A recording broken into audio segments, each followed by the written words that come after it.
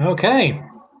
Thank you very much, and hello to you wherever you are in the world right now. And thank you for joining us for day 2 of our third Jane Austen readathon, where this time around the novel is Sense and Sensibility. I have to do a quick mention to everybody who tuned in yesterday. Thank you so much, and a quick apology for our sound issues during the day. We've taken a quick look back at a couple of our moments with our having to sort of glance through our fingers because the sound was so bad whenever we spoke. Hopefully, it's not bad right now. Yes, I think we've managed to we tinkered with it last night after the live feed ended, and I think we've got it fixed. But nonetheless, it's those moments are things I don't think the two of us will be watching back. But hopefully that didn't put you off, and thank you for coming back. Yes, so yes, this is day 2 of the readathon, which will be running from now until I'll optimistically say approximately 6 p.m. or whatever time it happens to be when we reach the end of the story. We are delighted to be joined in this reading by the community of almost 150 performer readers who have all generously given their time to this undertaking. Now, we still have a great deal of the novel to get through, and we'll be restarting the story very shortly. But just before we do that, we'd like to introduce our first group of performer readers for the day, as well as and very quickly before we do all of that, a very quick explanation as to who we are, what this project is about, and why we're doing it. Apologies if you tuned in yesterday, you'll probably be quite familiar with this speech by this time. We are Sun and Moon Theatre, a small independent theatre company based in the southwest of England. I'm David Johnson. And I'm Melissa Barrett, and we, like so many others, are deeply saddened to see theatres and the arts struggle so much during these difficult times. It is for this reason that we first hosted our Pride and Prejudice marathon read, as well as our Emma marathon read back in the summer, so that we as a company could contribute in some way that we could towards the industry that we love. And just as a reminder, why Jane Austen for an arts fundraiser? Why for a theatre fundraiser? And what we found out was that Jane Austen herself was a huge fan of the theatre. She loved going to the theatre. She would take part in theatricals in her own home. So she had a great love and a great support of the theatre. So it felt just right to do something like this in the name of theatre through Jane Austen, who loved it herself. So that makes it a lot of fun, very exciting. So therefore, what we would like you to do is, to those of you who are watching and those of you who are participating, is to go to the website of your favorite theatre or arts organization, arts charity, arts venue, maybe even a cinema, because cinemas have been struggling too during these very difficult times. There will likely be a donate link on their website. Just click the donate link, contribute whatever you can. It'll only take a couple of minutes of your time, but it makes a huge difference to those involved. And if there isn't a donate link, just get in touch with them by email or by phone and ask how you can help. And please make sure to let us know who you've donated to, either in the live chat or on Twitter using our hashtag Austen Readathon, but also use our Twitter handle at Sun Moon Theatre. And yeah, so please donate, please support the arts. They need love right now. Absolutely. So yes, so without much more delay, let's introduce our next group of performer readers. So as I call out your name, oh yes, please make sure you unmute when I call you. And so say who you are, where you're speaking to us from, and give a quick shout out to the theatre company, venue, what have you, of your choice. Just as a quick example, I'm David, speaking to you from Exeter, and I'd like to give a quick shout out to the Exeter Picture House Cinema. So yes, Andrea Holland. Hello, good morning everyone. My name is Andrea Holland. I'm half English, half Spanish, but I'm based in London at the moment. And my shout out is to Little Soldier Productions, an amazing theatre company run by 2 amazing performers here in London. Thank you. Thank you very much. Chloe Wigmore. Hi there, my name is Chloe Wigmore. I'm based currently in London, and I'd like to give a shout out certainly to Little Soldier Productions, definitely to you, Merce, but also to the Theatre Artists Fund. Wonderful. Chris Pearson. Hi, I'm an Edinburgh-based actor, and I'd like to give a shout out to an innovative local theatre company by the name of Some Kind of Theatre, SKOT. Good, very worthy of a few of your quid if you've got them to spare. Wonderful. Delia Lowry. Hi, I'm Delia. I'm coming from Kilkenny in Ireland, and I'd like to put a shout out towards the Watergate Theatre and Barnstorm Youth Theatre. Fantastic, wonderful. Hector Bateman-Harden. Hi, I'm Hector Bateman-Harden. I'm a 10-year-old professional actor from Surrey. This is my third Austin Readathon, and this time my dedication is going to the Orange Tree Theatre in Richmond upon Thames, who are an independent theatre and have a great youth section. Fantastic. And yeah, thank you for joining us for the third time. Helen Oliver. Hi, I'm Helen. I'm joining you from the east of England, and I'd like to give a donation shout out to the Sadler's Wells Theatre in London. Wonderful. Kate Donachie. Hello, yeah, I'm Kate. I'm from London, and I want to support the Belgrade Theatre in Coventry and the Battersea Arts Centre in London and the Beatbox Academy that are basically based from BAC. Fantastic. Katie Jones. Hey there, I'm Katie Jones, stationed in Cardiff, Wales. Today I'd like to dedicate the reading to the Sherman Theatre in Cardiff, as well as the Welsh National Opera Company, which is housed in the Millennium Centre here in Wales. And you have to shout out to the Globe. Of course. Lauren Hicken. Hello, I'm Lauren Hicken. I'm an actress based in Manchester. I've lived in the Northwest all my life. My shout out today is to Hope Mill Theatre. Now, recently they opened a production of Rent, which sadly had to close on the opening night, but they are doing some live streams over the next month and there are tickets available. So one of the best ways to support them is please buy tickets for the live stream, support original theatre making. Absolutely wonderful. That's what a sting to have to cancel on your first night. Lubna Kerr.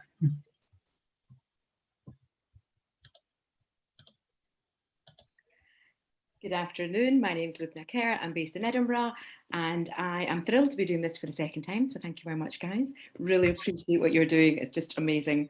My shout out today is to Stellar Quines, which is a Scottish-based theatre company which celebrates the diversity of women and girls and empowering and nurturing artists. Thank you. Fantastic. Thank you. Lucy Litchfield. Hi, I'm Lucy Litchfield and I'm based in Stockport, and I'd also like to give a shout out to Hope Mill Theatre. Saw their production of Rent last night and it was phenomenal. I was in floods of tears. It was amazing, but also to another Manchester company called Cream Faced Loons, which are a fabulous company specialising in Shakespeare. Fantastic. Martina Kelly. Hello, my name is Martina Kelly. I'm originally from the United States, but I'm currently based in Dublin, Ireland right now. And I'd like to give a shout out to two Dublin-based theatre companies. One is called Flying Turtle Productions and the other one is About Face Theatre Company. Wonderful. Mary Hooton. Hello, my name's Mary. I'm also somebody from Manchester, and I'd like to give a shout out to Loud and Proud Arts, who are actually based in Salford, and they work with disabled performers. Fantastic. Megan Marie Lynham. Hi, my name is Megan Lynham. I'm originally from Offaly, but I'm based in Dublin at the moment, and I would like to give a shout out to the Civic Theatre in Tat, who could really do with the funds. Absolutely. Penelope Catherine Reeder. Hello, I'm Penelope. I'm based in Paris, but I'm American originally. Just got my French nationality, so I'm thrilled about that. I'm also thrilled about participating in this today. I never thought you would get back to me. I just applied on a whim, so I'm thrilled to be here. Thank you so much. So my shout out is to the Sun and Moon Theatre in Exeter, and also to Acting for All. Thank you. Well, thank you so much. It always, we never know what to say when that comes up. Tahir Ashraf.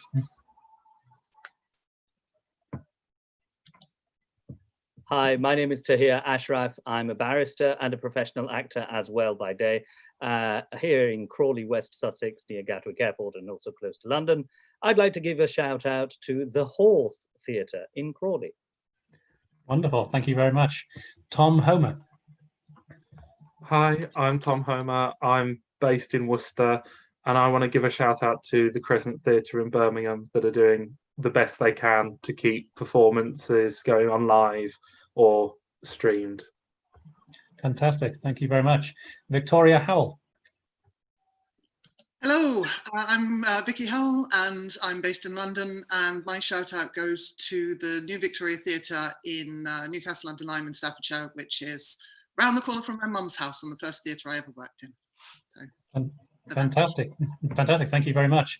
Also, a quick mention to our valiant swings for this slot. We have Bridget and also Chloe, who I think has just joined us. We were incredibly, thank you very much. But yeah, we were heavily reliant on our swings yesterday due to our sound problems. So. Oh, I think sorry, it came up as swing when I admitted. Sorry, that's my bad. I'll take you take over. No, I'm floundering. No, it's okay. It's okay. Well, either way, welcome everyone. And we're going to get started. We don't have a special guest for this slot, but hopefully that means we'll be making good time. Making very good time. So without further ado, let's get started on the second half of Sense and Sensibility. Just make sure that your cameras are switched off when you're not on, when it's not your chapter. And make sure that you're muted as well, and remember to unmute. Just a bit of a word of advice as two people who had sound issues yesterday. If you are in a chapter with anybody who you're having difficulty hearing at any point, because to be honest, if you're having difficulty hearing, it probably means we're all having difficulty hearing. So if you're in a chapter with someone, maybe help them out by just checking and saying like, even saying something like, oh, we can't hear you. Oh, I can't hear you very well, Eleanor. Or something along those lines. Help those out in your chapter wherever you can if there is a sound problem, because then they can hopefully fix it or move closer or figure out how to get it going again. Otherwise, I think that's about it from us. So enjoy second half of Sense and Sensibility.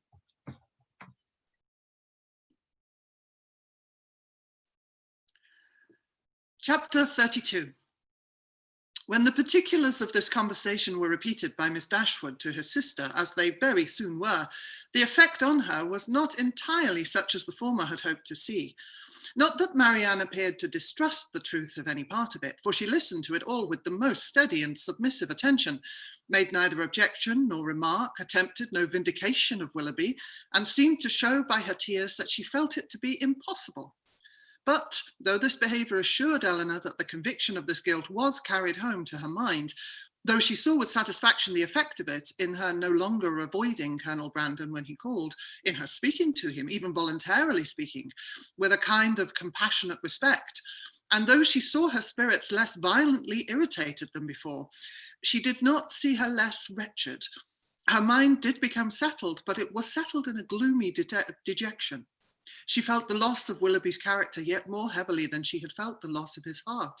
His seduction and desertion of Miss Williams, the misery of that poor girl, and the doubt of what his designs might once have been on herself, preyed altogether so much on her spirits that she could not bring herself to speak of what she felt, even to Eleanor, and brooding over her sorrows in silence gave more pain to her sister than could have been communicated by the most open and most frequent confession of them. To give the feelings or the language of Mrs. Dashwood on receiving and answering Eleanor's letter would be only to give a repetition of what her daughters had already felt and said, of a disappointment hardly less painful than Marianne's, and an indignation even greater than Eleanor's. Long letters from her, quickly succeeding each other, arrived to tell all that she suffered and thought, to express her anxious solicitude for Marianne, and entreat that she would bear up with fortitude under this misfortune. Bad indeed must the nature of Marianne's affliction be when her mother could talk of fortitude. Mortifying and humiliating must be the origin of those regrets which she could wish her not to indulge. Against the interest of her own individual comfort, Mrs. Dashwood had determined that it would be better for Marianne to be anywhere at that time than at Barton, where everything within her view would be bringing back the past in the strongest and most afflicting manner, by constantly placing Willoughby before her, such as she had always seen him there. She recommended it to her daughters, therefore, by all means not to shorten their visit to Mrs. Jennings, the length of which, though never exactly fixed, had been expected by all to comprise at least 5 or 6 weeks. A variety of occupations, of objects, and of company, which could not be procured at Barton, would be inevitable there, and might yet, she hoped, cheat Marianne at times into some interest beyond herself, and even into some amusement, much as the ideas of both might now be spurned by her. From all danger of seeing Willoughby again, her mother considered her to be at least equally safe in town as in the country, since his acquaintance must now be dropped by all who called themselves her friends. Design could never bring them in each other's way. Negligence could never leave them exposed to a surprise. And chance had less in its favour in the crowd of London than even in the retirement of Baden, where it might force him before her while paying that visit at Allenham on his marriage, which Mrs. Dashwood, from foreseeing at first as a probable event, had brought herself to expect as a certain one. She had yet another reason for wishing her children to remain where they were. A letter from her son-in-law had told her that he and his wife were to be in town before the middle of February, and she judged it right that they should sometimes see their brother. Marianne had promised to be guided by her mother's opinion, and she submitted to it therefore without opposition, though it proved perfectly different from what she wished and expected, though she felt it to be entirely wrong, formed on mistaken grounds, and that by requiring her longer continuance in London, it deprived her of the only possible alleviation of her wretchedness, the personal sympathy of her mother, and doomed her to such society and such senses as must prevent her ever knowing a moment's rest. But it was a matter of great consolation to her that what brought evil to herself would bring good to her sister. And Eleanor, on the other hand, suspecting that it would not be in her power to avoid Edward entirely, comforted herself by thinking that, though their longer stay would therefore militate against her own happiness, it would be better for Marianne than an immediate return into Devonshire.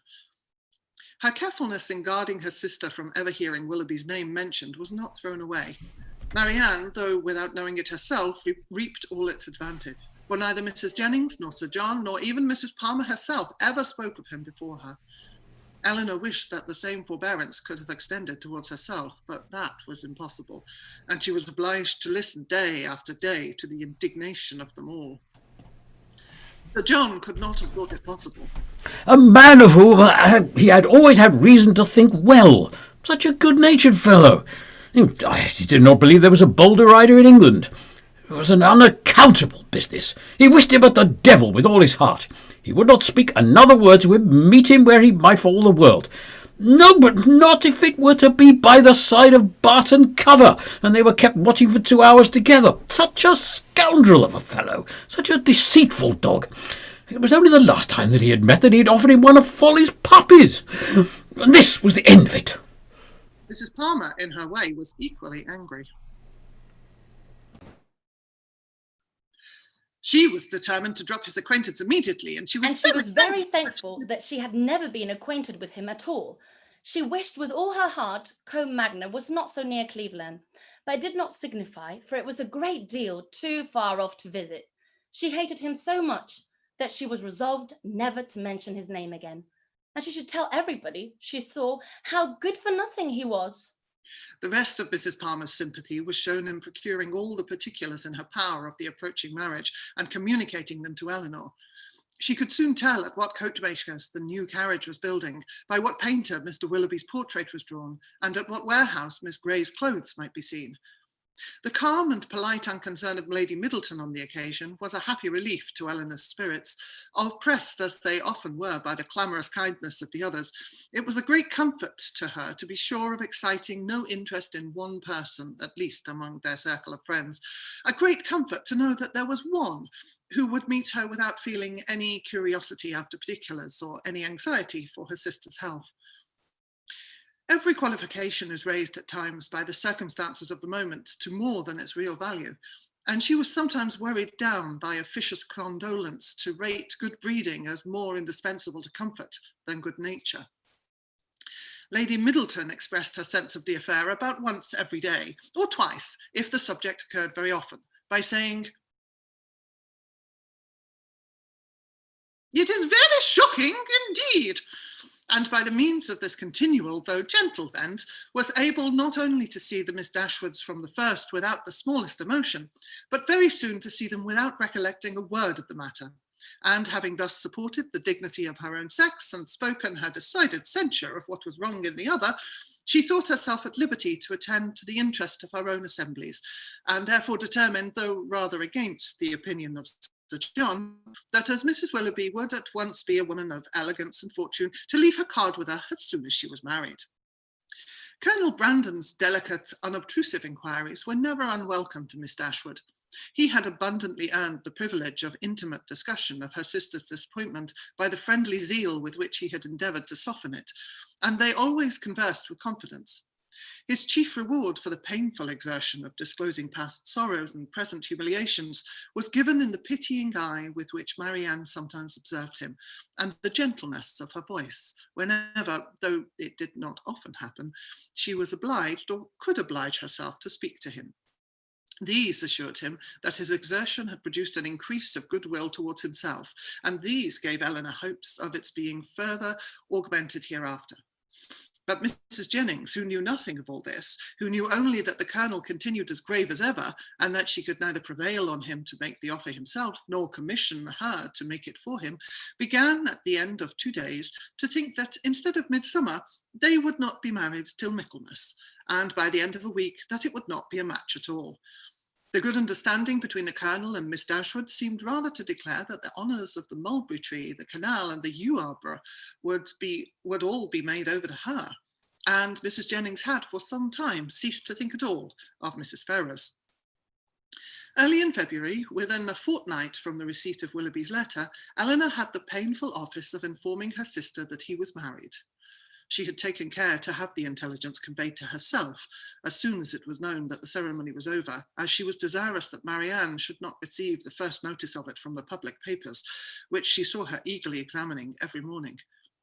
She received the news with resolute composure, made no observation on it, and at first shed no tears, but after a short time they would burst out, and for the rest of the day she was in a state hardly less pitiable than when she first learnt to expect the event.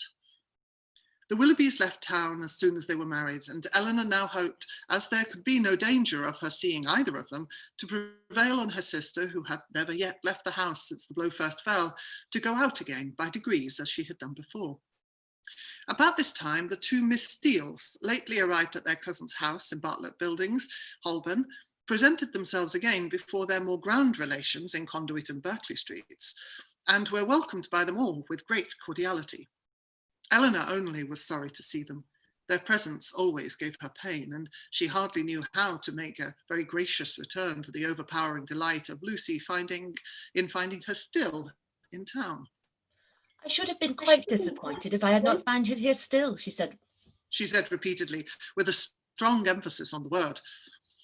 But I always thought I should. I was almost sure that you would leave London yet a while, though you told me, you know, at Barton, that you should not stay here a month. But I thought at the time that you would most likely change your mind when it came to the point. It would have been such a great pity to have went away before your brother and sister came. And now, to be sure, you will be in no hurry to be gone. I am amazingly glad that you did not keep your word. Eleanor perfectly understood her, and was forced to use all her self-command to make it appear that she did not. Well, my dear, Mrs. Jennings. And how did you travel? Not in the stage, I assure you, replied Miss Steele with quick exultation. We came post all the way and we had a very smart beau to attend us. Dr. Davis was coming to town, and so we thought we'd join him in a post chaise, and he behaved very genteelly and paid 10 or 12 shillings more than we did. Oh, cried Mrs. Jennings. Very pretty indeed. And the doctor is a single man, I warrant you.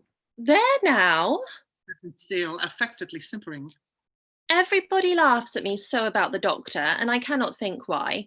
My cousins say that I am sure I have made a conquest, but for my part, I declare I never think about him from 1 hour's end to another.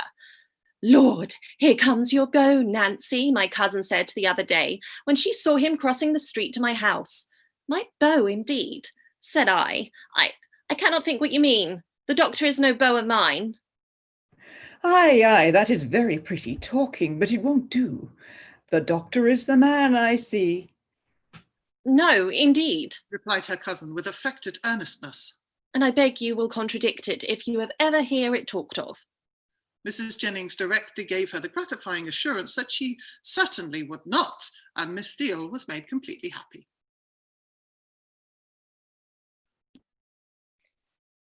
I suppose you will go and stay with your brother and sister, Miss Dashwood, when they come to town, said Lucy, returning after a cessation of hostile hints to the charge. No, I don't think we shall. Oh yes, I dare say you will. Eleanor would not humour her Eleanor would not humour her by farther opposition. What a charming thing it is that Mrs. Dashwood can spare you both for so long a time together. Long a time indeed, interposed Mrs. Jennings. Why, their visit is but just begun. Lucy was silenced. I am sorry we cannot see your sister, Miss Dashwood. Said Miss Steele. I am sorry she is not well. For Marianne had left the room on their arrival. You are very good. My sister will be equally sorry to miss the pleasure of seeing you, but she had been very much plagued lately with nervous headaches, which had made her unfit for company or conversation. Oh dear, that is a great pity. But such old friends as Lucy and me, I think she might see us, and I am sure we would not speak a word. Eleanor, with great civility, declined the proposal. Her sister was perhaps laid down upon the bed or in her dressing gown, and therefore not able to come to them. Oh, if that's all, Cried Miss Steele. We can just as well go and see her. Eleanor began to find this impertinence too much for her temper, but she was saved the trouble of checking it by Lucy's sharp reprimand, which now, as on many occasions, though it did not give much sweetness to the manners of one sister, was of advantage in governing those of the other. Chapter 33. After some opposition, Marianne yielded to her sister's entreaties, and she consented. Chapter 33. After some opposition,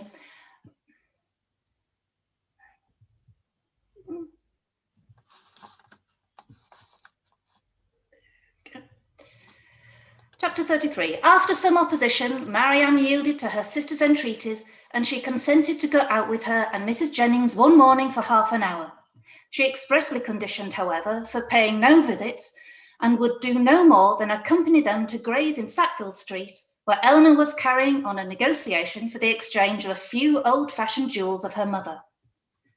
When they stopped at the door, Mrs. Jennings recollected that there was a lady at the other end of the street on whom she ought to call, and as she had no business at Gray's, it was resolved that while her young friends transacted theirs, she should pay her visit and return for them. On ascending the stairs, the Miss Dashwoods found so many people before them in the room that there was not a person at liberty to tend to their orders, and they were obliged to wait. All that could be done was to sit down at the end of the counter, which seemed to promise the quickest succession. One gentleman only was standing there, and it was probable that Eleanor was not without hope of exciting his politeness to a quicker dispatch. But the correctness of his eye and the delicacy of his taste proved to be beyond his politeness. He was giving orders for a toothpick case for himself, until its size, shape, and ornaments were determined, all of which, after examining and debating for a quarter of an hour over every toothpick case in the shop, were finally arranged by his own inventive fancy. He had no leisure to bestow on any other attention on the two ladies than what was comprised in 3 or 4 very broad stares, a kind of notice, for it served to imprint on Eleanor the remembrance of a person and face of strong, natural, sterling insignificance, though adorned in the first style of fashion. Marianne was spared from the troublesome feelings of contempt and resentment on this impertinent examination of their features, and on the puppyism of his manner in deciding on all different horrors of the different toothpick cases presented to his inspection, by remaining unconscious of it all. For she was as well able to collect her thoughts within herself as be as ignorant of what was passing around her in Mr. Gray's shop as in her own bedroom. At last the affair was decided. The ivory, the gold, and the pearls all received their appointment, and the gentleman, having named the last day on which his existence could be continued without the possession of the toothpick case, drew on his gloves with leisurely care, and bestowing another glance on the Miss Dashwoods, but such a one as seemed rather to demand their express admiration, walked off with a happy air of real conceit and affected indifference. Eleanor lost no time in bringing her business forward, or was on the point of concluding it, when another gentleman presented himself at her side. She turned her eyes towards his face and found him, with some surprise, to be her brother. Their affection and pleasure in meeting was just enough to make a very creditable appearance in Mr. Gray's shop. John Dashwood was really far from being sorry to see his sisters again. It rather gave them satisfaction, and his inquiries after their mother were respectful and attentive. Eleanor found that he and Fanny had been in town 2 days. I wished very much to call upon you yesterday, said he. But it was impossible, for we were obliged to take Harry to see the wild beasts at Exeter Exchange, and we spent the rest of the day with Mrs. Ferrars. Harry was vastly pleased. This morning, I had fully intended to call on you if I could possibly find a spare half hour, but one has always so much to do on first coming to town. I am come here to bespeak Fanny a seal, but tomorrow I think I shall certainly be able to call into Berkeley Street and be introduced to your friend, Mrs. Jennings. I understand she is a woman of very good fortune, and the Middletons too. You must introduce me to them. As my mother-in-law's relations, I shall be happy to show them every respect. They are excellent neighbours to you in the country, I understand. Excellent indeed. Their attention to our comfort, their friendliness in every particular is more than I can express. I am extremely glad to hear it, upon my word. Extremely glad indeed. But so it ought to be. They are people of large fortune. They are related to you, and every civility and accommodation that can serve to make your situation pleasant might be reasonably expected. And so you are most comfortably settled in your little cottage and want for nothing. Edward brought us a charming account of the place, the most complete thing of its kind, he said, that ever was, and you all seemed to enjoy it beyond anything. It was a great satisfaction to us to hear it, I assure you. Eleanor did feel a little ashamed of her brother, and was not sorry to be spared the necessity of answering him by the arrival of Mrs. Jennings' servant, who came to tell her that his mistress waited for them at the door. Mr. Dashwood attended them downstairs, was introduced to Mrs. Jennings at the door of her carriage, and repeating his hope of being able to call on them the next day, took leave. His visit was duly paid. He came with a pretence at an apology from their sister-in-law for not coming too. But she was so much engaged with her mother that really she had no leisure for going anywhere. Mrs. Jennings, however, assured him directly that she should not stand upon ceremony, for they were all cousins or something like it, and she should certainly wait on Mrs. John Dashwood very soon and bring her sisters to see her. His manners to them, though calm, were perfectly kind. To Mrs. Jennings, the most attentively civil, and on Colonel Brandon's coming in soon after himself, he eyed him with a curiosity which seemed to say that he only wanted to know him to be rich, to be equally civil to him. After staying with them half an hour, he asked Eleanor to walk with him to Conduit Street and introduce him to Sir John and Lady Middleton. The weather was remarkably fine, and she readily consented. As soon as they were out of the house, his inquiries began. Who is Colonel Brandon?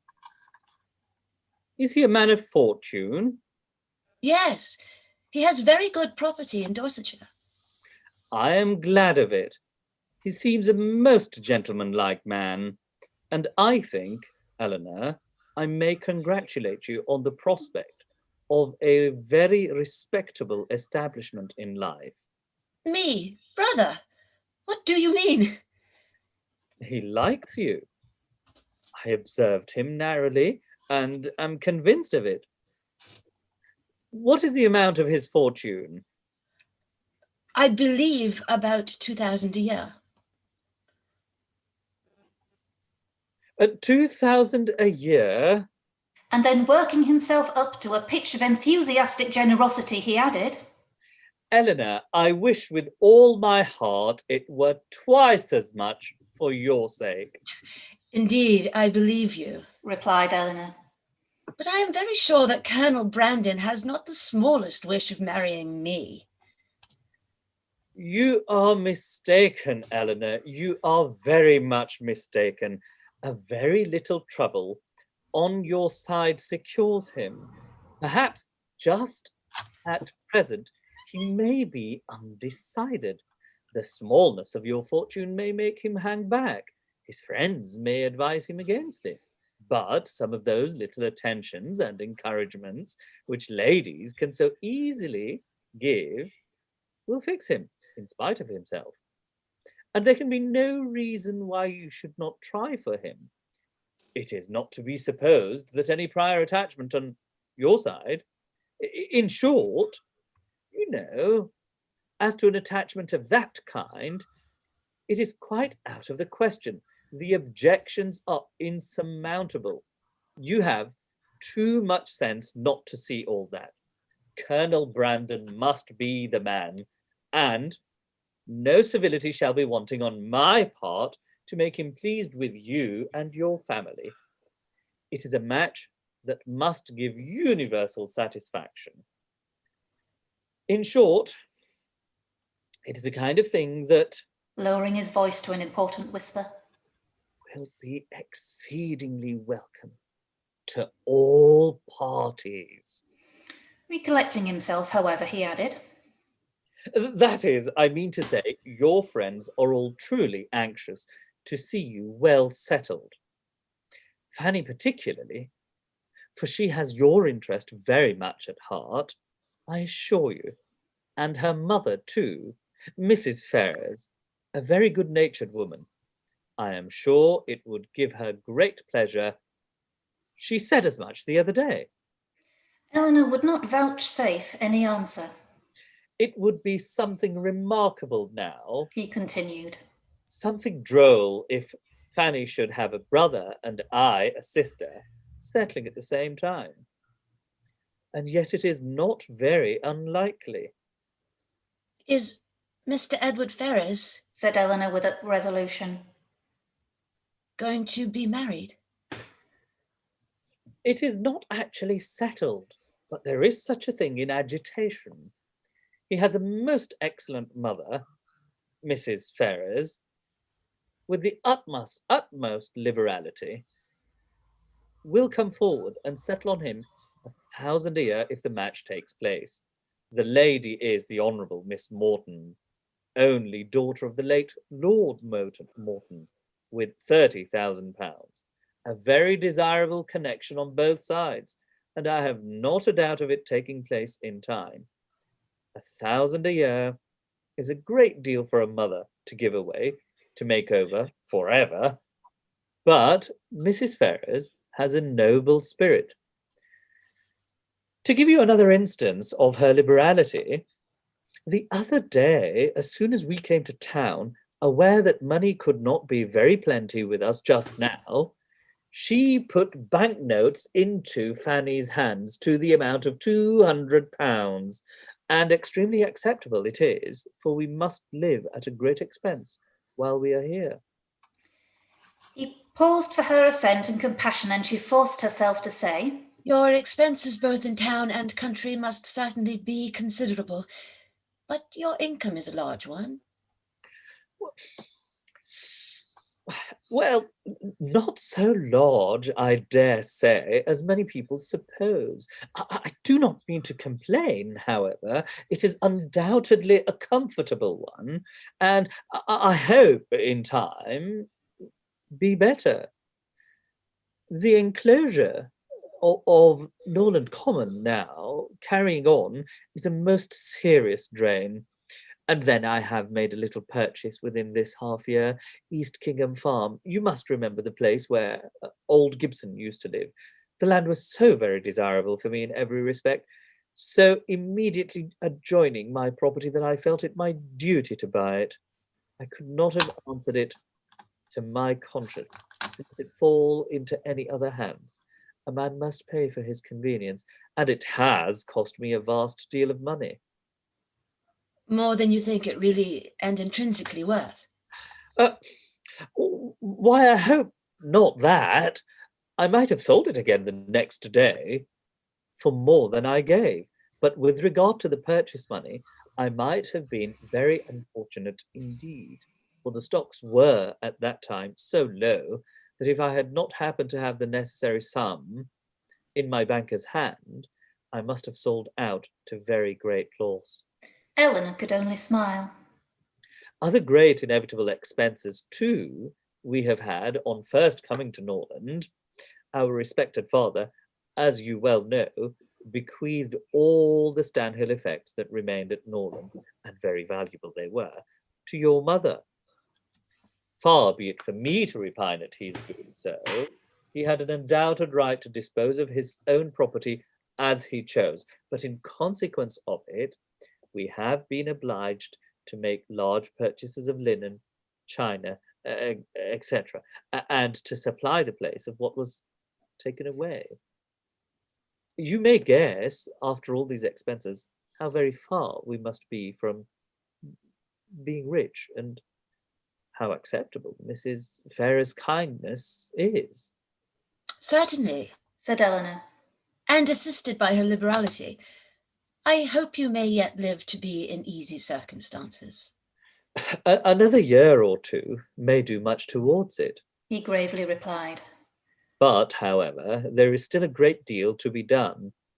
There is not a stone laid of Fanny's greenhouse, and nothing but the plan of the flower garden marked out. Where is the greenhouse to be?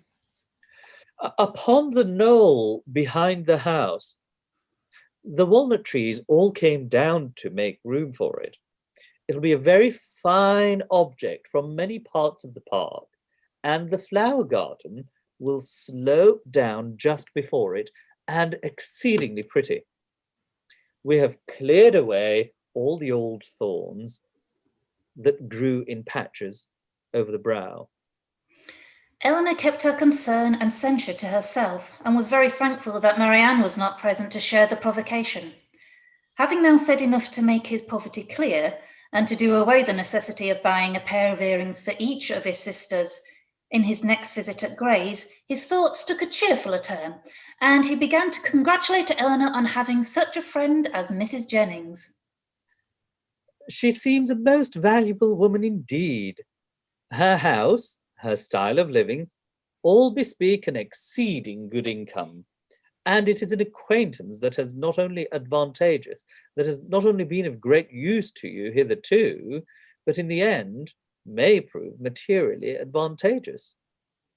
Her inviting you to town is certainly a vast thing in your favour, and indeed it speaks altogether so great a regard for you that in all probability, when she dies, you will not be forgotten. She must have a great deal to leave. Nothing at all, I should rather suppose, for she has only her jointure, which will descend to her children. But it is not to be imagined that she lives up to her income. Few people of common prudence will do that, and whatever she saves, she will be able to dispose of it. And do you think it more likely that she should leave it to her daughters than to us? Her daughters are exceedingly well married, and therefore I cannot perceive the necessity of her remembering them farther. Whereas in my opinion, by her taking so much notice of you and treating you in this kind way, she has given you a sort of claim on her future consideration, which a conscientious woman would not disregard. Nothing can be kinder than her behavior, and she can hardly do all this without being aware of the expectation it raises. But she raises none in those most concerned. Indeed, brother, your anxiety for our welfare and prosperity carries you too far. Why, to be sure, said he, seeming to recollect himself. People have very little in their power. But, my dear Eleanor, what is the matter with Marianne? She looks very unwell, has lost her colour, and is grown quite thin. Is she ill? She is not well. She has had a nervous complaint on her for several weeks. I am sorry for that. At her time of life, anything of an illness destroys the bloom forever. Hers has been a very short one. She was as handsome a girl last September as I ever saw, and as likely to attract the man. There was something in her style of beauty to please them particularly. I remember Fanny used to say that she would marry sooner and better than you did. But, not but what she is exceedingly fond of you, but so it happened to strike her. She will be mistaken, however. I question whether Marianne now will marry a man worth more than 500 or 600 a year at the utmost, and I am very much deceived if you do not do better. Dorsetshire. I know very little of Dorsetshire, but, my dear Eleanor, I shall be exceedingly glad to know more of it. I think I can answer for your having Fanny and myself among the earliest and best pleased of your visitors. Eleanor tried very seriously to convince him that there was no likelihood of her marrying Colonel Brandon, but it was an expectation of too much pleasure to himself to be relinquished, and he was really resolved on seeking an intimacy with that gentleman and promoting the marriage by every possible attention. He had just compunction enough for having done nothing for his sisters himself to be exceedingly anxious that everybody else should do a great deal, and an offer from Colonel Brandon or a legacy from Mrs. Jennings was the easiest means of atoning for his own neglect. They were lucky enough to find Lady Middleton at home, and Sir John came in before their visit ended. Abundance of civilities passed on all sides. Sir John was ready to like anybody, and though Mr. Dashwood did not seem to know much about horses, he soon set him down as a very good-natured fellow, while Lady Middleton saw enough of fashion in his appearance to think his acquaintance worth having, and Mr. Dashwood went away delighted with both. I shall have a charming account to carry to Fanny, said he as he walked back with his sister. Lady Middleton is really a most elegant woman. Such a woman as I am sure Fanny will be glad to know, and Mrs. Jennings too, an exceedingly well-behaved woman, thought not so elegant as her daughter. Your sister need not have any scruple, even of visiting her, which, to say the truth, has been a little the case, and very naturally. For we only knew that Mrs. Jennings was the widow of a man who had got all his money in a low way, and Fanny and Mrs. Ferrars were both strongly prepossessed that neither she nor her daughters were such kind of women as Fancy would like to associate with. But now I can carry her a most satisfactory account of both. Chapter 34. Mrs. John Dashwood had so much confidence in her husband's judgment that she waited the very next day both on Mrs. Jennings and her daughter, and her confidence was rewarded by finding even the former, even the woman with whom her sisters were staying, by no means unworthy her notice. And as for Lady Middleton, she found her one of the most charming women in the world. Lady Middleton was equally pleased with Mrs. Dashwood. There was a kind of cold-hearted selfishness on both sides, which mutually attracted them, and they sympathised with each other in an insipid propriety of demeanour and a general want of understanding. The same manners, however, which recommended Mrs. John Dashwood to the good opinion of Lady Middleton, did not suit the fancy of Mrs. Jennings, and to her she appeared nothing more than a little proud-looking woman of uncordial address, who met her husband's sisters without any affection, and almost without having anything to say to them. For of the quarter of an hour bestowed on Berkeley Street, she sat at least 7 minutes and a half in silence.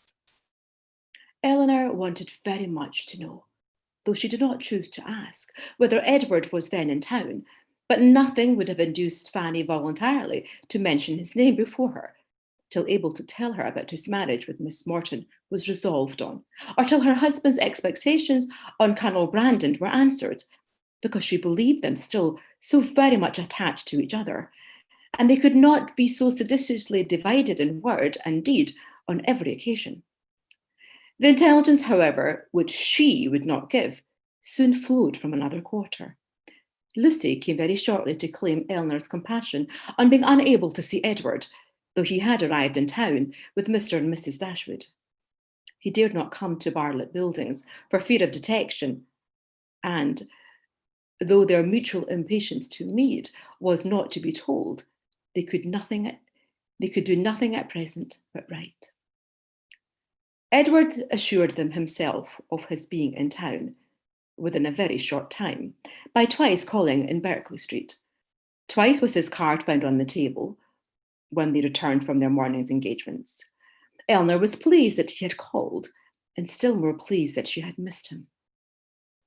The Dashwoods were so prodigiously delighted with the Middletons that, though not much in the habit of giving anything, they determined to give them a dinner, and soon after their acquaintance began, invited them to dine in Harley Street, where they had taken a very good house for 3 months.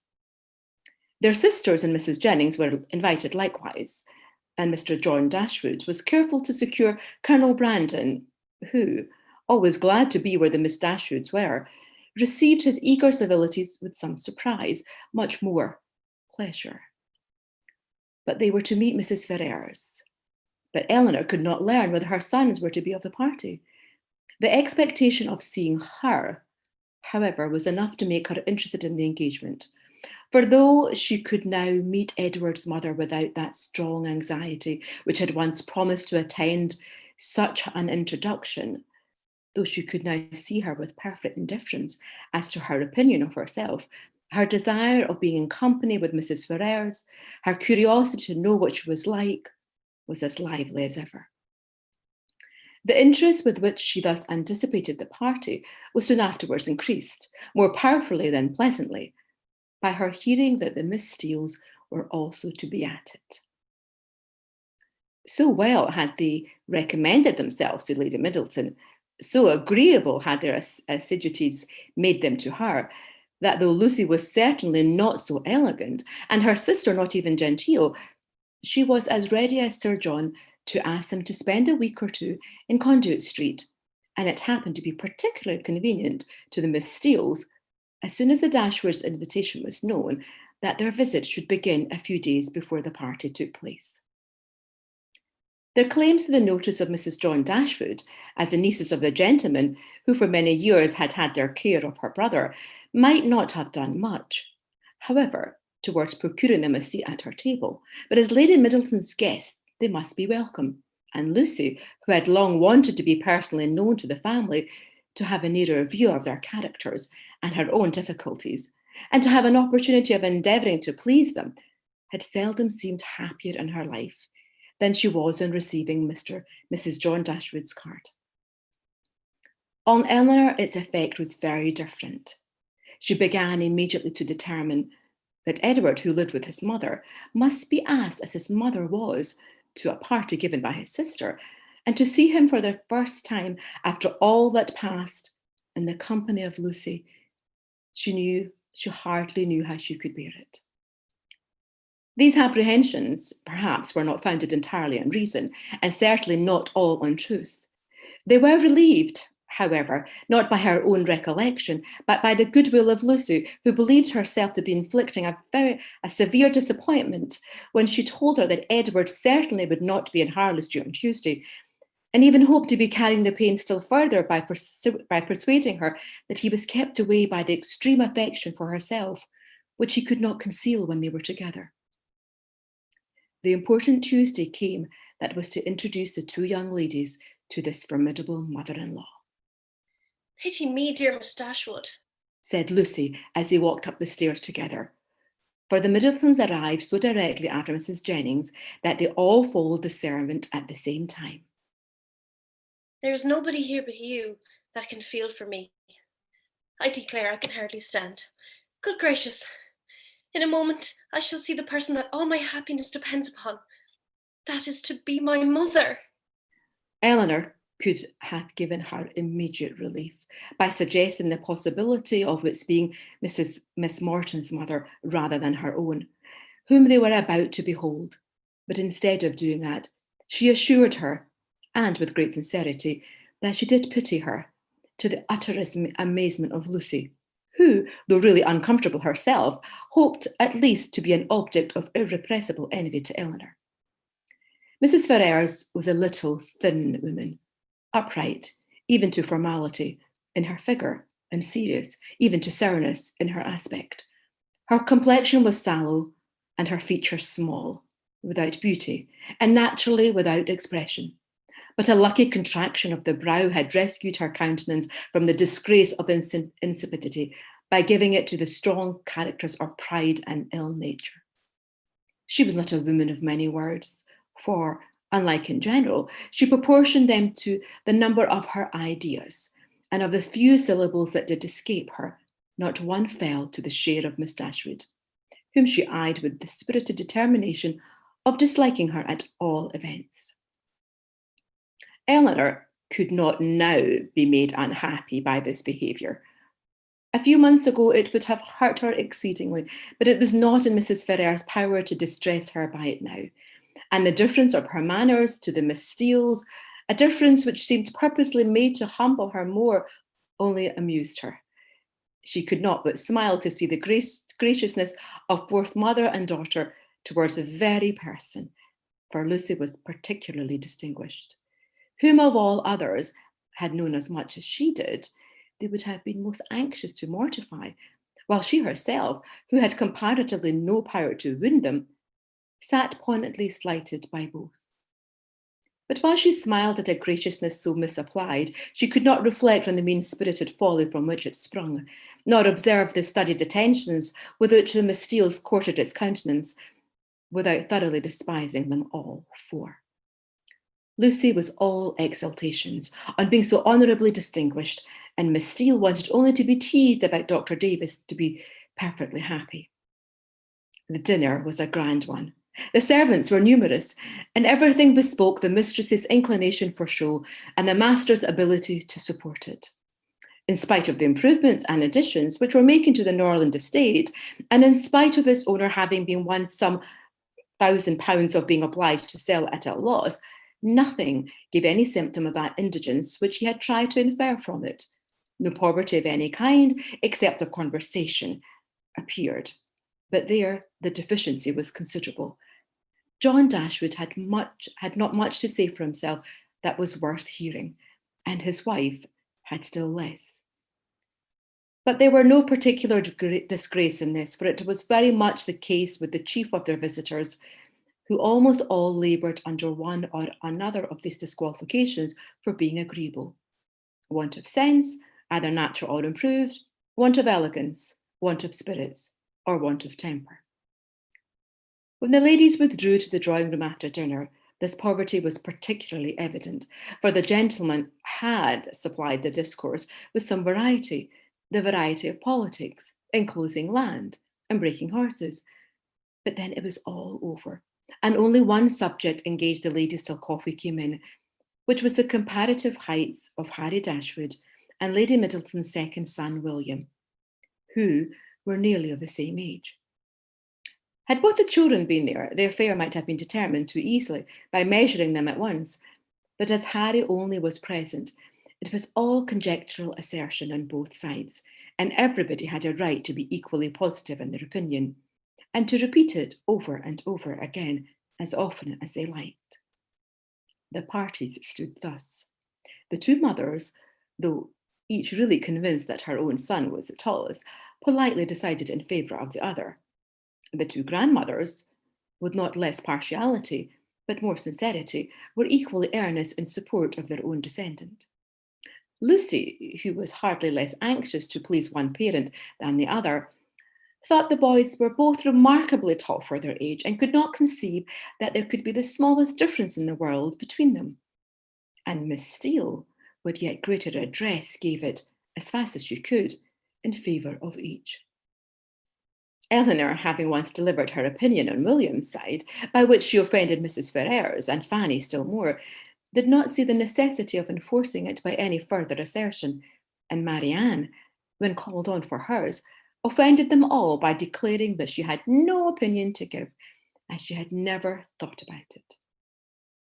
Before her removing from Norland, Eleanor had painted a very pretty pair of screens for her sister-in-law, which, being now just mounted and brought home, ornamented her present drawing room, and these screens, catching the eye of John Dashwood on his following the other gentlemen into the room, were officiously handed by him to Colonel Brandon for his admiration. "These are done by my eldest sister," said he. "And you, as a man of taste, will, I dare say, be pleased with them. I do not know whether you have ever happened to see any of her performances before, but she is, in general, reckoned to draw extremely well." The Colonel, though disclaiming all pretensions to connoisseurship, warmly admired the screens, as he would have done anything painted by Miss Dashwood, and on the curiosity of the others being of course excited, they were handed round for general inspection. Mrs. Ferrars, not being aware of their being Eleanor's work, particularly requested to look at them, and after they had received gratifying testimony of Lady Middleton's approbation, Fanny presented them to her mother, considerate informing her at the same time that they were done by Miss Dashwood. Said Mrs. Ferrars. Very pretty. And without regarding them at all, returned them to her daughter. Perhaps Fanny thought for a moment that her mother had been quite rude enough, for, colouring a little, she immediately said, "They are very pretty, ma'am, aren't they?" But then again, the dread of having been too civil, too encouraging herself, probably came over her, for she presently added, "Do you not think there's something in Miss Morton's style of painting, ma'am? She does paint most delightfully. How beautifully her last landscape is done." Beautifully indeed. But she does everything well. Marianne could not bear this. She was already greatly displeased with Mrs. Ferrars, and such ill-timed praise of of another at Eleanor's expense, though she had not any notion of what was principally meant by it, provoked her immediately to say with warmth, "This admiration of a very particular kind. What is Miss Morton to us? Who knows or who cares for her? It is Eleanor of whom we think and speak." And so saying, she took the screens out of her sister-in-law's hands to admire them herself, as they ought to be admired. Mrs. Ferrars looked exceedingly angry, and drawing herself up more stiffly than ever, pronounced in retort this bitter philippic. Miss Morton is Lord Morton's daughter. Fanny looked very angry too, and her husband was all in a fright at his sister's audacity. Eleanor was much more hurt by Marianne's warmth than she had been by what produced it. But Colonel Brandon's eyes, as they were fixed on Marianne, declared that he noticed only what was amiable in it, the affectionate heart which could not bear to see a sister slighted in the smallest point. Marianne's feelings did not stop here. The cold insolence of Mrs. Ferrars' general behaviour to her sister seemed, to her, to foretell such difficulties and distresses to Eleanor as her own wounded heart taught her to think of with horror, and urged by a strong impulse of affectionate sensibility, she moved after a moment to her sister's chair, and putting one arm around her neck and one cheek close to hers, said in a low but eager voice, "Dear, dear Eleanor, don't mind them. Don't let them make you unhappy." She could say no more. Her spirits were quite overcome, and hiding her face on Eleanor's shoulder, she burst into tears. Everybody's attention was called, and almost everybody was concerned. Colonel Brandon rose up and went to them without knowing what he did. Mrs. Jennings, with a very intelligent, "Oh, poor dear," immediately gave her salts, and Sir John felt so desperately enraged against the author of this nervous distress that he instantly changed his seat to one close by Lucy Steele, and gave her, in a whisper, a brief account of the whole shocking affair. In a few minutes, However, Marianne was recovered enough to put an end to the bustle and sat down amongst the rest, though her spirits retained the impression of what had passed the whole evening. Poor Marianne, said her brother to Colonel Brandon in a low voice as soon as he could to secure his attention. She has not such good health as her sister. She is very nervous. She has not Eleanor's constitution. And one must allow that there is something very trying to a young woman who has been a beauty in the loss of her personal attractions. You would not think it, perhaps, but Marian was remarkably handsome a few months ago. Quite as handsome as Eleanor. Now you see it's all gone. Chapter 35. Eleanor's curiosity to see Mrs. Ferrars was satisfied. She had found in her everything that could tend to make a farther connection between the families undesirable. She had seen enough of her pride, her meanness, and her determined prejudice against herself to comprehend all the difficulties that must have perplexed the engagement and retarded the marriage of Edward and herself, had he otherwise been free. And she had seen almost enough to be thankful for her own sake, that one greater obstacle preserved her from suffering under any other of Mrs. Ferrars' creation, preserved her from all dependence upon her caprice, or any solicitude for her good opinion. Or at least, if she did not bring herself quite to rejoice in Edward's being fettered to Lucy, she determined that had Lucy been more amiable, she ought to have rejoiced. She wondered that Lucy's spirits could be so very much elevated by the civility of Mrs. Ferrars, that her interest and her vanity should so very much blind her as to make the attention which seemed only paid her because she was not Eleanor appear a compliment to herself, or to allow her to derive encouragement from a preference only given her because her real situation was unknown. But that it was so had not only been declared by Lucy's eyes at the time, but was declared over again the next morning more openly, for at her particular desire, Lady Middleton set her down in Berkeley Street on the chance of seeing Eleanor alone, to tell her how happy she was. The chance proved a lucky one, for a message from Mrs. Palmer soon after she arrived carried Mrs. Jennings away. My dear friend, cried Lucy as soon as they were by themselves, I come to talk to you of my happiness. Could anything be so flattering as Mrs. Ferrars' way of treating me yesterday? So exceedingly affable as she was. You know how I dreaded the thoughts of seeing her, but the very moment I was introduced, there was such an affability in her behaviour as really should seem to say she had quite took a fancy to me. Now, was not it so? You saw it all, and was not you quite struck with it? She was certainly very civil to you. Civil? Did you see nothing but only civility? I saw a vast deal more. Such kindness as fell to the share of nobody but me. No pride, no hauteur, and your sister just the same. All sweetness and affability. Eleanor wished to talk of something else, but Lucy still pressed her to own that she had reason for her own happiness, and Eleanor was obliged to go on. Undoubtedly, if they had known your engagement, said she, nothing could be more flattering than their treatment of you. But as that was not the case... I guessed you would say so, replied Lucy quickly. But there was no reason in the world why Mrs. Ferrars should seem to like me, if she did not, and her liking me is everything. You shan't talk me out of my satisfaction. I am sure it will all end well, and there will be no difficulties at all. To what I used to think, Mrs. Ferrars is a charming woman, and so is your sister. They are both delightful women indeed. I wonder I should never hear you say how agreeable Mrs. Dashwood was. To this Eleanor had no answer to make, and did not attempt any. Are you ill, Miss Dashwood? You seem low. You don't speak. Sure you aren't well? I never was in better health. I'm glad of it with all my heart. But really, you did not look it. I should be sorry to have you ill. You that have been the most greatest comfort to me in the world. Heaven knows what I should have done without your friendship. Eleanor tried to make a civil answer, though doubting her own success.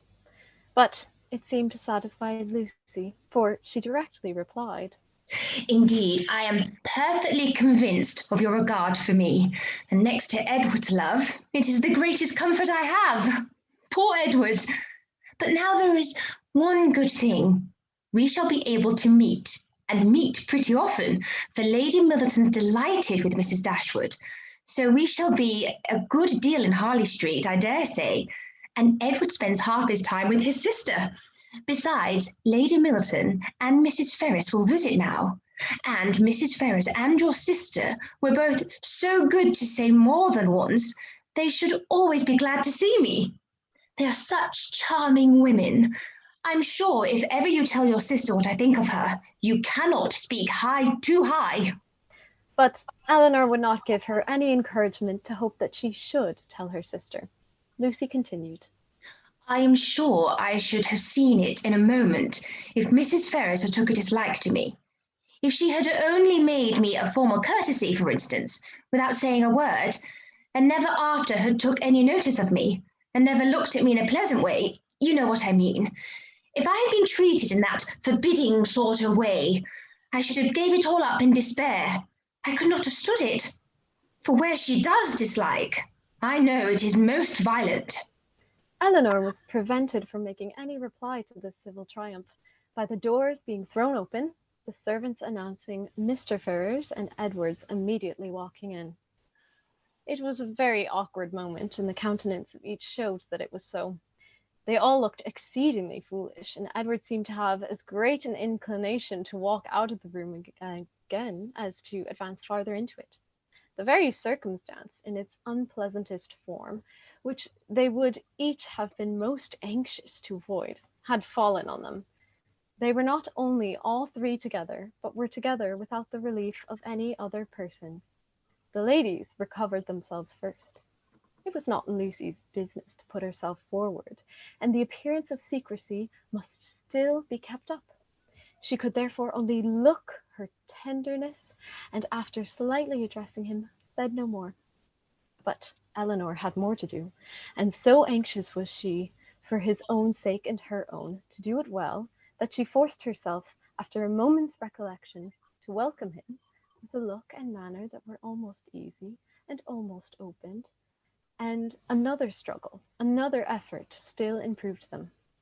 She would not allow the pretence of Lucy, nor the consciousness of some injustice toward herself, to deter her from saying that she was happy to see him, and that she had very much regretted being from home when he called before in Berkeley Street. She would not be frightened from paying him those attentions which, as a friend and almost a relation, were his due, by the observant eyes of Lucy, though she soon perceived them to be narrowly watching her. Her manners gave some reassurance to Edward, and he had courage enough to sit down, but his embarrassment still exceeded that of the ladies in a proportion, which the case rendered reasonable, though his sex might make it rare, for his heart had not the indifference of Lucy's, nor could his conscience have quite the ease of Eleanor's.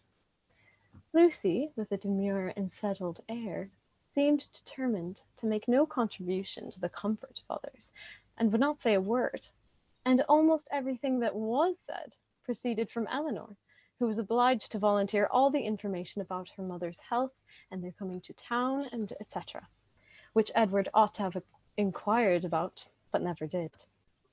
Her exertions did not stop here, for she soon afterwards felt herself so heroically disposed as to determine, under pretence of fetching Marianne, to leave the others by themselves, and she really did it, and that in the most handsomest manner, for she loitered away several minutes on the landing place with the most high-minded fortitude before she went to her sister. When that was once done, however, it was time for the raptures of Edward to cease, for Marianne's joy hurried her into the drawing-room immediately. Her pleasure in seeing him was like every other of her feelings, strong in itself and strongly spoken. She met him with a hand that would be taken, and a voice that expressed the affection of a sister. dear Edward, I cried. This is a moment of great happiness. This would almost make amends for everything. Edward tried to return her kindness as it deserved, but before such witnesses he dared not say half of what he really felt. Again they all sat down, and for a moment or two were all silent, while Marianne, looking with the most speaking tenderness, sometimes at Edward's and sometimes at Eleanor, regretting only that their delight in each other should be checked by Lucy's unwelcome presence. Edward was the first to speak, and it was to notice that Marianne's altered looks and express his fear of not finding London agree with her. Oh, don't think of me, she replied with spirited earnestness, though her eyes were filled with tears as she spoke. Don't think of my health. Eleanor is well, you see, and that must be enough for both of us. This remark was not calculated to make Edward or Eleanor more easy, nor to conciliate the goodwill of Lucy, who looked up at Marianne with no very benignant expression. Do you like London? Said Edward, willing to say anything that might introduce another subject. Not at all. I expected much pleasure in it, but I have found none. The sight of you, Edward, is the only comfort it has afforded, and thank heaven you are what you always were. She paused. No one spoke. I think, Eleanor, she presently added, we must employ Edward to take care of us on our return to Barton. In a week or two, I suppose we shall be going, and I trust Edward will not be very unwilling to accept the charge. Poor Edward muttered something, but what it was, nobody knew, not even himself. But Marianne, who saw his agitation and could easily trace it to whatever cause best pleased herself, was perfectly satisfied and soon talked of something else. We spent such a day, Edward, in Harley Street yesterday. So dull, so wretchedly dull. But I have much to say to you on that head, which cannot be said now. And with this admirable discretion, did she defer the assurance of her finding their mutual relatives more disagreeable than ever, and of her being particularly disgusted with his mother, till they were more in private. But why were you not there, Edward? Why did you not come? I was engaged elsewhere. Engaged? But what was that, when such friends were to be met? Perhaps, Miss Marianne, cried Lucy, eager to take some revenge on her. You think young men never stand upon engagements, if they have no mind to keep them, little as well as great. Eleanor was very angry, but Marianne seemed entirely insensible of the sting, for she calmly replied, Not so. Indeed, for seriously speaking, I am very sure that conscience only kept Edward from Harley Street. And I really believe he has the most delicate conscience in the world, the most scrupulous in performing every engagement, however minute, and however it may make against his interest or pleasure. He is the most fearful of giving pain, of wounding expectation, and the most incapable of being selfish of anybody I ever saw. Edward, it is so, and I will say it. What? Are you never to hear yourself praised? Then you must be no friend of mine, for those who will accept of my love and esteem must submit to my open commendation. The nature of her commendation in the present case, however, happened to be particularly ill-suited to the feeling of 2/3 of her auditor, and was so very unexhilarating to Edward that he very soon got up to go away. Going so soon? Said Marianne. My dear Edward, this must not be. And drawing him a little aside, she whispered her persuasion that Lucy could not stay much longer. But even this encouragement failed, for he would go. And Lucy, who would have outstayed him, had his visit lasted 2 hours, soon afterwards went away. What can bring her here so often? Said Marianne on her leaving them. Could not she see that we wanted her gone? How teasing to Edward! Why so? We were all his friends, and Lucy has been the longest known to him of any. It is but natural that he should like to see her as well as ourselves. Marianne looked at her steadily and said, You know, Eleanor, that this is a kind of talking which I cannot bear. If you only hope to have your assertion contradicted, as I must suppose to be the case, you ought to recollect that I am the last person in the world to do it. I cannot descend to be tricked out of assurances that are not really wanted. She then left the room, and Eleanor dared not to follow her to say more, for, bound as she was by her promise of secrecy to Lucy, she could give no information that would convince Marianne, and painful as the consequences of her still continuing in an error might be, she was obliged to submit to it. All that she could hope was that Edward would not often expose her or himself to the distress of hearing Marianne's mistaken warmth, nor to the repetition of any other part of the pain that had attended their recent meeting, and this she had every reason to expect.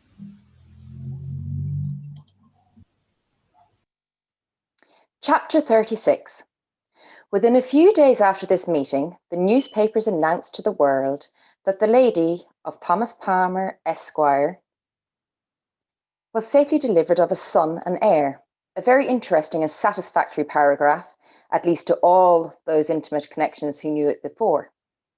This event, highly important to Mrs. Jennings' happiness, produced a temporary alteration in the disposal of her time, and influenced, in a like degree, the engagements of her young friends. For as she wished to be as much as possible with Charlotte, she went thither every morning as soon as she was dressed, and did not return till late in the evening, and the Miss Dashwoods, at the particular request of the Middletons, spent the whole of every day in Conduit Street. For their own comfort, they would much rather have remained, at least all the morning, in Mrs. Jennings' house, but it was not a thing to be urged against the wishes of everybody. Their hours were therefore made over to Lady Middleton and the two Miss Steeles, by whom their company, in fact, was as little valued as it was professedly sought. They had too much sense to be desirable companions to the former, and by the latter they were considered with a jealous eye, as intruding on their ground and sharing the kindness which they wanted to monopolise. Though nothing could be more polite than Lady Middleton's behaviour to Eleanor and Marianne, she did not really like them at all, because they neither flattered herself nor her children. She could not believe them good-natured, and because they were fond of reading, she fancied them satirical, perhaps without exactly knowing what it was to be satirical, but that did not signify. It was censure in common use and easily given. Their presence was a restraint both on her and on Lucy. It checked the idleness of one and the busyness of the other. Lady Middleton was ashamed of doing nothing before them, and the flattery which Lucy was proud to think of and administer at other times, she feared they would despise her for offering. Miss Steele was the least discomposed of the three by their presence, and it was in their power to reconcile her to it entirely. Would either of them only have given her a full and minute account of the whole affair between Marianne and Mr. Willoughby, she would have thought herself amply rewarded for the sacrifice of the best place by the fire after dinner, which their arrival occasioned. But this conciliation was not granted, for though she often threw out expressions of pity for her sister to Eleanor, and more than once dropped at a reflection on the inconsistency of beau before Marianne, no effect was produced, but a look of indifference from the former, or of disgust in the latter. An effort even yet lighter might have made her their friend. Would they have only laughed at her about the doctor? But so little they were, any more than the others, inclined to oblige her, that if Sir John dined from home, she might spend a whole day without hearing any other raillery on the subject than what she was kind enough to bestow on herself. All the jealousies and discontents, however, were so totally unsuspected by Mrs. Jennings that she thought it a delightful thing for the girls to be together, and generally congratulated her young friends every night on having escaped the company of a stupid old woman so long. She joined them sometimes at Sir John's, sometimes at her own house, but wherever it was, she always came in excellent spirits, full of delight and importance, attributing Charlotte's well-doing to her own care, and ready to give so exact, so minute a detail of her situation as only Miss Steele had curiosity enough to desire. One thing did disturb her, and of that she made her daily complaint. Mr. Palmer maintained the common but unfatherly opinion amongst his sex of all infants being alike, And though she could plainly perceive at different times the most striking resemblance between this baby and every one of his relations on both sides, there was no convincing his father of it, no persuading him to believe that it was not exactly like every other baby of the same age, nor could he even be brought to acknowledge the simple proposition of it being the finest child in the world. I come now to the relation of a misfortune, which about this time befell Mrs. John Dashwood. It so happened that while her two sisters with Mrs. Jennings were first calling on her in Harley Street, another of her acquaintance had dropped in, a circumstance in itself not apparently likely to produce evil to her. But while the imaginations of other people will carry them away to form wrong judgments of our conduct and to decide on it by slight appearances, one's happiness must in some measure be always at the mercy of chance. In the present instance, this last arrived lady allowed her fancy to so far outrun truth and probability that on merely hearing the name of the Miss Dashwoods, and understanding them to be Mr. Dashwood's sisters, she immediately concluded them to be staying in Harley Street. And this misconstruction produced within a day or two afterward cards of invitations for them, as well as for their brother and sister, to a small musical party at her house. The consequence of which was that Mr. John Dashwood was obliged to submit not only to the exceedingly great inconvenience of sending her carriage for the Miss Dashwoods, but, what was worse still, must be subject to all the unpleasantness of appearing to treat them with attention. And who could tell that they might not expect to go out with her a second time? The power of disappointing them, it was true, must always be hers, but that was not enough. For when people are determined on a mode of conduct which they know to be wrong, they feel injured by the expectation of anything better from them. Marianne had now been brought by degrees so much into the habit of going out every day that it was become a matter of indifference to her whether she went or not, and she prepared quietly and mechanically for every evening's engagement, though without expecting the smallest amusement from any, and very often without knowing to the last moment where it was to take her. To her dress and appearance she was grown so perfectly indifferent as not to bestow half the consideration on it during the whole of her toilet, which it received from Miss Steele in the first 5 minutes of their being together, when it was finished. Nothing escaped her minute observation and general curiosity.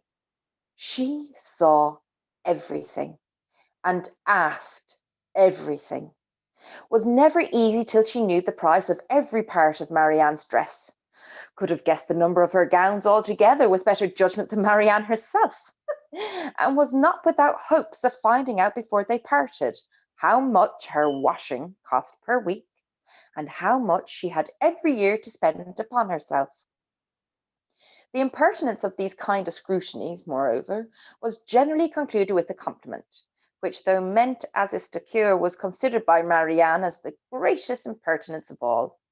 For after undergoing an examination into the value and make of her gown, the colour of her shoes, and the arrangement of her hair, she was almost sure of being told that upon her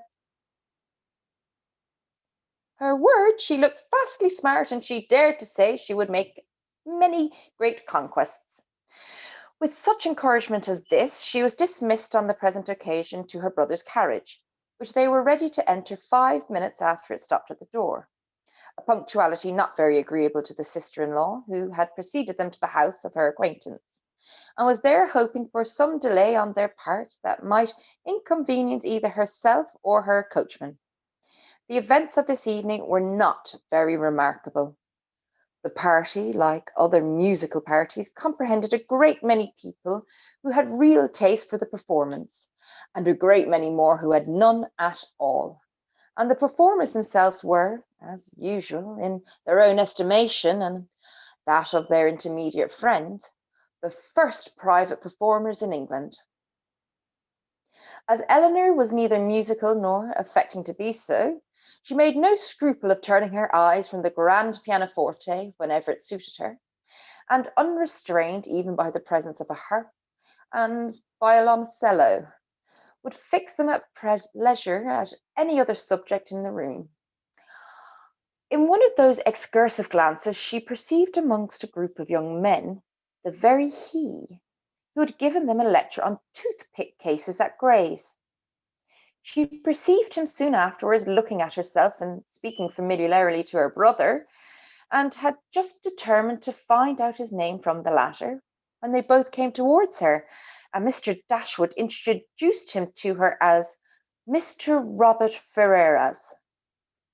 He addressed her with an easy civility, and twisted his head into a bow which assured her, as plainly as words could have done, that he was exactly the coxcomb that she had heard him described to be by Lucy.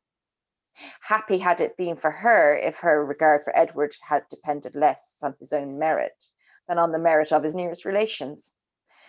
For then his brother's bow must have given the finishing stroke to what the ill humour of his mother and sister would have begun. But while she wondered at the difference of the two young men, she did not find that the emptiness of conceit of the one put her out of all charity with the modesty and worth of the other. Why they were different, Robert exclaimed to her himself in the course of a quarter of an hour's conversation, for talking of his brother and lamenting the extreme gaucherie which he really believed kept him from mixing in proper society. He candidly and generously attributed it much less to any natural deficiency than to the misfortune of a private education, which he himself, though probably without any material superiority by nature, merely from the advantage of a public school, was as well fitted to mix in the world as any other man. Upon my soul, I believe it is nothing more, and so I often tell my mother when she is grieving about it. My dear madam, I always say to her, you must make yourself easy. The evil is now irremediable, and it has been entirely your own doing. Why would you be persuaded by my uncle, Sir Robert, against your own judgment, to place Edward under private tuition at the most critical time of his life? If you had only sent him to Westminster as well as myself, instead of sending him to Mr. Pratt's, all this would have been prevented. This is the way in which I always consider the matter, and my mother is perfectly convinced of her error. Eleanor would not oppose his opinion, because, whatever might be her general estimation of the advantage of a public school, she could not think of Edward's abode in Mr. Pratt's family with any satisfaction. You reside in Devonshire, I think, was his next observation. In a cottage near Dawlish.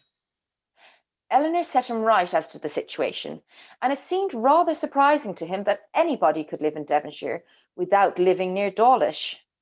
He bestowed his hearty approbation, however, on their species of house.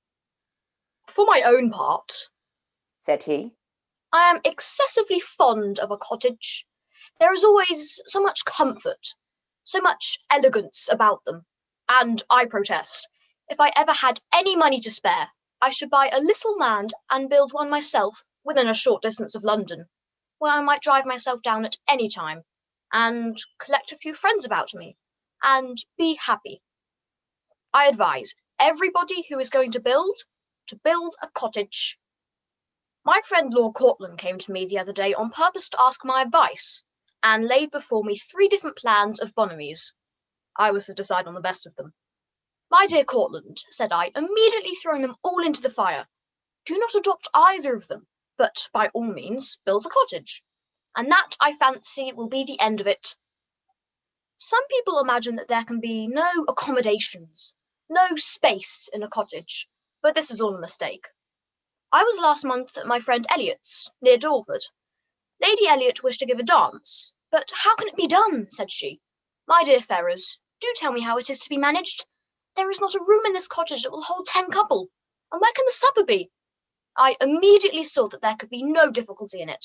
So I said, my dear Lady Elliot, do not be uneasy. The dining parlour will admit 18 couple with ease. Card tables may be placed in the drawing room. The library may be open for tea and other refreshments, and let the supper be set out in the saloon.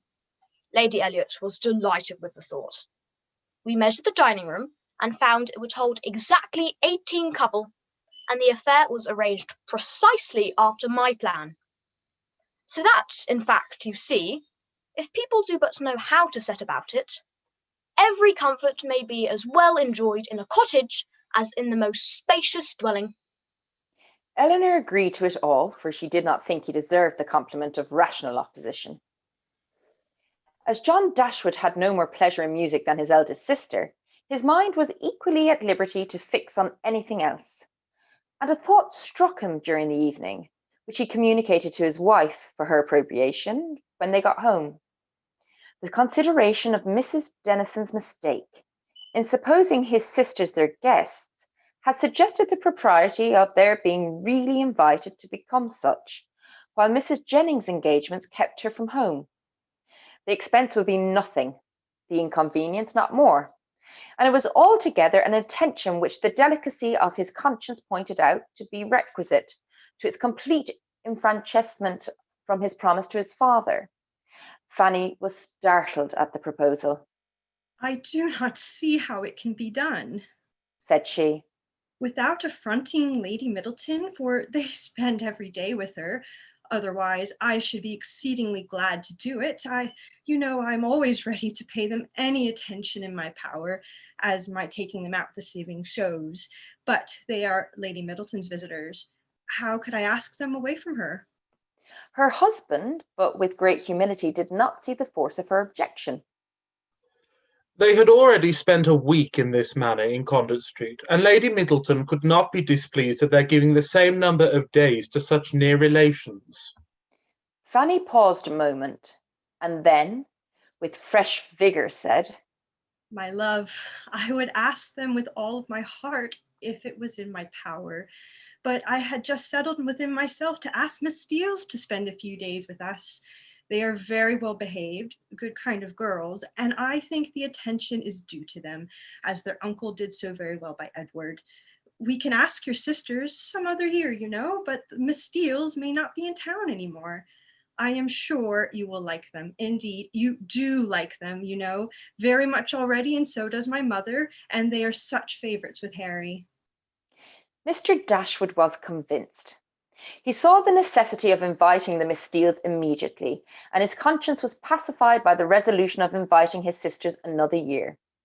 At the same time, however, slyly suspecting that another year would make the invitation needless by bringing Eleanor to town as Colonel Brandon's wife and Mariana's their visitor. Fanny, rejoicing in her escape and proud of the ready wit that had procured it, wrote the next morning to Lucy to request her company and her sisters for some days in Harley Street, as soon as Lady Middleton could spare them. This was enough to make Lucy really and reasonably happy. Mrs. Dashwood seemed to actually working for her, herself cherishing all her hopes and promoting all her views. Such an opportunity of being with Edward and his family was, above all things, the most material to her interest, and such an invitation the most gratifying to her feelings. It was an advantage that could not be too gratefully acknowledged, nor too speedily made use of, and the visit to Lady Middleton, which had not before had any precise limits, was instantly discovered to have been always meant to end in 2 days' time. When the note was shown to Eleanor, as it was within 10 minutes after its arrival, it gave her, for the first time, some share in the expectations of Lucy for such a mark of uncommon kindness, vouchsafed on so short an acquaintance, seemed to declare that the goodwill towards her arose from something more than merely malice against herself, and might be brought by time and address to do everything that Lucy wished. Her flattery had always subdued the pride of Lady Middleton and made an entry into the close heart of Mrs. John Dashwood, and these were effects that laid open the probability of the greater. The Miss Steeles removed to Harley Street, and all that reached Eleanor of their influence there strengthened her expectation of the event. Sir John, who called on them more than once, brought home such accounts of the favour they were in as much be universally striking. Mrs. Dashwood had never been so much pleased with any young women in her life as she was with them, had given each of them a needle-book made by some emigrant, called Lucy by her Christian name, and did not know whether she should ever be able to part with them. Chapter 37. Mrs. Palmer was so well at the end of a fortnight that her mother felt it no longer necessary to give up the whole of her time to her, and contenting herself with visiting her once or twice a day, returned from that period to her own home and her own habits, in which she found the Miss Dashwoods very ready to resume their former share. About the third or fourth morning after their being thus resettled in Berkeley Street, Mrs. Jennings, on returning from her ordinary visit to Mrs. Palmer, entered the drawing-room where Eleanor was sitting by herself with an air of such hurrying importance as prepared her to hear something wonderful, and giving her time only to form that idea, began directly to justify it by saying, "Lord, my dear Miss Dashwood, have you heard the news?" "No, ma'am, what is it?" "Something so strange, but you should hear it all. When I got to Mr. Palmer's, I found Charlotte quite in a fuss about the child. She was sure it was very ill. It cried and fretted and was all over pimples. So I looked at it directly and said, 'Lord, my dear,' says I, 'it is nothing in the world but the red gum.' And the nurse said the same. But Charlotte would not be satisfied. So Mr. Donovan was sent for. And luckily he happened to just come in from Harley Street. So he stepped over directly. And as soon as ever he saw the child, he said just as we did, that it was nothing in the world but the red gum. And then Charlotte was easy. And so, just as he was going away, it came into my head. I am sure I do not know how I happened to think of it, but it came into my head to ask him if there was any news. So upon that, he smirked and simpered and looked grave and seemed to know something or other, and at last he said in a whisper, 'For fear any unpleasant report should reach the young ladies under your care as to their sister's indisposition, I think it is advisable that I believe there is no great reason for alarm. I hope Mrs. Dashwood will do very well.' What? Is Fanny ill?" "That is exactly what I said, my dear. 'Lord,' says I, 'is Mrs. Dashwood ill?' So then it all came out, and the long and the short of the matter, by all I can learn, seems to be this. Mr. Edward Ferrars, the very young man I used to joke with you about. But however, as it turns out, I am monstrous glad that there was never anything in it. Mr. Edward Ferrars, it seems, has been engaged above the 12th month to my cousin Lucy. There for you, my dear, and not a creature knowing a syllable of this, except Nancy. Could you have believed such a thing possible?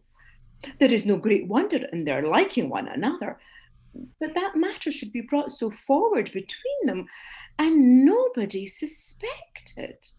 That is strange. I never happened to see them together, or I'm sure I should have found it out directly. Well, and so this was kept a secret for fears of Mrs. Ferrars, and neither she nor your brother or sister suspected a word of the matter till this very morning. Poor Nancy, who, you know, is a well-meaning creature, but no conjurer, popped it all out.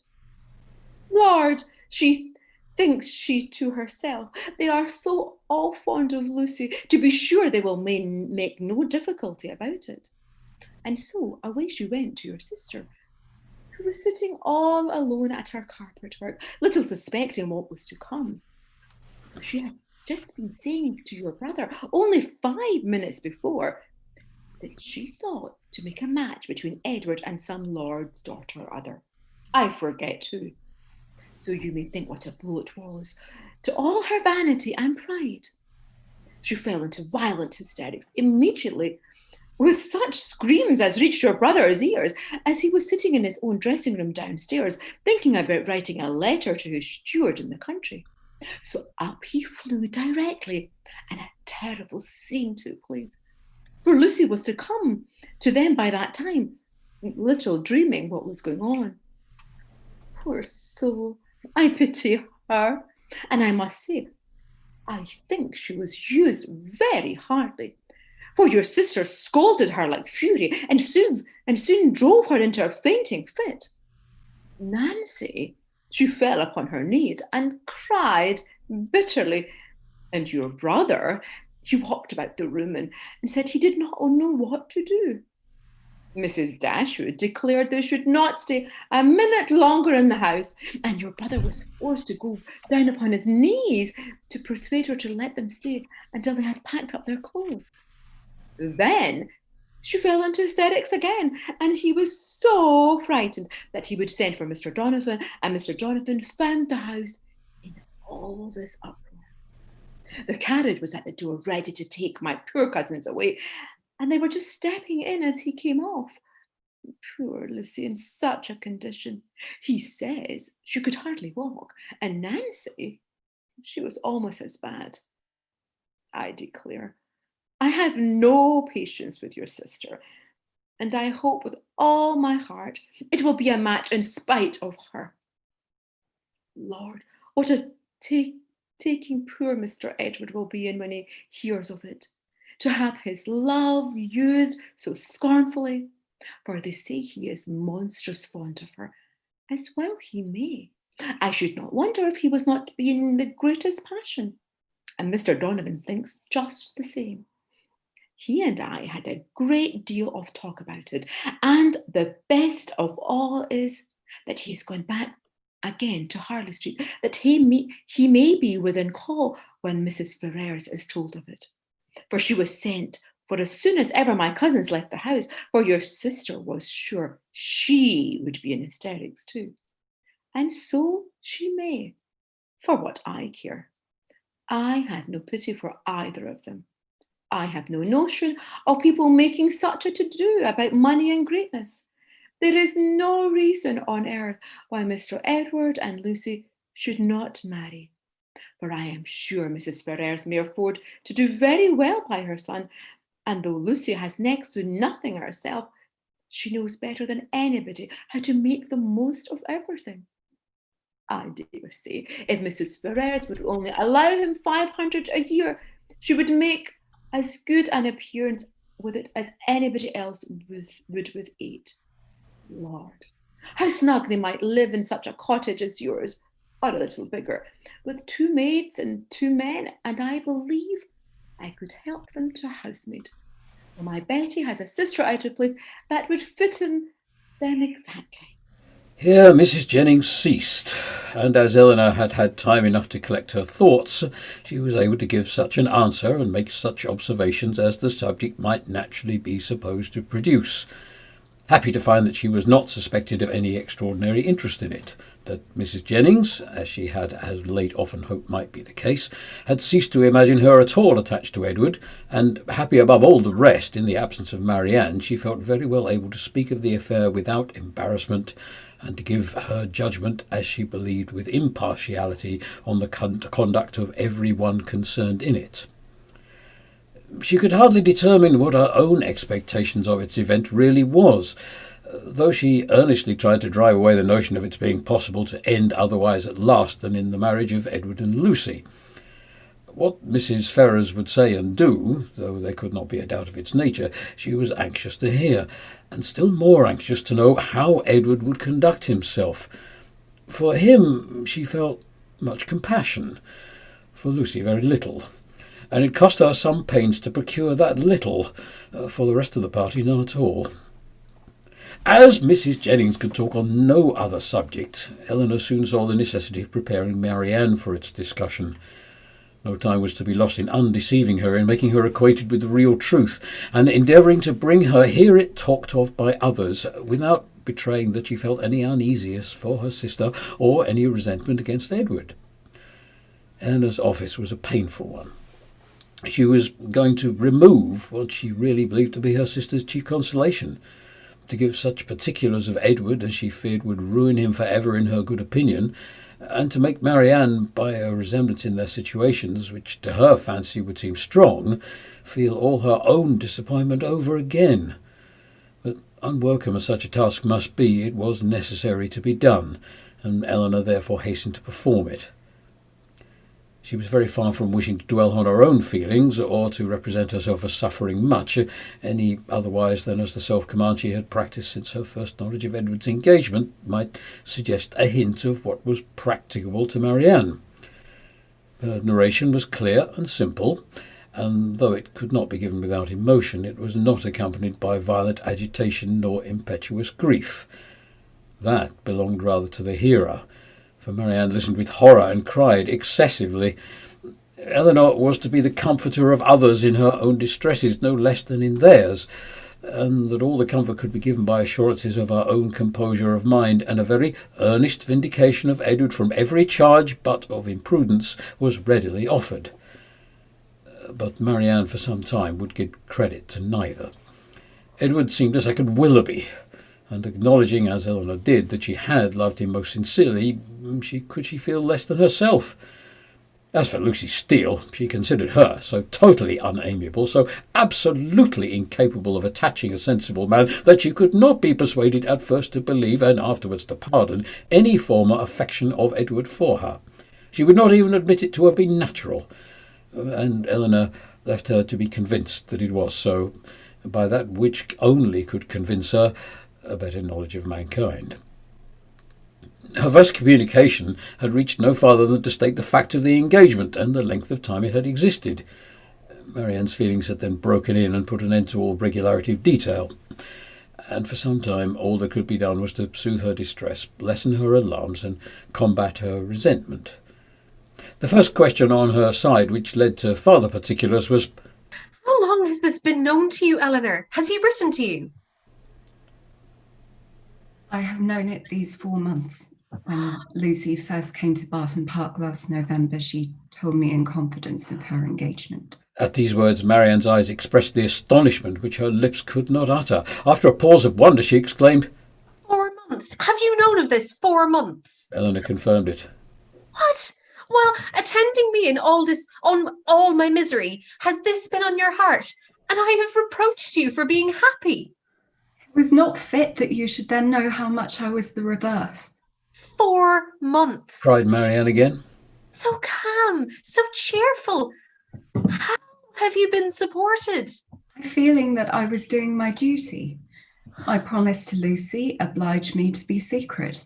I owed it to her, therefore, to avoid giving any hint of the truth. And I owed it to my family and friends not to create in them a solicitude about me which it could not be in my power to satisfy. Marianne seemed much struck. I have often wished to undeceive yourself and my mother, added Eleanor. And once or twice I have attempted it, but without breaking my trust, I never could have convinced you. 4 months, and yet you loved him. Yes.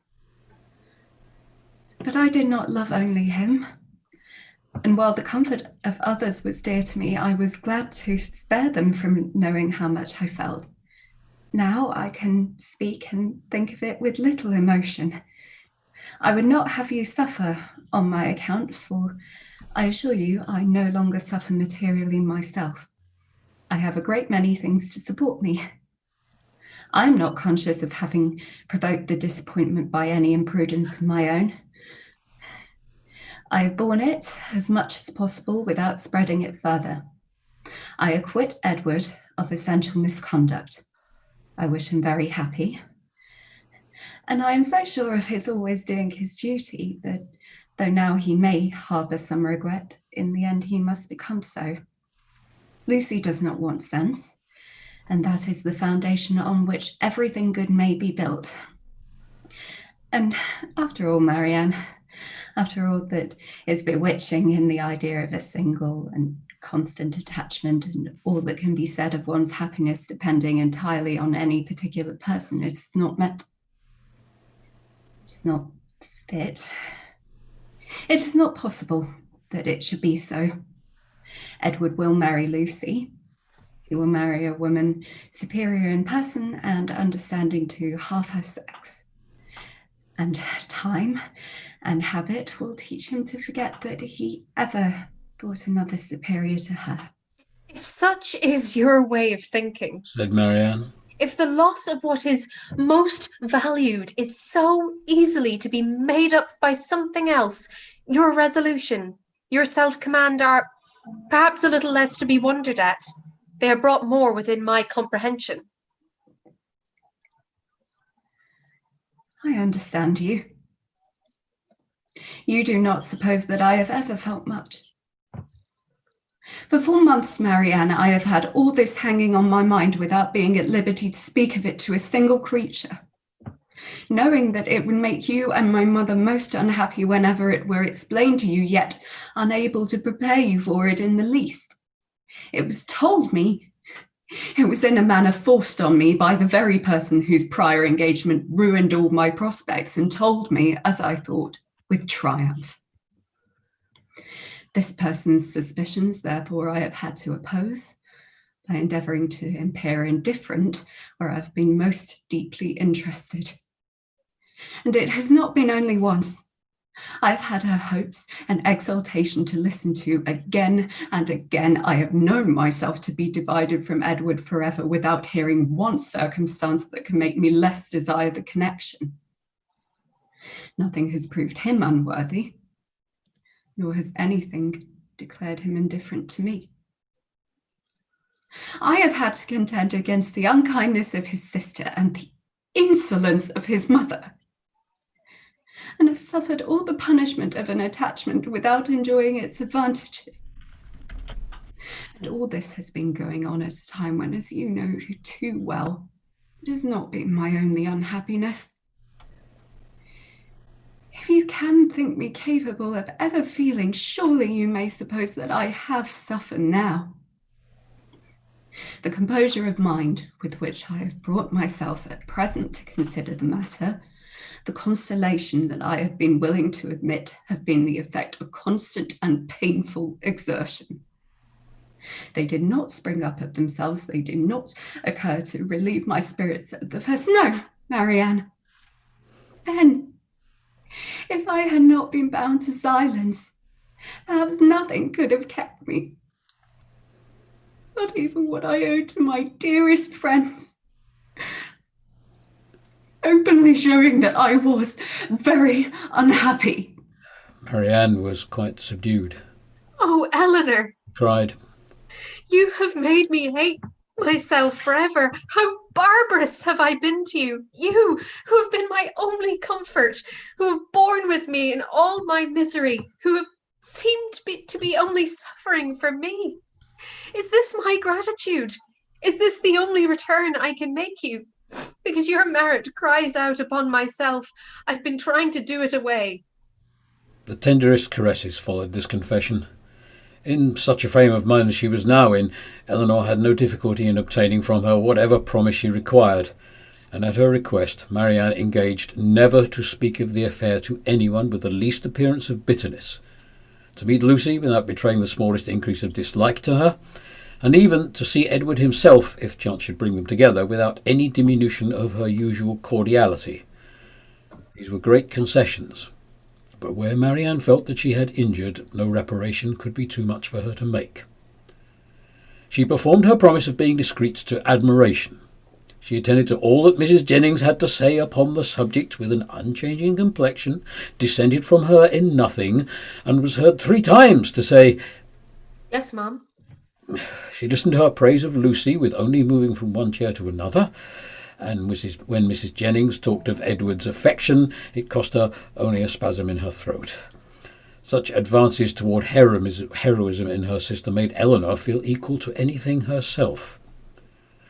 The next morning brought a farther trial of it in a visit from their brother, who came with a most serious aspect to talk over the dreadful affair and bring them news of his wife.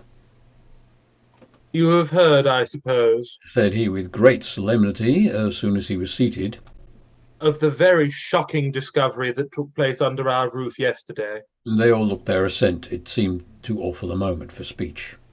Your sister, he continued, has suffered dreadfully, Mrs. Ferrers. Too, in short, has been a scene of such complicated distress, but I will hope that the storm may be weathered without being any of us quite overcome. Poor Fanny, she was in hysterics all yesterday, but I would not alarm you too much. Donovan says there is nothing materially to be apprehended. Her constitution is a good one, and her resolution equal to anything. She has borne it all with the fortitude of an angel. She says she shall never think well of anybody again, and one cannot wonder at it after being so deceived. Meeting with such ingratitude, where so much kindness had been shown, so much confidence had been placed, it was quite out of the benevolence of her heart that she asked these young women to her house, merely because she thought they deserved some attention, were harmless, well-behaved girls, and would be pleasant companions, for otherwise we both wished very much to have invited you and Marianne to be with us, while your kind friend there was attending her daughter, and now to be so rewarded. I wish with all my heart, says poor Fanny in her affectionate way, that we had asked your sisters instead of them. Here he stopped to be thanked, which being done, he went on. What poor Mrs. Ferrers suffered when first Fanny broke it to her is not to be described. While she, with the truest affection, had been planning a most eligible connection for him, was it to be supposed that he could have all this time been secretly engaged to another person? Such a suspicion could never have entered her head. If she suspected any prepossession elsewhere, it could not be in that quarter. There, to be sure, said she, I might have thought myself safe. She was quite in agony. We consulted together, however, as what should be done, and at last she determined to send for Edward. He came, but I am sorry to relate, when all ensued, all that Mrs. Ferrers could say to make him put an end to the engagements, assisted too, as you well may suppose, by my arguments and Fanny's entries, was of no avail. Duty, affection, everything was disregarded. I never thought Edward so stubborn and unfeeling before. His mother explained to him her liberal designs in case of him marrying Miss Morton, told him she would settle him the Norfolk estate, which, clear of land tax, brings in a good 1,000 a year, offered even when matters grew desperate to make it 1,200. And in opposition to this, if he still persisted in this low connection, represented to him the certain penury that he must attend the match. His own £2,000, she protested, should be all. She would never see him again, and so far would be from avoiding him the smallest assistance, that if he were to enter into any profession with a view of better support, she would do all in her power to prevent him advancing in it. Here Marianne, in an ecstasy of indignation, clapped her hands together and cried, Just God, can this be possible? Well, you may wonder, Marianne, replied her brother, at the obstinacy in which you could resist such arguments as these. Your exclamation is very natural. Marianne was going to retort, but she remembered her promises and forbore. All this, however, he continued, was urged in vain. Edward said very little, but what he did say was the most determined manner. Nothing should prevail on him to give up his engagement. He would stand to it, cost it what it might. Then, cried Mrs. Jennings with blunt sincerity, no longer able to be silent, he has acted like an honest man. I beg your pardon, Mr. Dashwood, but if he had done otherwise, I should have thought him a rascal. I have some little concern in the business, as well as yourself, for Lucy Steele is my cousin, and I believe there is not a better kind of girl in the world, nor one who more deserves a good husband. John Dashwood was greatly astonished, but his nature was calm, not open to provocation, and he never wished to offend anybody, especially anybody of good fortune. He therefore replied without any resentment, I would by no means speak disrespectfully of any relation of yours, madam. Miss Lucy Steele is, I dare say, a very deserving young woman. But in the present case, you know, the connection must be impossible. and to have entered into a secret engagement with a younger man under her uncle's care, the son of a woman, especially of such very large fortune of Mrs. Ferrars, is perhaps altogether a little extraordinary. In short, I do not mean to reflect upon the behaviour of any person whom you have regarded for, Mrs. Jennings.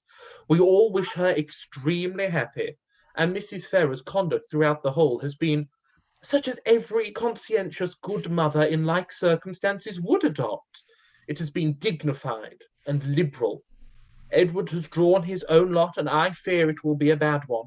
Marianne sighed out her similar apprehension, and Eleanor's heart wrung for the feelings of Edward, while braving his mother's threats for a woman who could not reward him. Well, sir, Said Mrs. Jennings. And how did it end? I'm sorry to say, ma'am, in a most unhappy rupture. Edward is dismissed forever from his mother's notice. He left her house yesterday, but where he is or gone, or whether he is still in town, I do not know, for we, of course, can make no inquiry. Poor young man. And what is to become of him? What indeed, ma'am?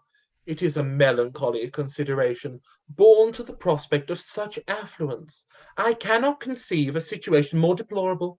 The interest of £2,000. How can a man live on it?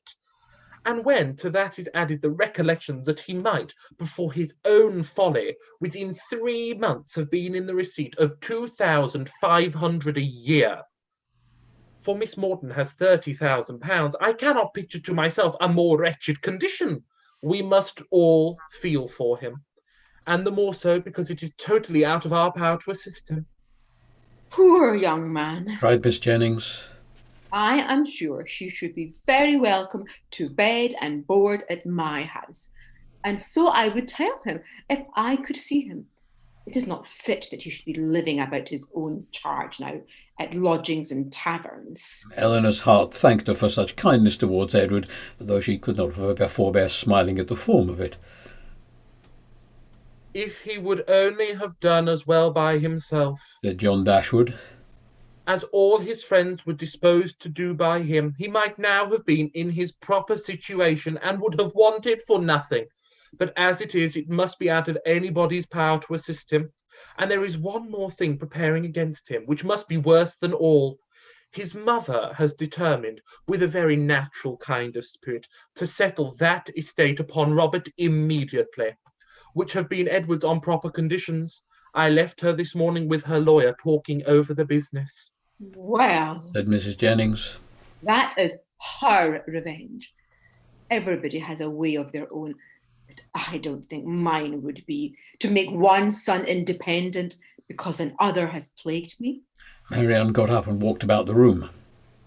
Can anything be more galling to the spirit of a man, continued John, than to see his younger brother in possession of an estate which might have been his own?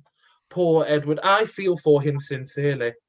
A few minutes more spent in the same kind of effusion concluded his visit, and with repeated assurances to his sisters that he really believed there was no material danger in Fanny's indisposition, and that they need not therefore be very uneasy about it, he went away, leaving the three ladies unanimous in their sentiments on the present occasion, at least as far as it regarded Mrs. Ferrars' conduct, the Dashwoods and Edwards. Marianne's indignation burst forth as soon as he quitted the room, and as her vehemence made reserve impossible in Eleanor and unnecessary in Mrs. Jennings, they all joined in a very spirited critique upon the party.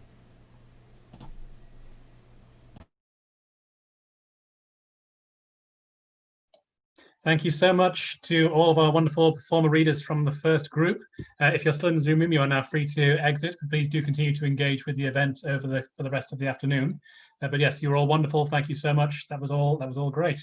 So to all of our new performer readers who have just joined us, please make yourselves known, switch your cameras on so we can see you're here. I think because we've run slightly over, but not by all that much. There were some long chapters there and significant ones as well from a storytelling point of view. We'll sort of forego the majority of our usual preamble and just sort of get straight into the meat of it. All I will say is please do continue to engage with Please do continue to engage with the live event as it progresses. Do continue to comment in the live stream. Do continue to engage with us on social media using our handle at Sun Moon Theatre on Twitter, using the hashtag Austin Readathon. So without delaying any longer, let us introduce our next group of performer readers. So yes, please make sure you're unmuted when I call out your name. Just a quick reminder, just to say who you are, where you're speaking to us from, and give a quick shout out to a theatre or arts company or whatever who you want to give a nod to. An example would be that I'm David, speaking to you from Exeter, and I'd like to give a quick shout out to Bristol Old Vic Theatre. So yes, answer as I call you. Bryony Moss. I'm Bryony, I'm from Buckinghamshire, and I'd like to give a shout out to the Theatre Shed in Chesham. Fantastic, thank you very much. Edward Shock. Yeah, I'm Ed. I'm reading from London, but originally from Nottingham, so I'm going to give Nottingham Playhouse a shout out. Brilliant, thank you. Eleanor Blackburn. Hi, I'm Eleanor. I'm from Sheffield, and I'd love to give a shout out to Theatre Deli in Sheffield. Wonderful. Gilly Stoneham. Hi, I'm Gilly Stoneham, crediting just outside Exeter, and I'll give a shout out to the Exeter Phoenix. Wonderful. Sorry about mispronouncing your name just now. Jeff King. Hello, I'm Jeff. I'm reading from just outside Maidstone in Kent, and I'd like to give a shout out to the Hazlitt Theatre in Maidstone. Wonderful. Jennifer Jones. Hi, I'm Jen Jones. I'm in the US in Virginia, and I would like to give a shout out to the Wayne Theatre. Fantastic. Thank you for getting up so early. It must still be quite early where you are. It's 9 a.m. Oh, yeah. Oh, wow. Luke Barron. Oh, do we have you here? Are we without? Without, it seems. Oh, possibly so. Okay. We'll continue on. Mariam Grace. Hi, I'm Mariam Grace, broadcasting live from Surrey, and I'd like to give a shout out to the Rose Theatre in Kingston. Fantastic, thank you very much. MJ Lee. Hi, my name is MJ Lee. I'm reading in from London, and I'd love to give a shout out to Hartshorn Hook Productions. Fantastic. Morgan Ring. Hi, I'm Morgan from Ottawa, Canada, and I'd like to shout out the Marlowe Society in Cambridge. Fantastic. Olga Blagodaksik. Hello, I'm Olga. I'm reading from Moscow, Russia, and I would encourage you to give your money for any theatre company in the world, wherever you are. Thank you so much, and apologise profusely for butchering your name pronunciation just now. I'm so sorry. Ramona von Pusch. Hi, I'm Ramona, and I'm based in London, and I'm doing a shout out to the Chiswick Playhouse. Fantastic. Robert McClanahan. Hello, my name's Robert McClanahan. I'm from London, and I'd like to give a shout out to the Young Vic Theatre. Fantastic. And over to you. Oh, great. And we are delighted to introduce our special guest for this slot, Abigail McKern, who I messed up your intro just there, Abigail, or Abby, who recently, not that long ago, performed in a production of Pride and Prejudice at the Sheffield Crucible, one of our favourite theatres, and also in a production of Emma that was adapted by Dún McKeegan, who was in our last Austin Readathon. Thank you so much, Abby, for joining us. Lovely to be here. Thank you for having me. Oh, thank you so much. I was just wondering, could you just tell us a little bit about your experience playing Lady Catherine de Bourgh? What a wonderful character. Yeah, she's a fantastic character, and it was fantastic working at the Sheffield Crucible. I've worked there a few times. Tamara Harvey directed us, who now runs Theatre Clwyd in Wales, and it was a fantastic company. We had a really good time. It was it had a modern twist to it, so it was great fun. We had modern music, but it fitted in really well, and I loved playing the part. She's such a monster, and of course, as always, you're quite nervous because people like Judi Dench has played the part before you, so. I was very careful not to watch Judy's brilliant performance on film. I didn't watch it until afterwards because I'm such a huge fan of hers. But no, it was a very happy company. We had Isabella Laughlin in it, who was from the Harry Potter films. And we had James Northcote playing Mr. Darcy. And because it was in the round, I love playing in the round. It's the same at Chichester Festival Theatre. It's just a fantastic space, the Sheffield Crucible. So yeah, no, it was great. It was a shame that it only lasted. We only played it for a month. It would have been fun to go on tour with it actually, because such a great story. I mean, Austen. It's like Shakespeare. It never grows old, does it? Because it's about human beings.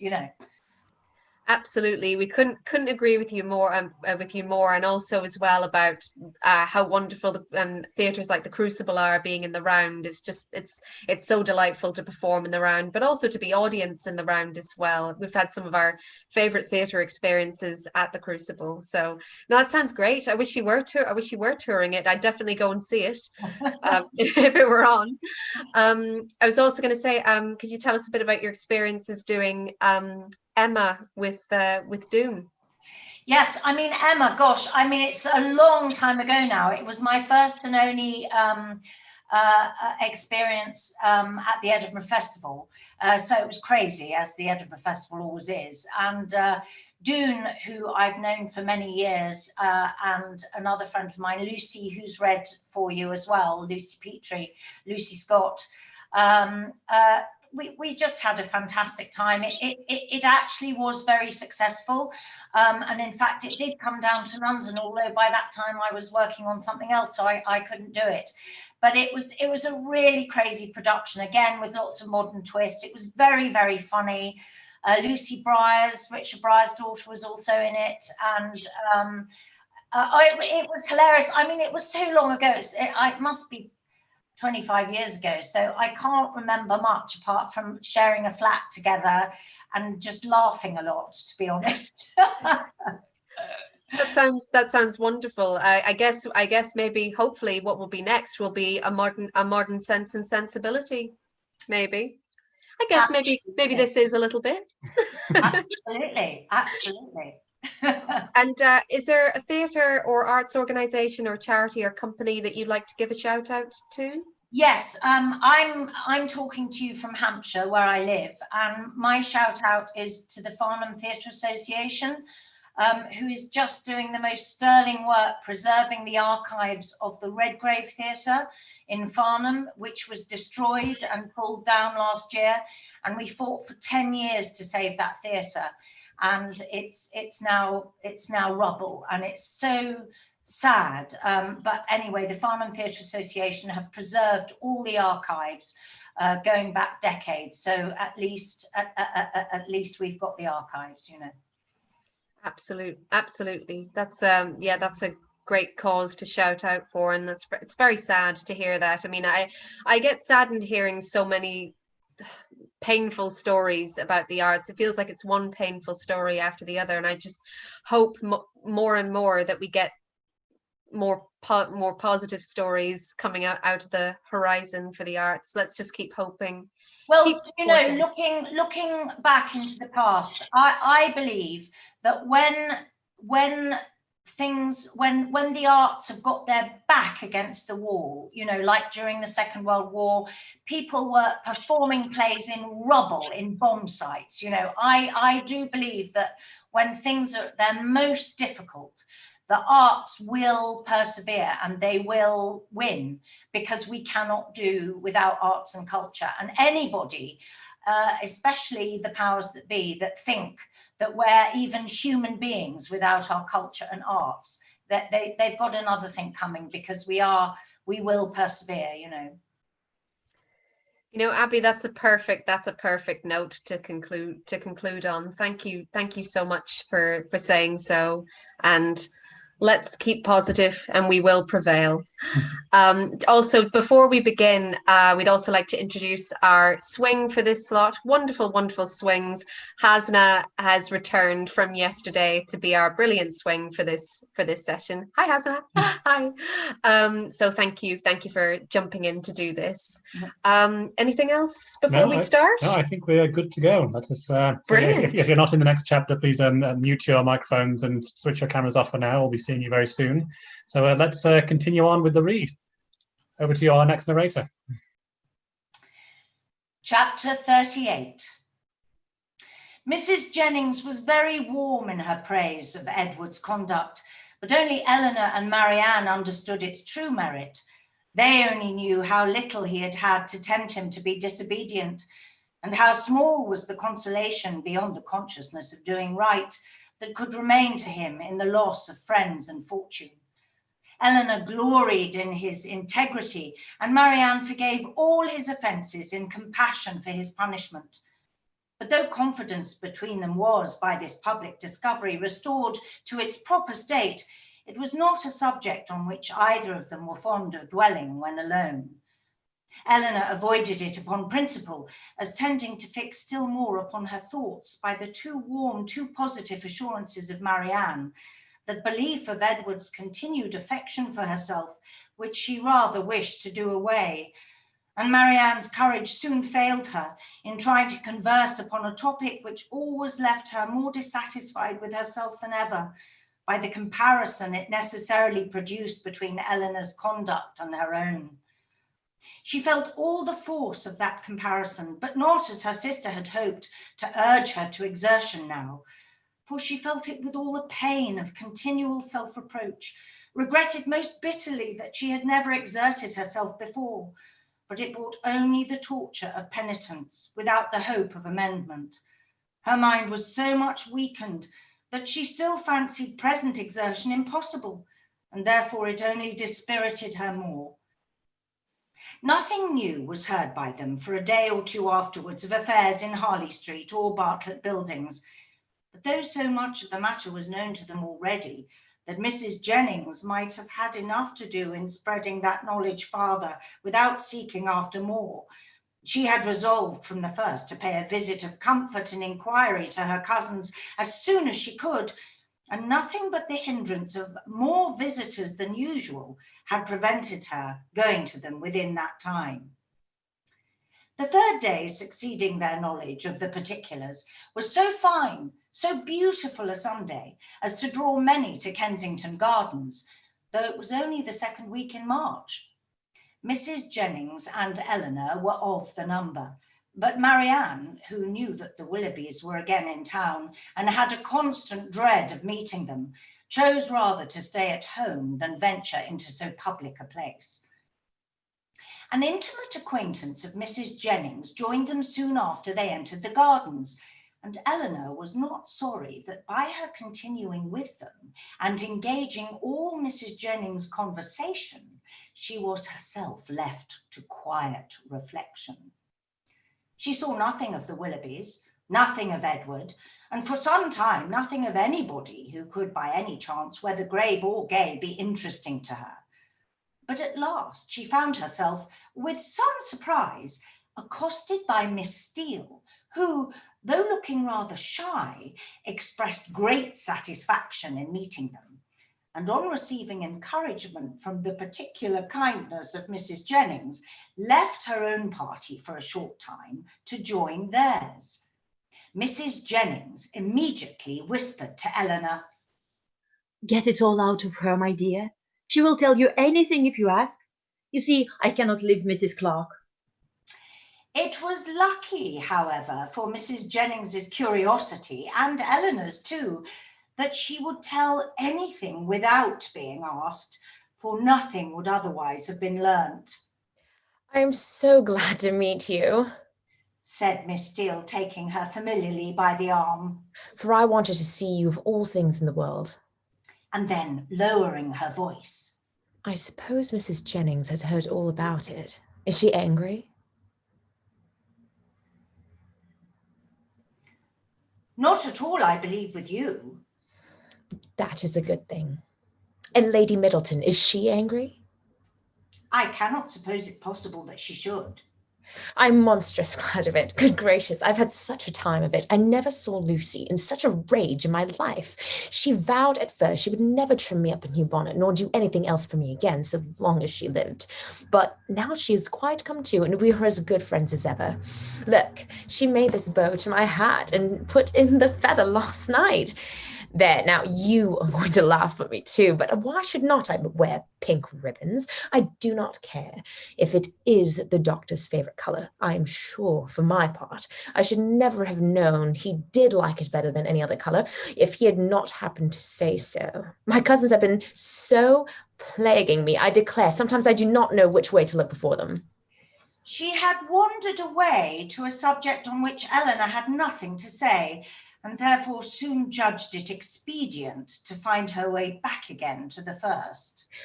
Well, but Miss Dashwood... Speaking triumphantly. People may say what they choose about Mr. Ferrars declaring he would not have Lucy, for it is no such thing, I can tell you, and it is quite a shame for such ill-natured reports to be spread abroad. Whatever Lucy might think about it herself, you know, it was no business of other people to set it down for certain. I never heard anything of the kind hinted at before, I assure you, said Eleanor. Oh, did not you? But it was said, I know very well, and by more than one. For Miss Godby told Miss Sparks that nobody in their senses could expect Mr. Ferrars to give up a woman like Miss Morton with £30,000 to her fortune. For Lucy Steele, that had nothing at all, and I had it for Miss Sparks myself. And besides that, my cousin Richard said himself that when it came to the point he was afraid Mr. Ferrars would be off. And when Edward did not come near us for 3 days, I could not tell what to think myself. And I believe in my heart Lucy gave it up all for lost, for we came away from your brother's Wednesday, and we saw nothing of him, not all Thursday, Friday, and Saturday, and did not know what was become of him. I mean, once Lucy thought to write him, but then her spirits rose against that. However, this morning came just as we came home from church, and then it all came out how he had been sent for Wednesday to Harley Street, and been talked to by his mother and all of them, and how he had declared before them all that he loved nobody but Lucy, and nobody but Lucy would he have. And how he had been so worried by what passed that as soon as he had went away from his mother's house, he had got upon his horse and ridden into the country, somewhere or other, and how he had stayed about at an inn all Thursday and Friday on purpose to get the better of it. And after thinking it all over and over again, he said it seemed to him as if, now he had no fortune and know nothing at all, it would be quite unkind to keep her on to the engagement, because it must be for her loss, for he had nothing but £2,000 and no hope of anything else. And if he was to go into orders, as he had some thoughts, he could get nothing but a curacy, and how was they to live upon that? He could not bear to think of her doing no better, and so he begged, if she had the least mind for it, to put an end to the matter directly and leave him shift for himself. I heard him say all this as plain as he could possibly be, and it was entirely for her sake, upon her account, that he said a word about being off, and not upon his own. I will take my oath he never dropped a syllable of being tired of her, or of wishing to marry Miss Morton, or anything like it. But to be sure, Lucy would not give ear to such kind of talking, so she told him directly, with a great deal about sweet and love, you know, and all that. Like, one can't repeat such kinds of things, you know. She told him directly she had not the least mind in the world to be off, for she could live with him upon a trifle, and how little soever he might have, she should be very glad to have it all, you know, or something of the kind. So then he was monstrous happy, and talked on some time about what they should do, and they agreed he should take orders directly, and they must wait to be married till he got a living. And just then I could not hear any more. My cousin called from below to tell me Mrs. Richardson was come in her coach and would take one of us to Kensington Gardens, so I was forced to go into the room and interrupt them, to ask Lucy if she would like to go, but she did not care to leave Edward, so I just ran upstairs and put on a pair of silk stockings and came off with the Richardsons. I do not understand what you mean by interrupting them, said Eleanor. You were all in the same room together, were you not? No, indeed not us. La, Miss Dashwood, do you think people make love when anybody else is by? Oh, for shame. To be sure, you must know better than that. No. They were shut up in the drawing room together, and all I heard was only by listening at the door. How? Cried Eleanor. Have you been repeating to me what you only learned yourself by listening at the door? I am sorry I did not know it before, for I certainly would not have suffered you to give me particulars of a conversation which you ought not to have known yourself. How could you behave so unfairly by your sister? Oh, la, there was nothing in that. I only stood at the door and heard what I could, and I'm sure Lucy would have done just the same by me. For a year or two back, when Martha Sharp and I had so many secrets together, she never made any bones of hiding in a closet or behind a chimney board on purpose to hear what we said. Eleanor tried to talk of something else, but Miss Steele could not be kept beyond a couple of minutes from what was uppermost in her mind. Edward talks of going to Oxford soon, said she. But now he is lodging at... No, Pall Mall. What an ill-natured woman his mother is, isn't she? And your brother and sister were not very kind. However, I shan't say anything against them to you. And to be sure, they did send us home in their own chariot, which was more than I looked for. And for my part, I was all in a fright for fear your sister should ask us for the housewives she had gave us a day or two before. But, however, nothing was said about them, and I took care to keep mine out of sight. Edward have got some business at Oxford, he says, so he must go there for a time, and after that, as soon as he can light up upon a bishop, he will be ordained. I wonder what curacy he will get. Good gracious! I'd lay my life I know what my cousins will say when they hear of it. They will tell me I should write to the doctor to get Edward the curacy of his new living. I know they will, but I am sure I would not do such a thing for all the world. La, I shall say directly, I wonder how you could think of such a thing. I write to the doctor indeed. Well, said Eleanor, it is a comfort to be prepared against the worst. You have got your answer ready. Miss Steele was going to reply on the same subject, but the approach of her own party made another more necessary. Oh, la, here come the Richardsons. I had a vast deal more to say to you, but I must not stay away from them any longer.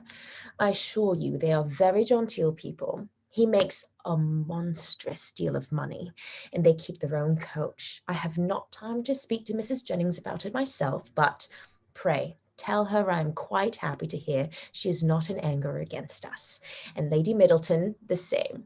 And if anything should happen to take you and your sister away, and Mrs. Jennings should want company, I'm sure we should be very glad to come and stay with her for as long a time as she likes.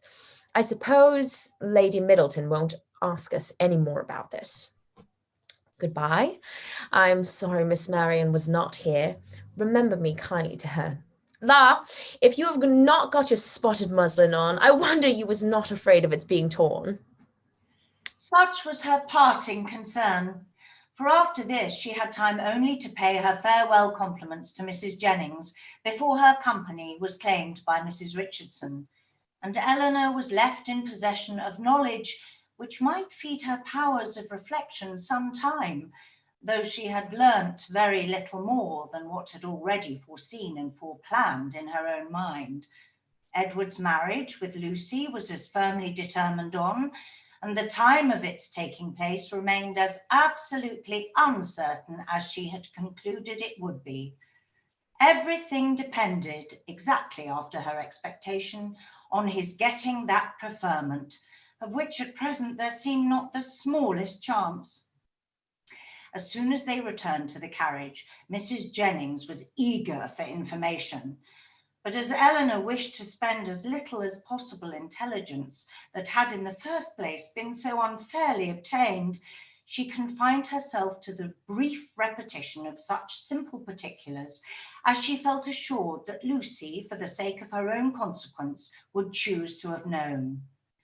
the continuance of their engagement, and the means that were to be taken for promoting its end, was all her communication, and this produced from Mrs. Jennings the following natural remark. Wait for his having a living. I well know how that will end. They will wait a 12-month, and finding no good comes of it, will set down upon a curacy of £50 a year, with the interest of his £2,000, and what little matter Mr. Stillow and Mr. Pratt can give her. Then they will have a child every year, and Lord help them, how poor they will be. I must see what I can give them towards furnishing their house. 2 maids and 2 men, indeed, as I talked the other day. No, they must get a stout girl of all works. Betty's sister would never do for them now. The next morning brought Eleanor a letter by the twopenny post from Lucy herself. It was as follows. Bartlett's Building, March. I hope my dear Miss Dashwood will excuse the liberty I take of writing to her, but I know your friendship for me will make you pleased to hear such a good account of myself and my dear Edward, after all the troubles we've went through lately, and therefore will make no more apologies, but proceed to say that, thank God, though we have quite suffered dreadfully, we are both quite well now, and as happy as we must always be in one another's love. We have had great trials and great persecutions, but, however, at the same time gratefully acknowledge many friends, yourself not the least among them, whose great kindness I shall always thankfully remember, as will Edward too, who I have told of it. I am sure you will be glad to hear, as likewise dear Mrs. Jennings, I spent 2 happy hours with him yesterday afternoon. He would not hear of our parting, though earnestly did I, as I thought my duty required, urge him to it for prudence sake, and would have parted for ever on the spot, would he consent to it. But he said it should never be. He did not regard his mother's anger, while he could have my affections. Our prospects are not very bright, to be sure, but we must wait and hope for the best. He will be ordained shortly, and should it ever be in your power to recommend him to anybody that has a living to bestow, I'm very sure you will not forget us, and dear Mrs. Jennings too. Trust she will speak a good word for us to Sir John or Mr. Palmer or any other friend that may be able to assist us. Poor Anne was much to blame for what she did, but she did it for the best, so I say nothing. Hope Mrs. Jennings won't think it too much trouble to give us a call. Would she come this way any morning, 'twould be a great kindness, and my cousins would be proud to know her. My paper reminds me to conclude, and begging to be most gratefully and respectfully remembered to her and to Sir John and Lady Middleton and the dear children when you have a chance to see them, and love to Miss Marianne. I am, etc. As soon as Eleanor finished it, she performed what she concluded to be the writer's real design by placing it in the hands of Mrs. Jennings, who read it aloud with many comments of satisfaction and praise. Very well indeed. How prettily she writes. Aye, that was quite proper to let him be off if he would. That was just like Lucy. Poor soul, I wish I could get him a living with all my heart. She calls me dear Mrs. Jennings, you see. She's a good-hearted girl as ever lived. Very well, upon my word. That sentence is very prettily turned. Yes, I will go and see her, sure enough. How attentive she is to think of everybody. Thank you, my dear, for showing it me. It is as pretty a letter as ever I saw, and does Lucy's head and heart great credit.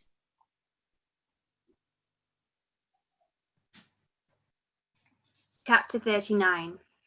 The Miss Dashwoods had now been rather more than 2 months in town, and Marianne's impatience to be gone increased every day. She sighed for the air and liberty, the quiet of the country, and fancied that if any place could give her ease, Barton must do it. Eleanor was hardly less anxious than herself for their removal, and only so much less bent on its being effected immediately, as that she was conscious of the difficulties of so long a journey, which Marianne could not be brought to acknowledge. She began, however, seriously to turn her thoughts towards its accomplishment, and had already mentioned their wishes to their kind hostess, who resisted them with all the eloquence of her goodwill when a plan was suggested, which, though detaining them from home yet a few weeks longer, appeared to Eleanor altogether much more eligible than any other. The Palmers were to remove to Cleveland about the end of March for the Easter holidays, and Mrs. Jennings, with both her friends, received a very warm invitation from Charlotte to go with them. This would not, in itself, have been sufficient for the delicacy of Miss Dashwood, but it was enforced with so much real politeness by Mr. Palmer himself as, joined to the very great amendment of his manners towards them since her sister had been known to be unhappy, induced her to accept it with pleasure. When she told Marianne what she had done, however, her first reply was not very auspicious. Cleveland! He cried with great agitation. No, I cannot go to Cleveland. You forget, said Eleanor gently, that its situation is not, that it is not in the neighbourhood of. But it is in Somersetshire. I cannot go into Somersetshire, there, where I looked forward to going. No, Eleanor, you cannot expect me to go there. Eleanor would not argue upon the propriety of overcoming such feelings. She only endeavoured to counteract them by working on others, represented it, therefore, as a measure which would fix the time of her returning to that dear mother, whom she had so much wished to see, in a more eligible, more comfortable manner than any other plan could do, and perhaps without any greater delay. From Cleveland, which was within a few miles of Bristol, the distance to Barton was not beyond 1 day, though a long day's journey, and their mother's servant might easily come there to attend them down, and as there could be no occasion of their staying above a week at Cleveland, they might now be home in little more than 3 weeks' time. As Marianne's affection for her mother was sincere, it must triumph with little difficulty over the imaginary evils she had started. Mrs. Jennings was so far from being wary of her guests that she pressed them very earnestly to return with her again from Cleveland. Eleanor was grateful for the attention, but it could not alter her design, and their mother's concurrence being readily gained, everything relative to their return was arranged as far as it could be, and Marianne found some relief in drawing up a statement of the hours that were yet to divide her from Barton.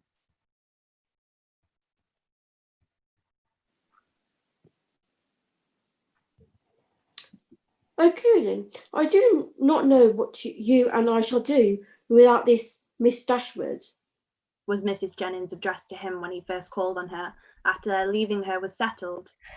For they are quite resolved upon going home from the Palmers, and how forlorn we shall be when I come back.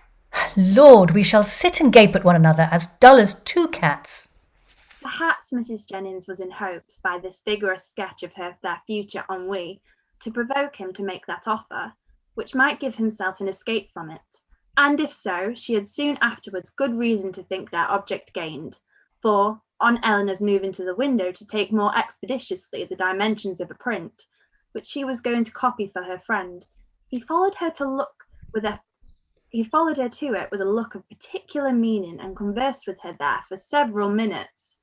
The effect of his discourse on the lady, too, could not escape her observation, for though she was too honourable to listen, and had even changed her seat on purpose that she might not hear, to one close by the pianoforte on which Marianne was playing, she could not keep herself from seeing that Eleanor changed colour, attended with agitation, and he was too intent on what he said to pursue her employment.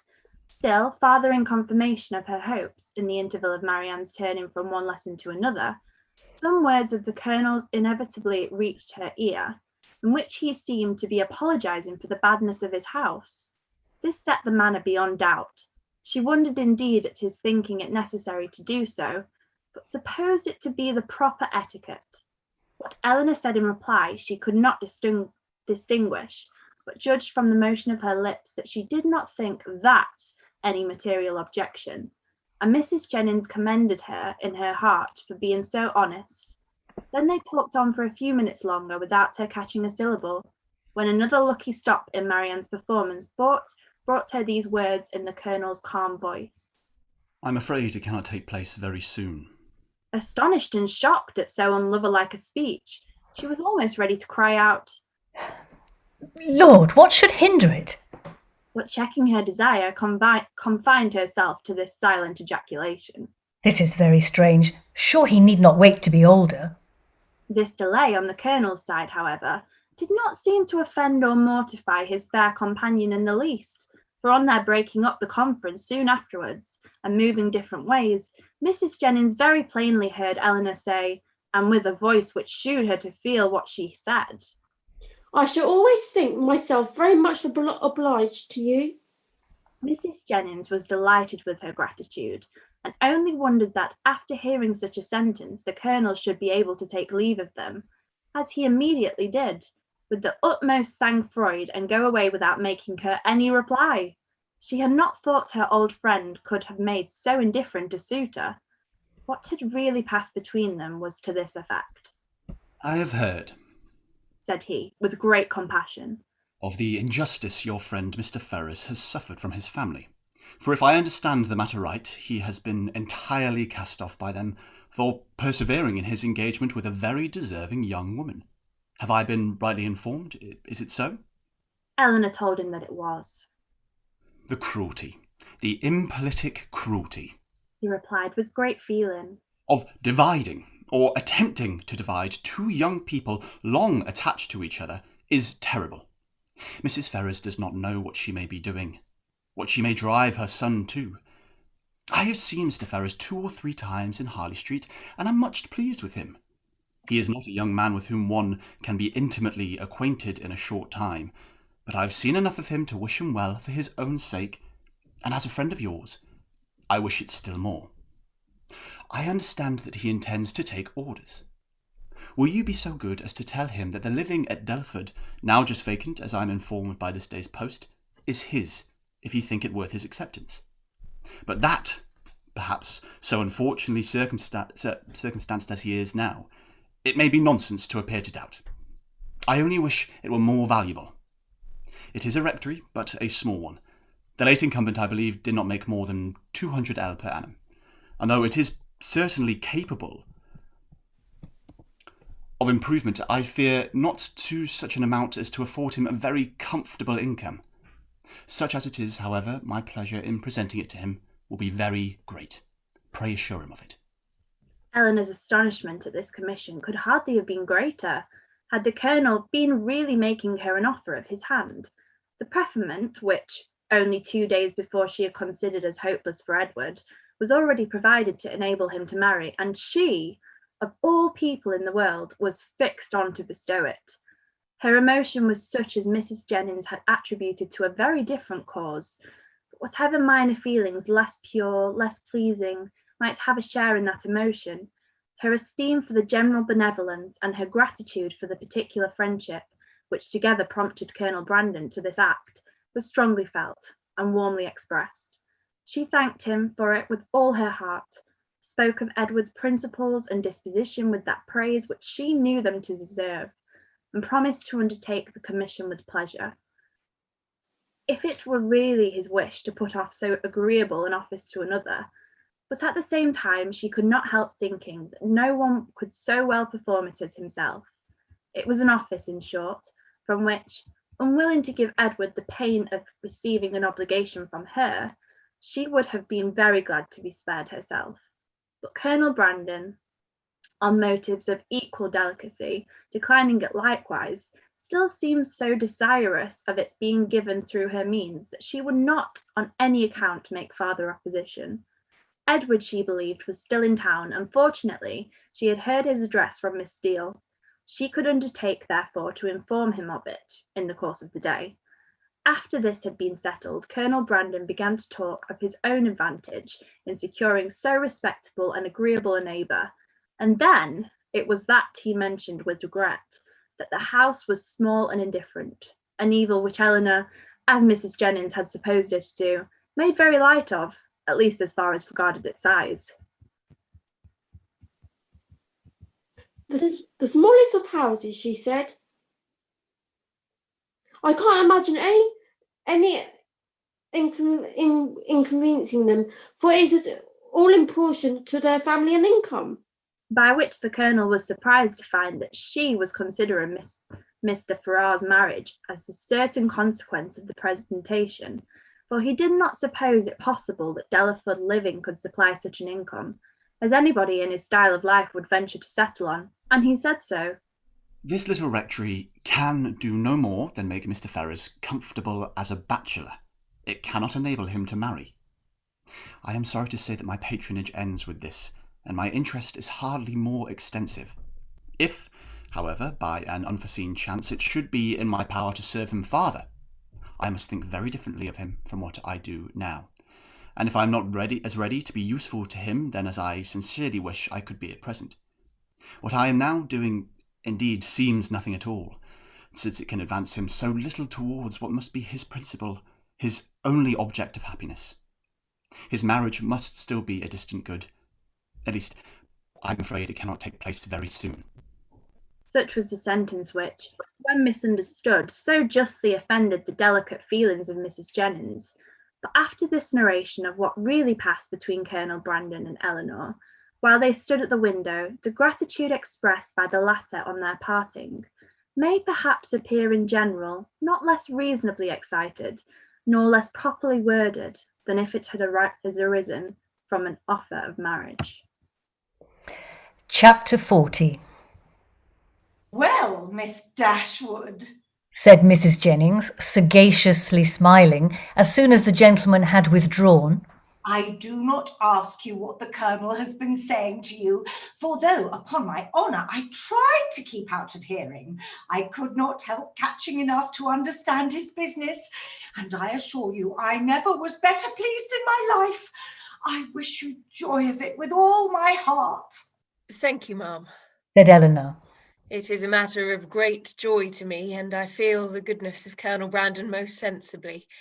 There are not many men who would act as he had done, few people who have so compassionate a heart.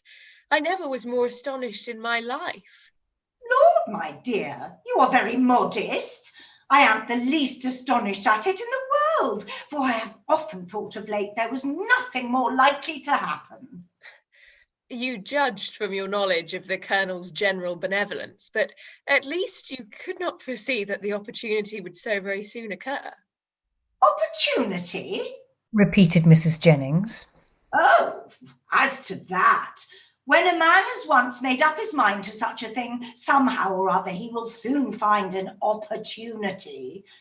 Well, my dear, I wish you joy of it again and again, and if ever there was a happy couple in the world, I think I shall soon know where to look for them. You mean to go to Delaford after them, I suppose? Said Eleanor with a faint smile. Aye, my dear, that I do indeed. And as to the house being a bad one, I do not know what the Colonel would be at, for it is as good a one as I ever saw. He spoke of its being out of repair. Well, and whose fault is that? Why don't he repair it? Who should do it but himself? They were interrupted by the servants coming in to announce the carriage being at the door, and Mrs. Jennings, immediately preparing to go, said, Well, my dear, I must be gone before I've had half my talk out. But however, we may have it all over in the evening, for we shall be quite alone. I do not ask you to go with me, for I dare say your mind is too full of the matter to care for company. And besides, you must long to tell your sister all about it. Marianne had left the room before the conversation began. Certainly, Mamma, I shall tell Marianne of it, but I shall not mention it at present to anybody else. Oh, very well, said Mrs. Jennings, rather disappointed. Then you would not have me tell it to Lucy, for I think of going as far as Holborn today. No, Mum, not even Lucy, if you please. One day's delay will not be very material, and till I have written to Mr. Ferrers, I think it ought not to be mentioned to anybody else. I shall do that directly. It is of importance that no time should be lost with him, for he will, of course, have much to do relative to his ordination. This speech at first puzzled Mrs. Jennings exceedingly. Why Mr. Ferrars was to have been written to about it in such a hurry she could not immediately comprehend. A few moments' reflection, however, produced a very happy idea, and she exclaimed, "Aha! I understand you. Mr. Ferrars is to be the man. Well, so much the better for him. Ay, to be sure, he must be ordained in readiness, and I am very glad to find things so forward between you. But, my dear, is this not rather out of character? Should not the Colonel write himself? Sure, he is the proper person." Eleanor did not quite understand the beginning of Mrs. Jennings' speech, neither did she think it worth inquiring into, and therefore only replied to its conclusion. Colonel Brandon is so delicate a man that he rather wished anyone to announce his intentions to Mr. Ferrars than himself.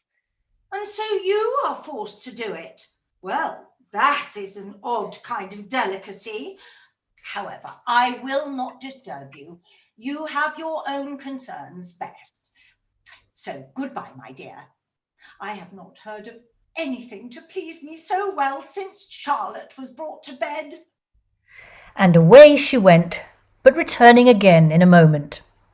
"I have just been thinking of Betty's sister, my dear. I should be very glad to get her so good a mistress, but whether she would do for a lady's maid, I'm sure I can't tell. She is an excellent housemaid and works very well at her needle. However, you will think of all that at your leisure." "Certainly, Mum," replied Eleanor, not hearing much of what she said and more anxious to be alone than to be mistress of the subject. How she should begin, how she should express herself in her note to Edward was now all her concern. The particular circumstances between them made a difficulty of that which to any other person would have been the easiest thing in the world. But she equally feared to say too much or too little, and sat deliberating over her paper with the pen in her hand, till broken in on by the entrance of Edward himself. He had met Mrs. Jennings at the door in her way to the carriage, as he came to leave his farewell card, and she, after apologising for not returning herself, had obliged him to enter, by saying that Miss Dashwood was above and wanted to speak with him on very particular business. Eleanor had just been congratulating herself in the midst of her perplexity that however difficult it might be to express herself properly by letter, it was at least preferable to giving the information by word of mouth when her visitor entered, to force her upon this greatest exertion of all. Her astonishment and confusion were very great on his so sudden appearance. She had not seen him before since his engagement became public, and therefore not since his knowing her to be acquainted with it, which, with the consciousness of what she had been thinking of and what she had to tell him, made her feel particularly uncomfortable for some minutes. He too was much distressed, and they sat down together in a most promising state of embarrassment. Whether he had asked her pardon for his intrusion on first coming into the room, he could not recollect. But determining to be on the safe side, he made his apology in form as soon as he could say anything, after taking a chair. "Mrs. Jennings told me," said he, "that you wished to speak with me. At least I understood her so, or I certainly should not have intruded on you in such a manner, though at the same time I should have been extremely sorry to leave London without seeing you and your sister, especially as it will be most likely be some time. It's not probable that I should soon have the pleasure of meeting you again. I go to Oxford tomorrow." "You would have not gone, however," said Eleanor, recovering herself and determined to get over what she so much dreaded as soon as possible, "without receiving our good wishes, even if we had not been able to give them in person. Mrs. Jennings was quite right in what she said. I have something of consequence to inform you of, which I was on the point of communicating by paper. I am charged with a most agreeable office. breathing rather faster than usual as she spoke. Colonel Brandon, who was here only 10 minutes ago, has desired me to say that, understanding you mean to take orders, He has great pleasure in offering you the living of Delaford, now just vacant, and only wishes it more valuable. Allow me to congratulate you on having so respectable and well-judging a friend, and to join in his wish that the living, it is about 200 a year, were much more considerable, and such as might better enable you to, as might be more than a temporary accommodation to yourself, such, in short, as might establish all your views of happiness. What Edward felt, as he could not say it himself, it cannot be expected that anyone else should say for him.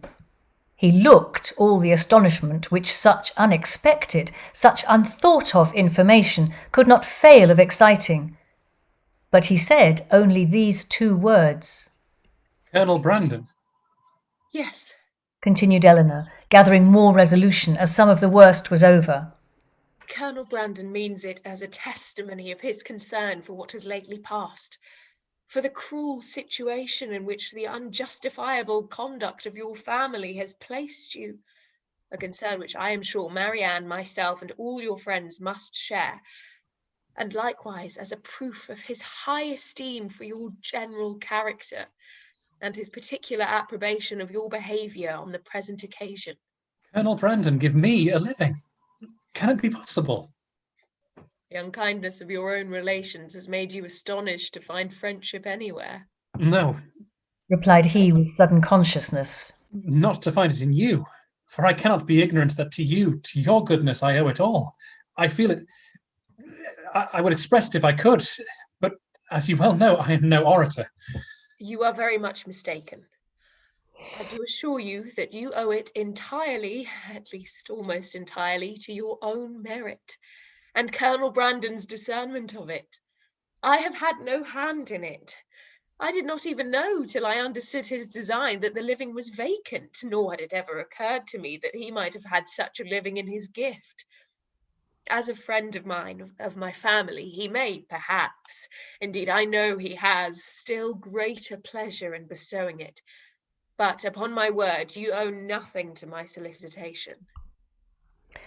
Truth obliged her to acknowledge some small share in the action, but she was at the same time so unwilling to appear as the benefactress of Edward that she acknowledged it with hesitation, which probably contributed to fix that suspicion in his mind which had recently entered it.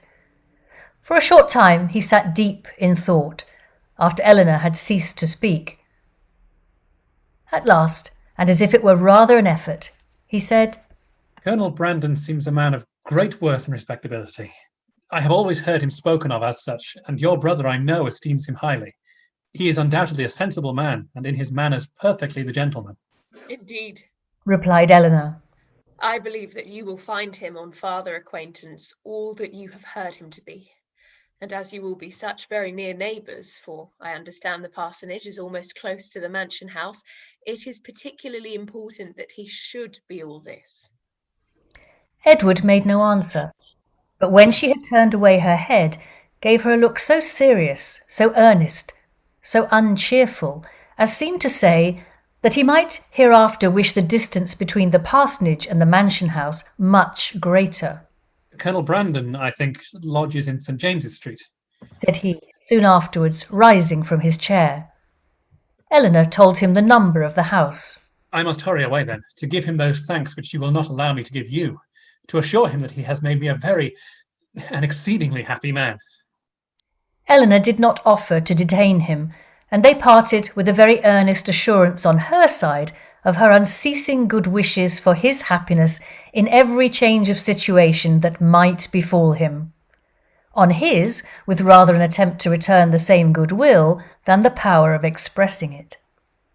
When I see him again, said Eleanor to herself as the door shut him out, I shall see him the husband of Lucy. And with this pleasing anticipation, she sat down to reconsider the past, recall the words and endeavour to comprehend all the feelings of Edward, and of course to reflect on her own with discontent. When Mrs. Jennings came home, though she returned from seeing people whom she had never seen before, and of whom therefore she must have a great deal to say, her mind was so much more occupied by the important secret in her possession than by anything else that she reverted to it again as soon as Eleanor appeared. Well, my dear, He cried. I sent you up the young man. Did not I do right? And I suppose you had no great difficulty. You did not find him very unwilling to accept your proposal? No, ma'am, that was not very likely. Well, and how soon will he be ready? For it seems all to depend on that. Really, said Eleanor. I know so little of these kind of forms that I can hardly even conjecture as to the time or the preparation necessary, but I suppose 2 or 3 months will complete his ordination. 2 or 3 months? Cried Mrs. Jennings. Lord, my dear, how calmly you talk of it. And can the Colonel wait 2 or 3 months? Lord bless me. I am sure it would put me quite out of patience. And though one would be very glad to do a kindness by poor Mr. Ferrers, I do think it is not worthwhile to wait 2 or 3 months for him. Sure, somebody else might be found that would do as well. Somebody that is in orders already. My dear ma'am, said Eleanor. What can you be thinking of? Why, Colonel Brandon's only object is to be of use to Mr. Ferrers. Oh, Lord bless you, my dear. Sure you do not mean to persuade me that the Colonel only marries you for the sake of giving 10 guineas to Mr. Ferrers? The deception could not continue after this, and an explanation immediately took place by which both gained considerable amusement for the moment, without any material loss of happiness to either. For Mrs. Jennings only exchanged one form of delight for another, and still without forfeiting her expectation of the first. Aye, the parsonage is but a small one, said she, after the first ebullition of surprise and satisfaction was over. and very likely may be out of repair. But to hear a man apologising, as I thought, for a house that to my knowledge has 5 sitting rooms on the ground floor, and I think the housekeeper told me could make up 15 beds, and to you too, that had been used to live at Barton Cottage, it seemed quite ridiculous. But my dear, we must touch up the Colonel to do something to the parsonage and make it comfortable for them before Lucy goes to it. But Colonel Brandon does not seem to have any idea of the livings being enough to allow them to marry. Oh, the Colonel is a ninny, my dear. Because he has 2,000 a year himself, he thinks that nobody else can marry on less. Take my word for it, that if I am alive, I shall be paying a visit at Delaford Parsonage before Michaelmas, and I am sure I shan't go if Lucy ain't there. Eleanor was quite of her opinion as to the probability of their not waiting for anything more. Chapter 41. Edward, having carried his thanks to Colonel Brandon, proceeded with his happiness to Lucy, and such was the excess of it by the time he reached Bartlett's Buildings that she was able to assure Mrs. Jennings, who called on her again the next day with her congratulations, that she had never seen him in such spirits before in her life. Her own happiness and her own spirits were at least very certain, and she joined Mrs. Jennings most heartily in her expectation of their being all comfortably together in Delaford Parsonage before Michaelmas. So far was she at the same time from any backwardness to give Eleanor that credit which Edward would give her, that she spoke of her friendship for them both with the most grateful warmth, was ready to own all their obligation to her, and openly declared that no exertion for their good on Miss Dashwood's part, either present or future, would ever surprise her, for she believed her capable of doing anything in the world for those she really valued. As for Colonel Brandon, she was not only ready to worship him as a saint, but was moreover truly anxious that he should be treated as one in all worldly concerns, anxious that his tithes should be raised to the utmost, and scarcely resolved to avail herself at Delaford, as far as she possibly could, of his servants, his carriage, his cows, and his poultry. It was now above a week since John Dashwood had called into Berkeley Street, and as since that time no notice had been taken by him of his wife's indisposition beyond one verbal inquiry, Eleanor began to feel it necessary to pay her a visit. This was an obligation, however, which not only opposed her own inclination, but which had not the assistance of any encouragement from her companions.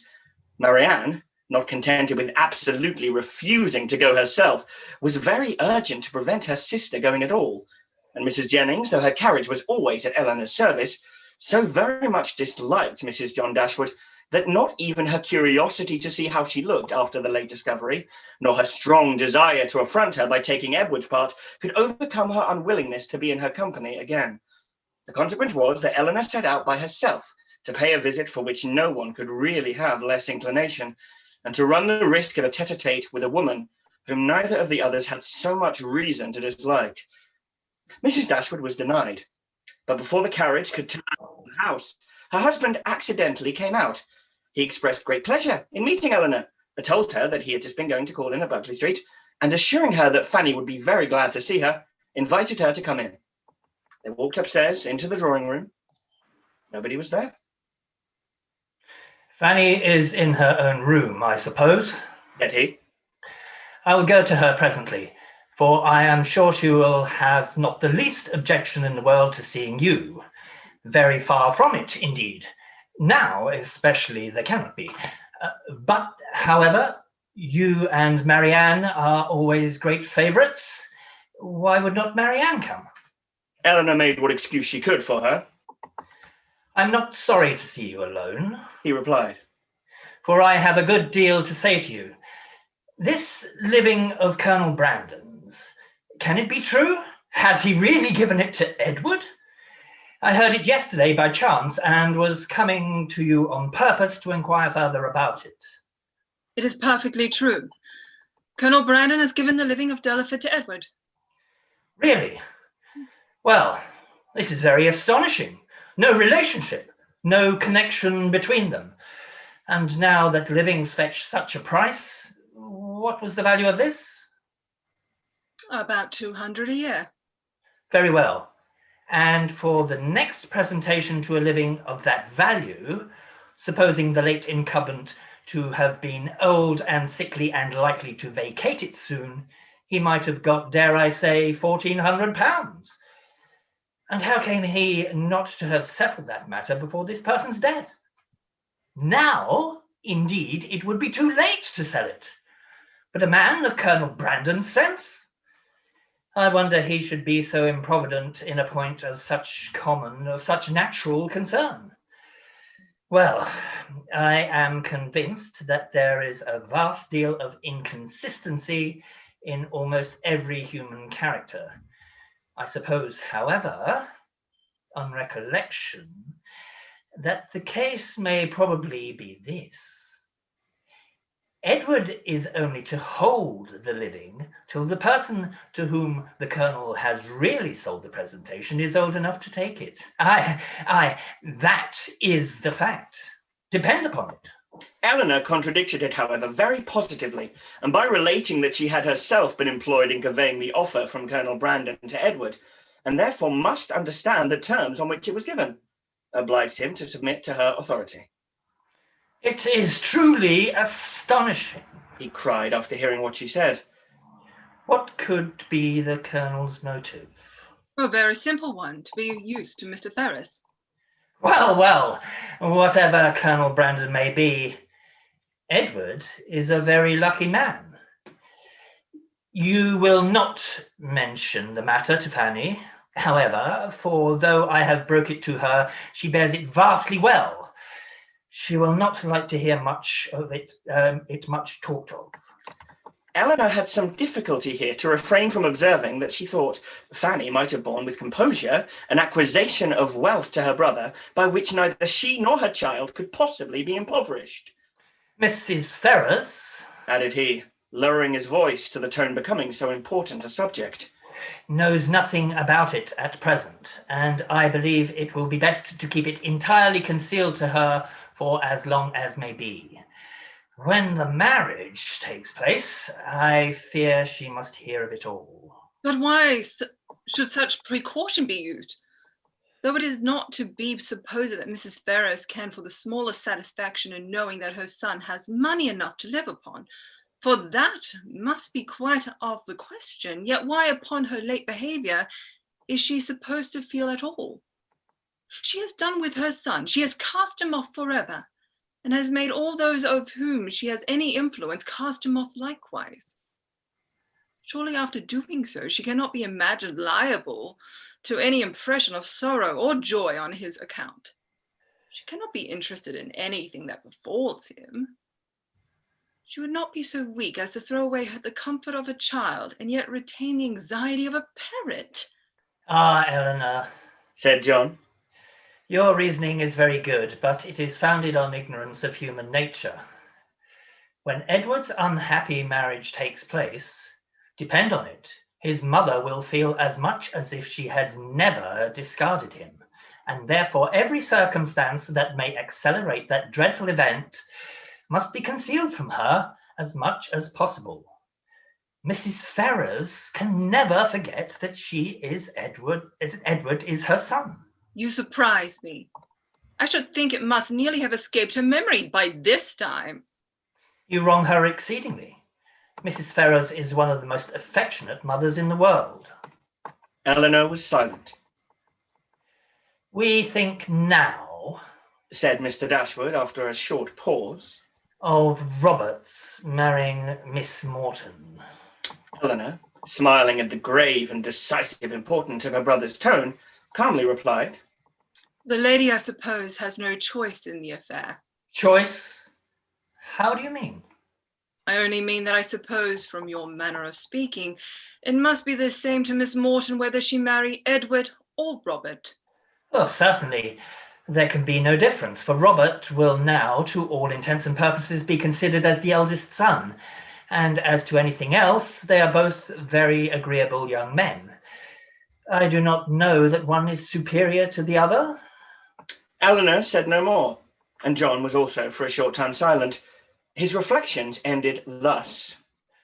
Of one thing, my dear sister, kindly taking her hand and speaking in an awful whisper, I may assure you, and I will do it, because I know I must gratify you. I have good reason to think, indeed I have it from the best authority, or I should not repeat it, for otherwise it would be very wrong to say anything about it. But I have it from the very best authority, not that I ever precisely heard Mrs. Ferrars say it herself, but her daughter did, and I have it from her, that in short, whatever objections there might be against a certain connection, you understand me, it would have been far preferable to her. It would not have given her half the vexation that this does. I was exceedingly pleased to hear that from Mrs. Ferrars, that she considered it in that light. A very gratifying circumstance, you know, to us all.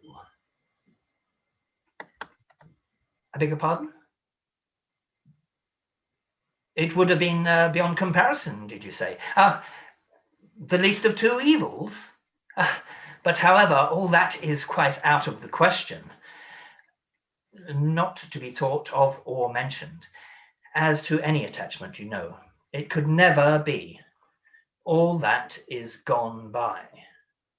But I thought I would just tell you this because I knew how much it must please you. Not that you have any reason to regret that, my dear Eleanor. There is no doubt of your doing exceedingly well. Quite as well, or better, perhaps, all things considered. Has Colonel Brandon been with you lately? Eleanor had heard enough, if not to gratify her vanity and raise her self-importance, to agitate her nerves and fill her mind. And she was therefore glad to be spared from the necessity of saying much in reply herself, and from the danger of hearing anything more from her brother by the entrance of Mr. Robert Ferrars.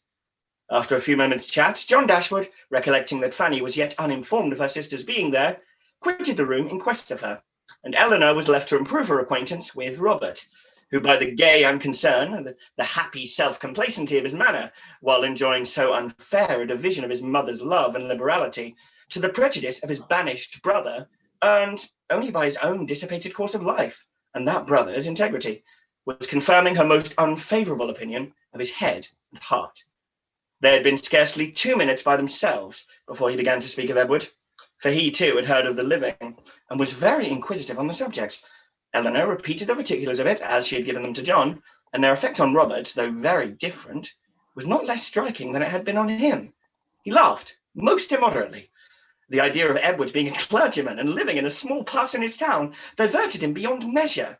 And when to that was added the fanciful imagery of Edward reading prayers in a white surplice and publishing the banns of marriage between John Smith and Mary Brown, he could conceive nothing more ridiculous. Eleanor, while she waited in silence and immovable gravity, the conclusion of such folly could not restrain her eyes from being fixed on him with a look that spoke all the contempt it excited. It was a look, however, very well bestowed, for it relieved her own feelings and gave no intelligence to him. She was recalled from wit to wisdom, not by any reproof of hers, but by his own sensibility. We may treat it as a joke, said he at last, recovering from the affected laugh which had considerably lengthened the genuine gaiety of the moment. But upon my soul, it is a most serious business. Oh, poor Edward. He is ruined forever. I am extremely sorry for it, for I know him to be a very good-hearted creature, as well-meaning a fellow perhaps as any in the world. You must not judge of him, Miss Dashwood, from your slight acquaintance. Poor Edward. His manners are certainly not the happiest in nature, but we are not all born, with the same powers, the same address. Poor fellow. To see him in a circle of strangers! To be sure, it was pitiable enough. But upon my soul, I believe he has as good a heart as any in the kingdom. And I declare and protest to you, I never was so shocked in my life as when it all burst forth. I could not believe it. My mother was the first person who told me of it, and I, feeling myself called on to act with resolution, immediately said to her, "My dear madam, I do not know what you may intend to do on this occasion, but as for myself, I must say that if Edward does marry this young woman, I will never see him again." That was what I said immediately. I was most uncommonly shocked indeed. Poor Edward. He has done for himself completely, shut himself out from all decent society. As I directly said to my mother, I am not in the least surprised at it. From his style of education, it was always to be expected. My poor mother was half frantic. Have you ever seen the lady? Oh, yes, once, while she was staying in this house. I dropped in for 10 minutes and I saw quite enough of her. The merest awkward country girl without style or elegance and almost without beauty. I remember her perfectly. Just the kind of girl I should suppose likely to captivate poor Edward. I offered immediately, as soon as my mother related the affair to me, to talk to him myself and dissuade him from the match. But it was too late then, I found, to do anything, for unluckily I was not in the way at first and knew nothing of it till after the breach had taken place, when it was not for me, to interfere. But had I been informed of it a few hours earlier, I think it most probable that something might have been hit on. I certainly should have represented it to Edward in a very strong light. "My dear fellow," I should have said, "consider what you are doing. You are making a most disgraceful connection, and such a one as your family are unanimous in disapproving." I cannot help thinking, in short, that means might have been found. But now it is all too late. He must be starved, that is certain. Absolutely starved. He had just settled this point with great composure when the entrance of Mrs. John Dashwood put an end to the subject, but though she never spoke of it out of her own family, Eleanor could see its influence on her mind, in something like confusion of countenance with which she entered, and an attempt at cordiality in her behaviour to herself. She even proceeded so far as to be concerned to find that Eleanor and her sister were so soon to leave town, as she had hoped to see more of them. An exertion in which her husband, who attended her into the room and hung enamoured over her accents, seemed to distinguish everything that was the most affectionate and graceful. Chapter 42. One other short call in Harley Street, in which Eleanor received her brother's congratulations on their traveling so far towards Barton without any expense, and on Colonel Brandon's being to follow them to Cleveland in a day or two, completed the intercourse of the brother and sisters in town, with a faint invitation from Fanny to come to Norland whenever it should happen to be in their way, which of all things was the most unlikely to occur, with a more warm, though less public, assurance from John to Eleanor of the promptitude with which he should come to see her at Delaford, was all that foretold any meeting in the country. It amused her to observe that all her friends seemed determined to send her to Delaford, a place in which, of all others, she would now least choose to visit, or wish to reside, for not only was it considered as her future home by her brother and Mrs. Jennings, but even Lucy, when they parted, gave her a pressing invitation to visit her there. Very early in April, and tolerably early in the day, the two parties from Hanover Square and Berkeley Street set out from their respective homes to meet by appointment on the road.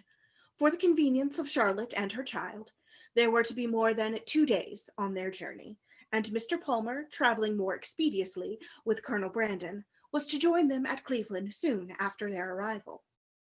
Marianne, few as had been her hours of comfort in London, and eager as she had long been to quit it, could not, when it came to the point, bid adieu to the house in which she had for the last time enjoyed those hopes, and that confidence in Willoughby, which were now extinguished for ever without great pain. Nor could she leave the place in which Willoughby remained, busy in new engagements and new schemes, in which she could have no share, without shedding many tears. Eleanor's satisfaction at the moment of removal was more positive. She had no such object for her lingering thoughts to fix on. She left no creature behind for whom it would give her a moment's regret to be divided forever, and she was pleased to be free from the persecution of Lucy's friendship. She was grateful for being away unseen by Willoughby since his marriage, and she looked forward with hope to what a few months of tranquillity at Barton might do towards restoring Marianne's peace of mind and confirming her own. Their journey was safely performed.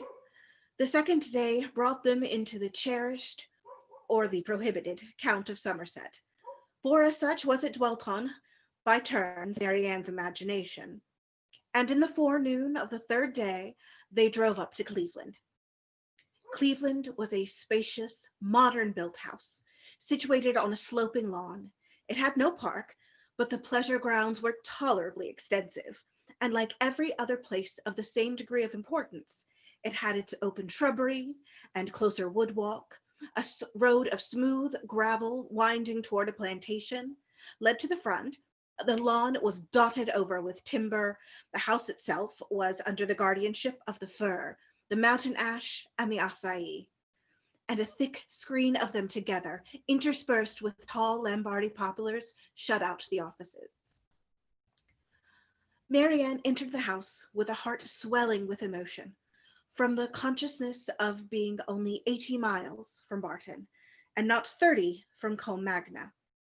And before she had been 5 minutes within its walls, while the others were busily helping Charlotte to show her child to the housekeeper, she quitted it again, stealing away through the winding shrubberies, now just beginning to be in beauty, to gain a distant eminence, where, from its Grecian temple, her eye, wandering over the wide tract of country to the southeast, could fondly rest on the farthest ridge of hills in the horizon, and fancy that from their summits Combe Magna might be seen.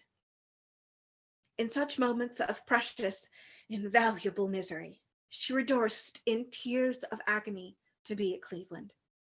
As she returned by a different circuit to the house, feeling all the happy privilege of country liberty, of wandering from place to place in free and luxurious solitude, she resolved to spend almost every hour of every day, while she remained with the Palmers, in the indulgence of such solitary rambles. She returned just in time to join the others as they quitted the house, on an excursion through its more immediate premises, and the rest of the morning was easily whiled away in lounging round the kitchen garden, examining the bloom upon its greenhouse, and listening to the gardener's lamentations upon blights, in dawdling through the greenhouse where the loss of her favourite plants unwarily exposed, and nipped by the lingering frost, raised the laughter of Charlotte, and in visiting her poultry yard, where, in the disappointed hopes of her dairymaid, by hens forsaking their nests, or being stolen by a fox, or in the rapid decrease of a promising young brood, she found fresh sources of merriment. The morning was fine and dry, and Marianne, in her plan of employment abroad, had not calculated for any change of weather during their stay at Cleveland. With great surprise, therefore, did she find herself prevented by a settled rain from going out again after dinner. She had depended on a twilight walk to the Grecian temple, and perhaps all over the grounds, and an evening merely cold or damp would not have deterred her from it. But a heavy and settled rain, even she could not fancy dry or pleasant weather for walking. Their party was small, and the hours passed quietly away. Mrs. Palmer had her child, and Mrs. Jennings her carpet work. They talked of the friends they had left behind, arranged Lady Middleton's engagements, and wondered whether Mr. Palmer and Colonel Brandon would get farther into Reading that night. Eleanor, however, little concerned in it, joined in their discourse, and Marianne, who had the knack of finding her way in every house to the library, however it might be avoided by the family in general, soon procured herself a book. Nothing was wanting on Mrs. Palmer's side that constant and friendly good humor could do to make them feel themselves welcome. The openness and heartiness of her manner more than atoned for that want of recollection and elegance which made her often deficient in the forms of politeness. Her kindness, recommended by so pretty a face, was engaging. Her folly, though evident, was not disgusting, because it was not conceited, and Eleanor could have forgiven everything but her laugh. The two gentlemen arrived the next day to a very late dinner, affording a pleasant enlargement of the party and a very welcome variety in their conversation, which a long morning of the same continued rain had reduced very low. Eleanor had seen so little of Mr. Palmer, and in that little had seen so much variety in his address to her sister and herself, that she knew not what to expect to find him in his own family. She found him, however, perfectly the gentleman in his behaviour to all his visitors, and only occasionally rude to his wife and her mother. She found him very capable of being a pleasant companion, and only prevented from being so always by too great an aptitude to fancy himself as much superior to people in general, as he must feel himself to be to Mrs. Jennings and Charlotte. For the rest of his character and habits, they were marked, as far as Eleanor could perceive, with no traits at all unusual in his sex and time of life. He was nice in his eating, uncertain in his hours, fond of his child, though affecting to slight it, and idled away the mornings at billiards, which ought to have been devoted to business. She liked him, however, upon the whole, much better than she had expected, and in her heart was not sorry that she could like him no more, not sorry to be driven by the observation of his epicurism, his selfishness, and his conceit, to rest with complacency on the remembrance of Edward's generous temper, simple taste, and diffident feelings. Of Edward, or at least of some of his concerns, she now received intelligence from Colonel Brandon, who had been at Dorsetshire lately, and who, treating her at once as the disinterested friend of Mr. Ferrars and the kind of confidant of himself, talked to her a great deal of the parsonage at Delaford, described its deficiencies, and told her what he meant to do himself towards removing them. His behavior to her in this, as well as in every other particular, his open pleasure in meeting her after an absence of only 10 days, his readiness to converse with her, and his deference for her opinion, might very well justify Mrs. Jennings' persuasion of his attachment, and would have been enough, perhaps, had not Eleanor still, as from the first, believed Marianne his real favourite, to make her suspect it herself. But as it was, such a notion had scarcely ever entered her head, except by Mrs. Jennings' suggestions, and she could not help believing herself the nicest observer of the two. She watched his eyes, while Mrs. Jennings thought only of his behavior, and while his looks of anxious solicitude on Marianne's feelings, in her head and throat the beginnings of a heavy cold, because unexpressed by words, entirely escaped the latter lady's observation. She could discover in them the quick feelings and the needless alarm of a lover. 2 delightful twilight walks on the 3rd and 4th evenings of her being there, not merely on the dry gravel of the shrubbery, but all over the grounds, and especially in the most distant parts of them, where there was something more of wildness than in the rest, where the trees were the oldest and the grass was the longest and wettest, had, assisted by the still greater imprudence of sitting in her wet shoes and stockings, given Marianne a cold so violent as, though for a day or two trifled with or denied, would force itself by increasing ailments on the concern of everybody and the notice of herself. Prescriptions poured in from all quarters, and as usual were all declined, though heavy and feverish, and with a pain in her limbs and a cough and a sore throat. A good night's rest was to cure her entirely, and it was difficult that Eleanor prevailed on her, when she went to bed, to try 1 or 2 of the simplest of remedies. Chapter 43. Marianne got up the next morning at her usual time. To every inquiry replied that she was better, and tried to prove herself so by engaging in her customary employments. But a day spent in sitting shivering over the fire with a book in her hand, which she was unable to read, or in lying, weary and languid, on a sofa, did not speak much in favour of her amendment. And when, at last, she went early to bed, more and more indisposed, Colonel Brandon was only astonished at her sister's composure, who, though attending and nursing her the whole day, against Marianne's inclination, and forcing proper medicines on her at night, trusted, like Marianne, to the certainty and efficacy of sleep, and felt no real alarm. A very restless and feverish night, however, disappointed the expectation of both, and when Marianne, after persisting in rising, confessed herself unable to sit up, and returned voluntarily to her bed, Eleanor was very ready to adopt Mrs. Jennings' advice of sending for the Palmers' apothecary. He came, examined his patient, and though encouraging Miss Dashwood to expect that a very few days would restore her sister to health, yet, by pronouncing her disorder to have a putrid tendency, and allowing the word infection to pass his lips, gave instant alarm to Mrs. Palmer on her baby's account. Mrs. Jennings, who had been inclined from the first to think Marianne's complaint more serious than Eleanor, now looked very grave on Mr. Harris's report, and confirming Charlotte's fears and caution, urged the necessity of her immediate removal with her infant.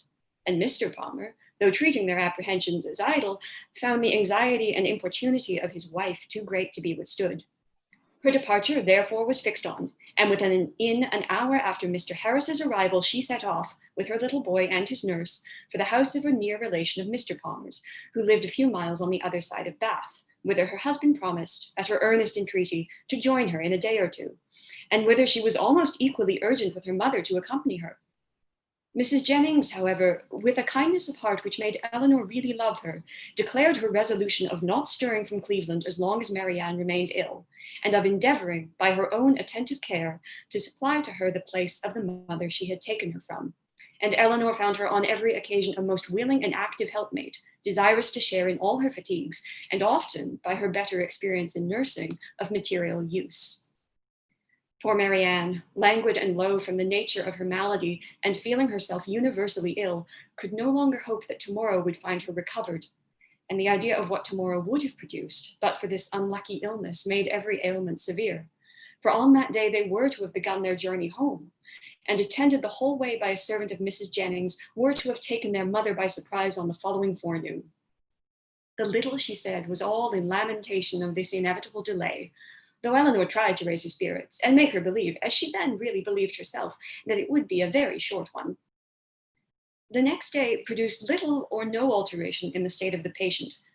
She certainly was not better, and except that there was no amendment, did not appear worse. Their party was now further reduced, for Mr. Palmer, though very unwilling to go as well from real humanity and good nature as from a dislike of appearing to be frightened away by his wife, was persuaded at last by Colonel Brandon to perform his promise of following her. And while he was preparing to go, Colonel Brandon himself, with a much greater exertion, began to talk of going likewise. Here, however, the kindness of Mrs. Jennings interposed most acceptably, for to send the colonel away while his love was in so much uneasiness on her sister's account would be to deprive them both, she thought, of every comfort, and therefore telling him at once that his stay at Cleveland was necessary to herself, that she should want him to play at piquet of an evening while Miss Dashwood was above with her sister, etc., she urged him so strongly to remain that he, who was gratifying the first wish of his own heart by a compliance, could not long even affect to demur, especially as Mrs. Jennings' entreaty was warmly seconded by Mr. Palmer, who seemed to feel a relief to himself in leaving behind him a person so well able to assist or advise Miss Dashwood in any emergence. Marianne was, of course, kept in ignorance of all these arrangements. She knew not that she had been the means of sending the owners of Cleveland away in about 7 days from the time of their arrival. It gave her no surprise that she saw nothing of Mrs. Palmer, and as it gave her likewise no concern, she never mentioned her name. 2 days passed away from the time of Mr. Palmer's departure, and her situation continued, with little variation, the same. Mr. Harris, who attended her every day, still talked boldly of a speedy recovery, and Miss Dashwood was equally sanguine, but the expectation of the others was by no means so cheerful. Mrs. Jennings had determined very early in the seizure that Marianne would never get over it, and Colonel Brandon, who was chiefly of use in listening to Mrs. Jennings' forebodings, was not in a state of mind to resist their influence.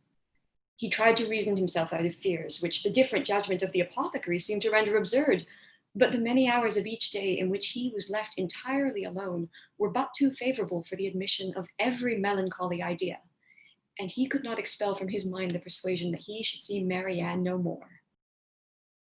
On the morning of the 3rd day, however, the gloomy anticipations of both were almost done away, for when Mr. Harris arrived, he declared his patient materially better. Her pulse was much stronger, and every symptom more favorable than on the preceding visit. Eleanor, confirmed in every pleasant hope, was all cheerfulness, rejoicing that in her letters to her mother she had pursued her own judgment rather than her friend's, in making very light of the indisposition which delayed them at Cleveland, and almost fixing on the time when Marianne would be able to travel. But the day did not close so auspiciously as it began. Towards the evening, Marianne became ill again, growing more heavy, restless, and uncomfortable than before. Her sister, however, still sanguine, was willing to attribute the change to nothing more than the fatigue of having sat up to have her bed made, and carefully administering the cordials prescribed, saw her, with satisfaction, sink at last into a slumber, from which she expected the most beneficial effects. Her sleep, though not so quiet as Eleanor wished to see it, lasted a considerable time, and anxious to observe the results of it herself, she resolved to sit with her during the whole of it. Mrs. Jennings, knowing nothing of any change in the patient, went unusually early to bed. Her maid, who was one of the principal nurses, was recreating herself in the housekeeper's room, and Eleanor remained alone with Marianne.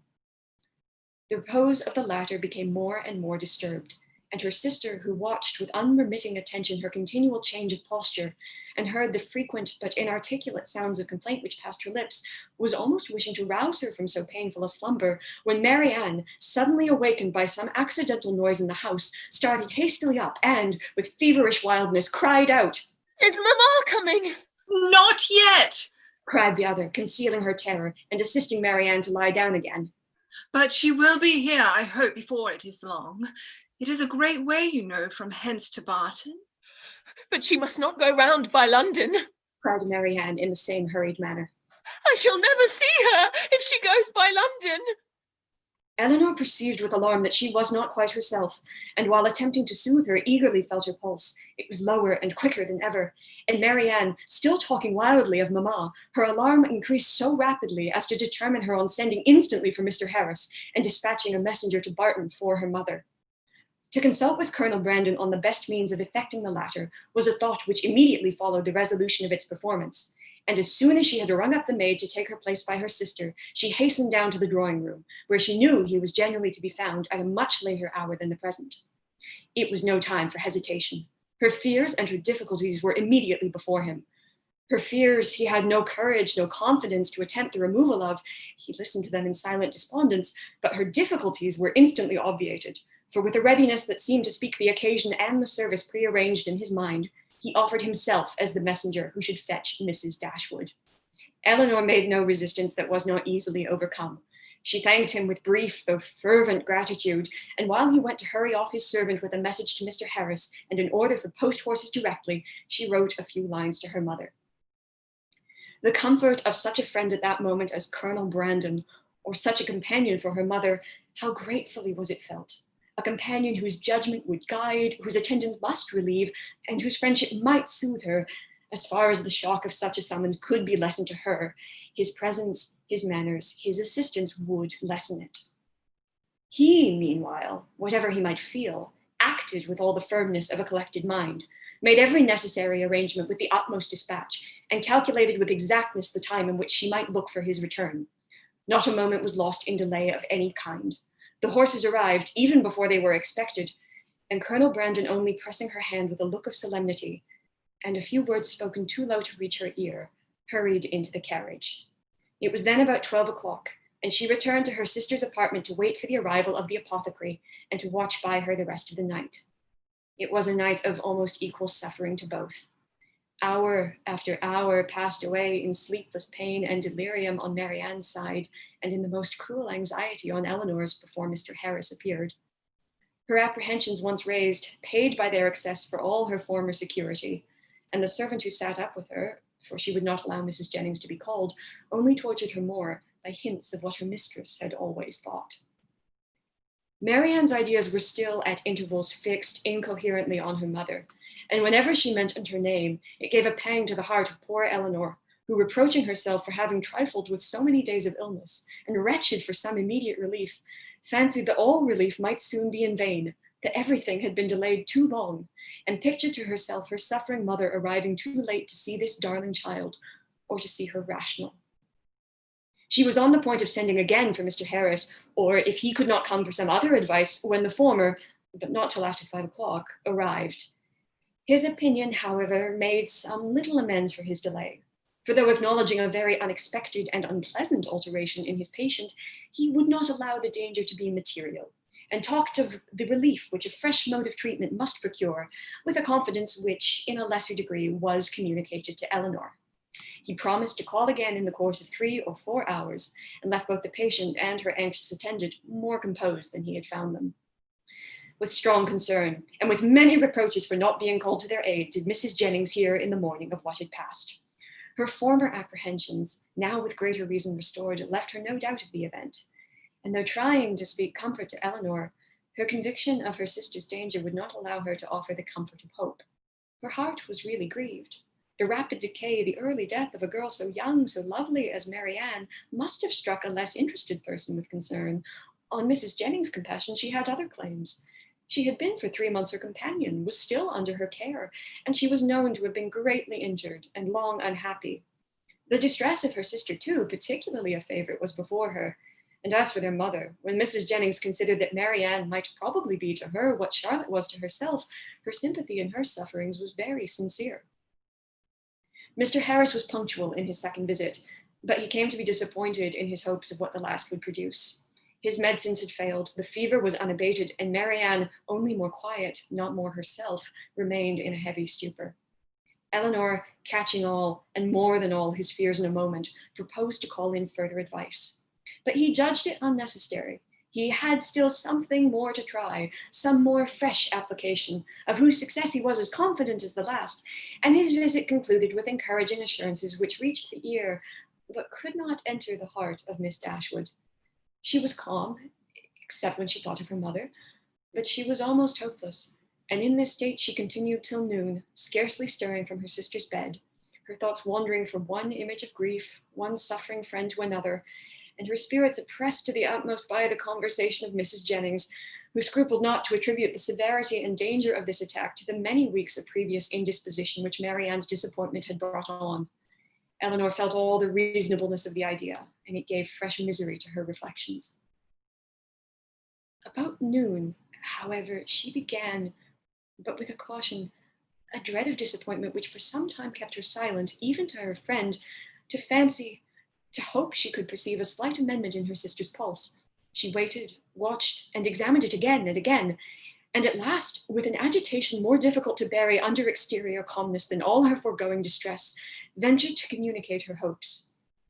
Mrs. Jennings, though forced on examination to acknowledge a temporary revival, tried to keep her young friend from indulging a thought of its continuance, and Eleanor, conning over every injunction of distrust, told herself likewise not to hope. But it was too late. Hope had already entered, and feeling all its anxious flutter, she bent over her sister to watch. She hardly knew for what. Half an hour passed away, and the favorable symptom yet blessed her. Others even arose to confirm it. Her breath, her skin, her lips, all flattered Eleanor with signs of amendment, and Marianne fixed her eyes on her with a rational, though languid gaze. Anxiety and hope now oppressed her in equal degrees, and left her no moment of tranquillity till the arrival of Mr. Harris at 4 o'clock, when his assurances, his felicitations on the recovery in her sister, even surpassing his expectation, gave her confidence, comfort, and tears of joy. Marianne was in every respect materially better, and he declared her entirely out of danger. Mrs. Jennings, perhaps satisfied with the partial justification of her forebodings which had been found in their late alarm, allowed herself to trust in his judgment, and admitted with unfeigned joy, and soon with unequivocal cheerfulness, the probability of an entire recovery. Eleanor could not be cheerful. Her joy was of a different kind, and led to anything rather than to gaiety. Marianne, restored to life, health, friends, and to her doting mother, was an idea to fill her heart with sensations of exquisite comfort and expand it in fervent gratitude. But it led to no outward demonstrations of joy, no words, no smiles. All within Eleanor's breast was satisfaction, silent and strong. She continued by the side of her sister with little intermission the whole afternoon, calming every fear, satisfying every inquiry of her enfeebled spirits, supplying every succor, and watching almost every look and every breath. The possibility of a relapse would, of course, in some moments occur to remind her of what anxiety was, but when she saw, on her frequent and minute examination, that every symptom of recovery continued, and saw Marianne at 6 o'clock sink into a quiet, steady, and to all appearance comfortable sleep, she silenced every doubt. The time was now drawing on when Colonel Brandon might be expected back. At 10 o'clock, she trusted, or at least not much later, her mother would be relieved from the dreadful suspense in which she must now be traveling towards them. The Colonel, too, perhaps scarcely less an object of pity. Oh, how slow was the progress of time which yet kept them in ignorance. At 7 o'clock, leaving Marianne still sweetly asleep, she joined Mrs. Jennings in the drawing-room to tea. Of breakfast she had been kept by her fears, and of dinner by their sudden reverse from eating much, and the present refreshment, therefore, with such feelings of content as she brought to it, was particularly welcome. Mrs. Jennings would have persuaded her, at its conclusion, to take some rest before her mother's arrival, and allow her to take her place by Marianne.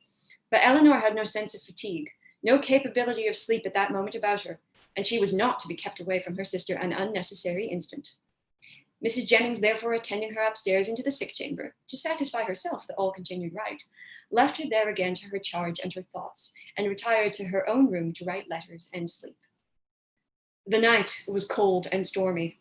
The wind roared round the house, and the rain beat against the windows, but Eleanor, all happiness within, regarded it not. Marianne slept through every blast, and the travellers, they had a rich reward in store for every present inconvenience. The clock struck 8.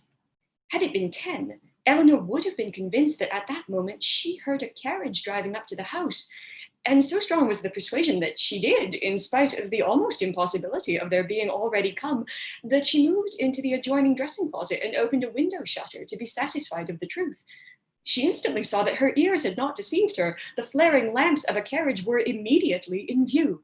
By their uncertain light, she thought she could discern it to be drawn by 4 horses, and this, while it told the excess of her poor mother's alarm, gave some explanation to such unexpected rapidity. Never in her life had Eleanor found it so difficult to be calm as at that moment. The knowledge of what her mother must be feeling as the carriage stopped at the door, of her doubt, her dread, perhaps her despair, and of what she had to tell, with such knowledge it was impossible to be calm. All that remained to be done was to be speedy, and therefore, staying only till she could leave Mrs. Jennings' maid with her sister, she hurried downstairs. The bustle in the vestibule, as she passed along an inner lobby, assured her that they were already in the house. She rushed to the drawing room. She entered it and saw only Willoughby. Thank you very much to all of our wonderful performer readers from that last slot. We have actually caught up, so we're actually in many ways ahead of time. We've got 5 minutes to spare, but yeah, wonderful work from all of you just now. Special accommodations to Ramona and Mariam for your wonderful acting throughout that last chapter. It was very much enlivened that chapter even more. So yeah, wonderful work all around. But yes, those of you who are still in the Zoom room from the previous slot, you're now free to go. Please do continue to engage with the rest of the readathon as we enter the final slot. We'll wait a couple of minutes because I don't know if everybody is here yet, but I think we have most. I think we have most of our our new group of readers coming in now. But yes, of those of you who just joined us, can you please you can now switch your cameras on, so you make yourselves known. Let us know you're here. There we are. Nice to see. Nice to see you all. Oh, someone else coming in. 1 second. I can't remember who I switched off. Which one was it? Oh, yeah.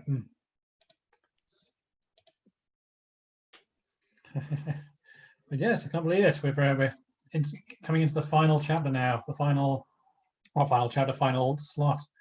Can't believe it's come around again. This is a surreal feeling.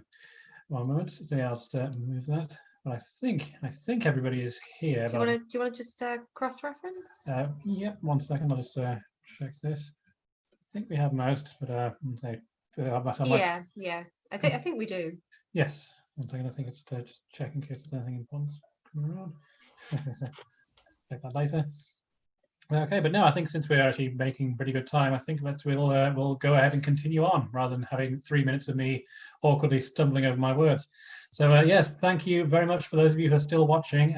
We will do a sort of an abridged version of our usual introductory spiel, just to remind you once again what this event is and why we're doing it. We are Sun and Moon Theatre, a small independent theatre company based in the southwest of England.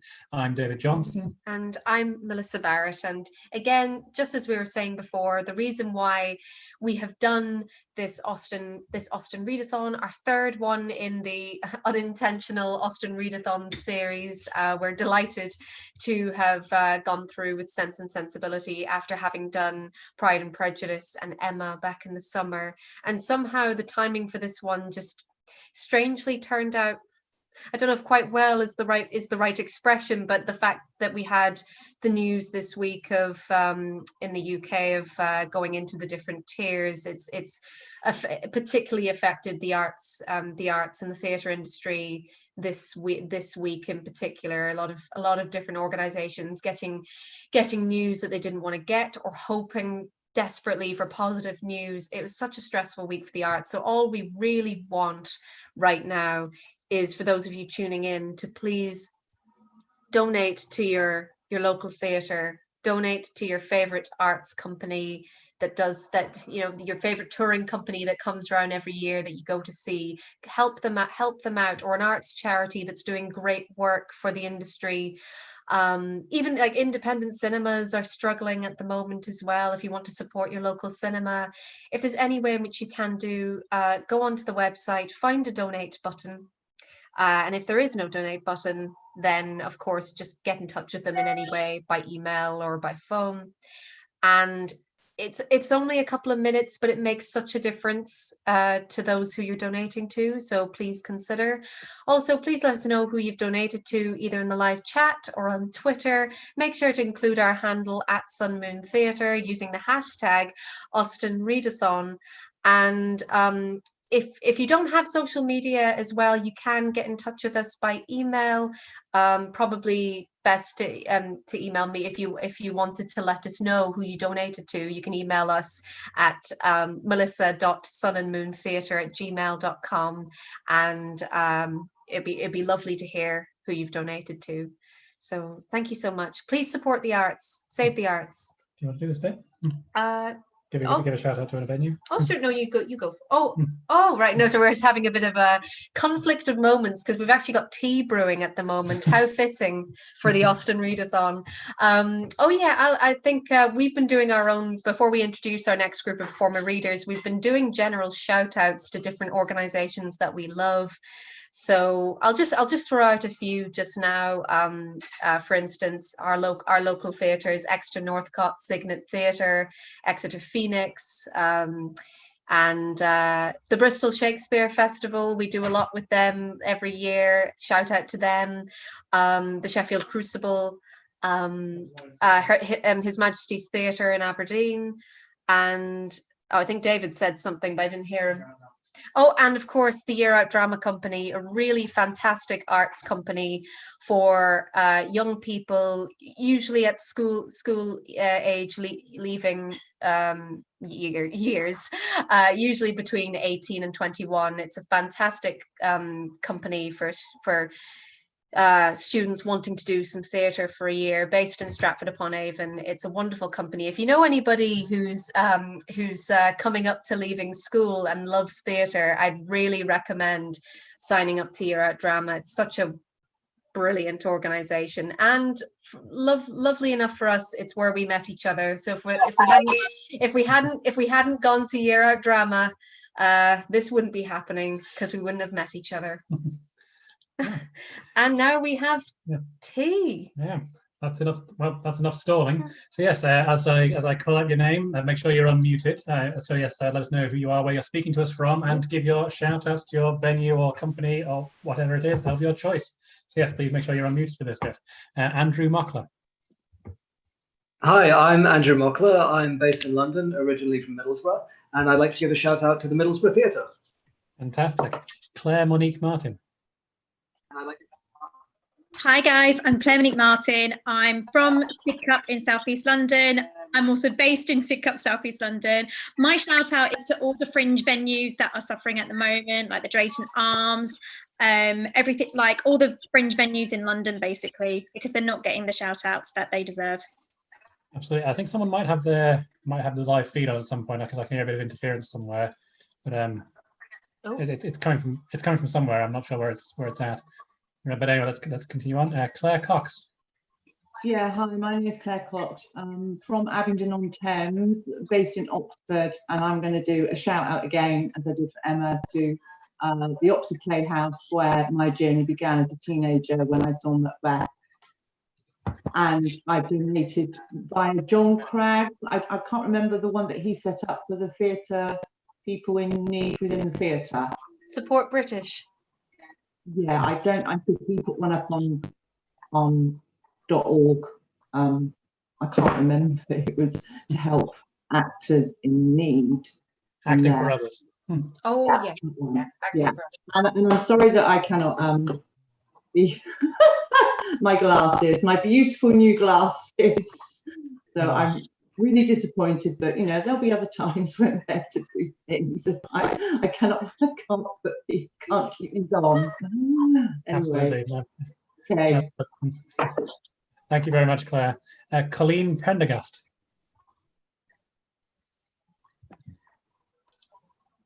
Are you here?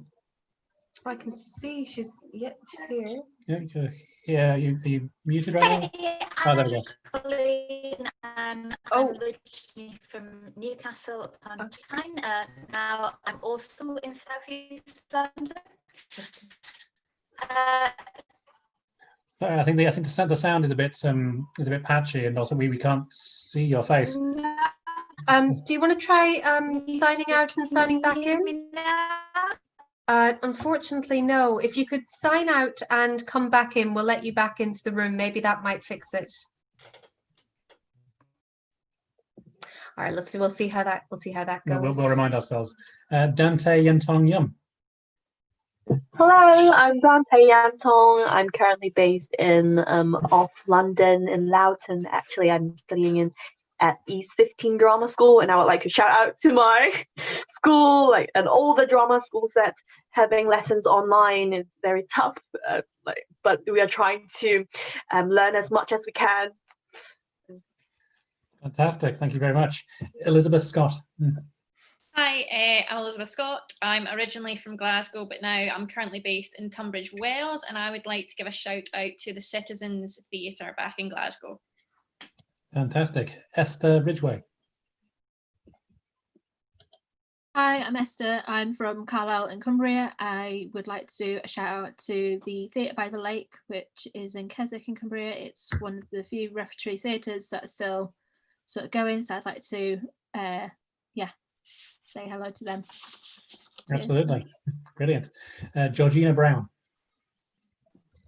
Hello, I'm Georgina Brown. I'm based in Exeter at the moment, and I'd like to give a shout out to the St Austell Arts Centre and Bedlam Youth Theatre Company down in Cornwall as well.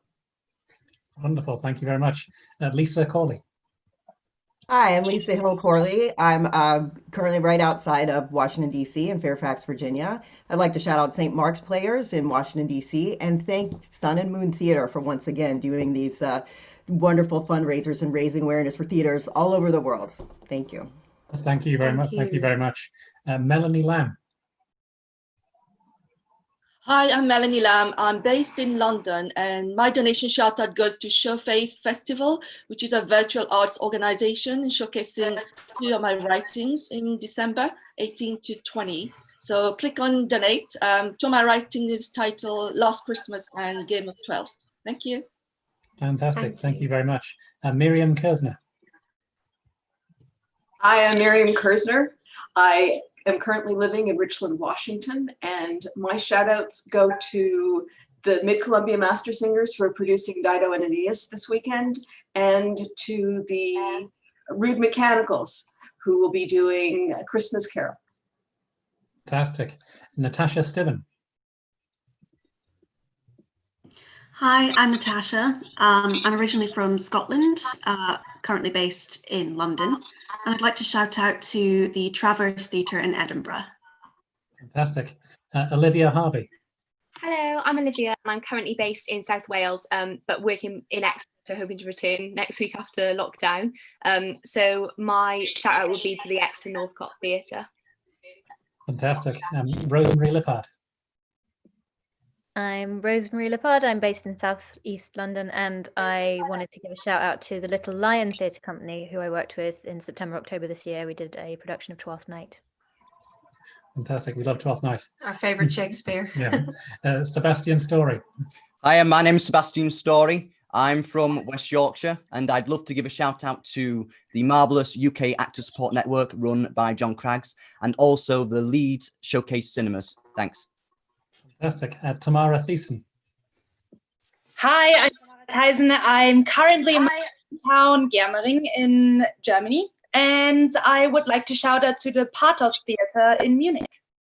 Fantastic. Tessa Battiato.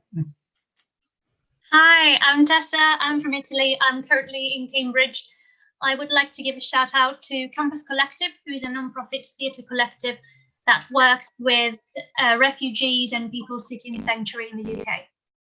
Fantastic. Colleen, I think you've come back in. Can we hear you now? Can you hear me and see me? We can see you. That the sound is still a bit sketchy. Have you got a headset at all, or the microphone? Okay. No, don't. Sorry. 1 second.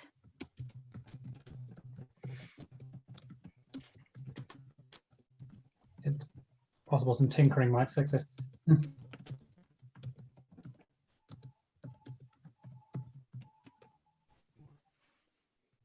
we go on for now? We'll come back to you again before we resume the readathon. Also, just a very quick mention to our swings for this final slot. We have Lane Graciano, who's returned to us. Thank you so much for giving more of your time. We also have Olga with us as well, who has very generously stuck around from the previous slot. Thank you so much to you both. So hopefully your services won't be required, but as the last 2 days have evidenced, we've been heavily reliant on our swings. Swings have been the heroes of this production. Yes, absolutely. Go over to you. Okay, so we are delighted to introduce our final special guest, who is also a returning special guest. She appeared in the Emma readathon back in August. Feels like ages ago now. Professor Devaney Lozer. Hi, so great to be here. Thank you, Melissa and David. Can you hear me okay? We good with the? Yeah, I can hear you. I'm here in Phoenix, Arizona, and just so thrilled to join you. You two are visionaries and also brilliant organizers. That is an unusual combination. Thank you. I'd love to give a shout out to the Southwest Shakespeare Company here in nearby Mesa, Arizona, who not only has been bringing us wonderful Shakespeare plays, but has been doing some Austen adaptations by Kate Hamill. And maybe some of you have had a chance to act in some of those. And since Sensibility was the first one she did. So it feels really exciting to be able to be back with you here today and talk about this novel you've been so brilliantly performing. Oh, thank you so much, and we're delighted that you're here, that you've come back. So we understand that you have a few words to say about Sense and Sensibility adaptations in the theatre, film, and TV. Yes. Obviously, I'm guessing most of us have seen the Ang Lee 1995 film with Emma Thompson's screenplay. I mean, it's one of my favorite Austen adaptations of all time. But it's come so much to dominate our sense of Sense and Sensibility adaptation that I think we forget it has a longer and much more interesting history. Yes, there you go. Excellent. Thank you. I love props. And I brought a couple of props too. In fact, Austen stage adaptation got started kind of late. 1895, there was a series of scenes brought out by also another visionary named Rosina Filippi, who was herself an actor, a director, and an elocution teacher. And she adapted 7 scenes from Austen for the stage, and it was put on mostly in schools by amateur performers, but she chose one scene from Sense and Sensibility, and maybe it will surprise you. It's the one early on in which John and Fanny Dashwood are deciding just how little to give the Dashwood sisters. I mean, it's both a comic and a horrifying scene. But that was the first known adaptation of Austen for the stage. From there, there's some other really interesting ones. One is from 1946. This is going to be backward, obviously, but this is a really beautiful cover. So I wanted to show you by a playwright named Jonquil Antony, who might be known to you because she did thousands of BBC scripts in the 40s to the 50s and 60s, including a whole Mrs. Dale series. So she's known, some of you might know that, or your parents, your grandparents might know that, the Mrs. Dale series. But it was a 3-hour-long Sense and Sensibility production. It did not do very well, probably because of its length, but it had some interesting moments. It had Mrs. Dashwood run onto the stage with a gun, for instance, a kind of really melodramatic moment. But of course, it turns out to be Willoughby's gun. So anyway, these were really interesting stage moment, and then we can certainly go on to screen. But I don't know, Melissa, what would be fun to talk about, given the kinds of things that have come up? Oh, that's interesting. In terms of specifics, well, I mean, a couple of other strange screen adaptations you may or may not know about. I love to hear about strange ones. Yeah, I know. Strange are always more fun, right? There was one called Sense and Sensibility, SCENTS, that rewrites the script to a present day 2 sisters who are going through a kind of Arrested Development TV series moment where their father is, in trouble with the law, and they end up coming up with a lotion company. That's where scent comes in to save themselves. So it turns them into entrepreneurs. I cannot recommend that one. I will say, unless you are just interested in strangeness, I cannot recommend that one to you. But it was made. There was a more interesting one made that you might not even realize was a Sense and Sensibility adaptation, which is From Prada to Nada by Angel Garcia. So it resets it in sort of contemporary California in a Latino population and tells the story in that way. So, and there are lots more. One more, you might know about Pride and Prejudice and Zombies. You may not know about Sense and Sensibility and Sea Monsters, which turns Colonel Brandon into a disfigured half, I don't know what it's, octopus kind of man. And there features lots of lobsters and craziness. So it's intentionally a send up, but you know, shout out to the Sea Monsters, right? No, absolutely. I mean, something we came across when we were researching Sense and Sensibility was that we didn't know there'd been a Bollywood adaptation of Sense and Sensibility as well. That came up. I mean, do you have any words on that one? I think that's one. Is that Kandu Kandin? Is that the one that you mean? Yeah, that's correct. You know, that again, this is a really fascinating series of adaptations, and this was a very early one. And it starts out. I will say it's not my favorite. I much prefer Pride and Prejudice. If you're going to watch one, I much prefer Pride and Prejudice. But it starts with a series of very militaristic scenes and fighting scenes. So it starts in a war, which is a really unusual choice, I think, and probably more about the filmmaker's interest maybe than about what was seen in Austin. But you know, all of these adaptations that reimagine it in different cultures and different settings, I think, allow us to go back to the original novel and re-see parts of it. And to me, that's one of their values. I mean, they're entertaining, many of them in and of themselves. But as your performance is doing today, you are adding, you know, breathing new life into these words through your performances and allowing us to see things that we hadn't seen in the past through your, you know, giving them a different interpretation. And I think that's what adaptations for the stage and screen have done too, just allowed us to reimagine, re-see what's there in the original. Yeah. And why the text is still relevant to us today. Oh, absolutely, 100%. I was wondering if you had any words about, any thoughts about, as we had Andrew Davies on yesterday, about the BBC adaptation of Sense and Sensibility from about over 2007 or something. Yeah, about over 10 years ago. Somewhere in there, right? Yeah. You know, that one, and he was speaking about this himself very clearly, and he's the expert, right? But he specifically went back. I think many of his adaptations are to try to amp up the sexual content and the titillation content, right? So by giving us a sense of Willoughby's behind the scenes antics or exploits, I think he really forced us to confront the kinds of things that Willoughby would have been doing in his other life, right? The life he was living as a rake. That's not the side of him we see in the novel. But Davies was really interesting, I think, in making that choice and doing much more to put the duel up front. And, you know, these were really interesting creative choices that he made. He did say, and this is, you know, if he's watching, apologies, but he did say that he was hoping in the film to wipe out any memory of Ang Lee's film. And to my mind, he did not manage to do that. But, you know, there are parts of it, I think, that make us, that bring into new focus scenes that Ang Lee did not focus on. So, you know, props to Andrew Davies for making that attempt, but I still think Ang Lee's is the masterpiece. Well, let Davies have his Pride and Prejudice masterpiece, but you know, Ang Lee's is the Sense and Sensibility masterpiece to my mind. I hope he will forgive me for saying so. Oh. Well, I mean, as you said, Pride and Prejudice is probably would be his masterpiece, probably masterpiece of the Pride and Prejudices. But speaking of, so you said why do you think Ang Lee's version is a masterpiece?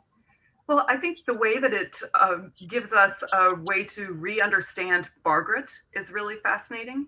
And I've written about this. I did an essay in The Atlantic some years ago on this question of the male characters, because I think what Emma Thompson did was not only allowed us to see the strength and independence of the Dashwood women that's there in the original, and that shows us how they respond to the unsettling, you know, that very first line of the novel tells us settled, but really the whole novel is about unsettling through illness, through land, through economics.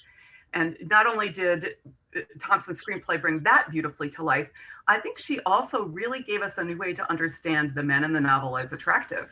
And she did it by showing them in action with children. Often we don't see that in the original nearly as much or at all.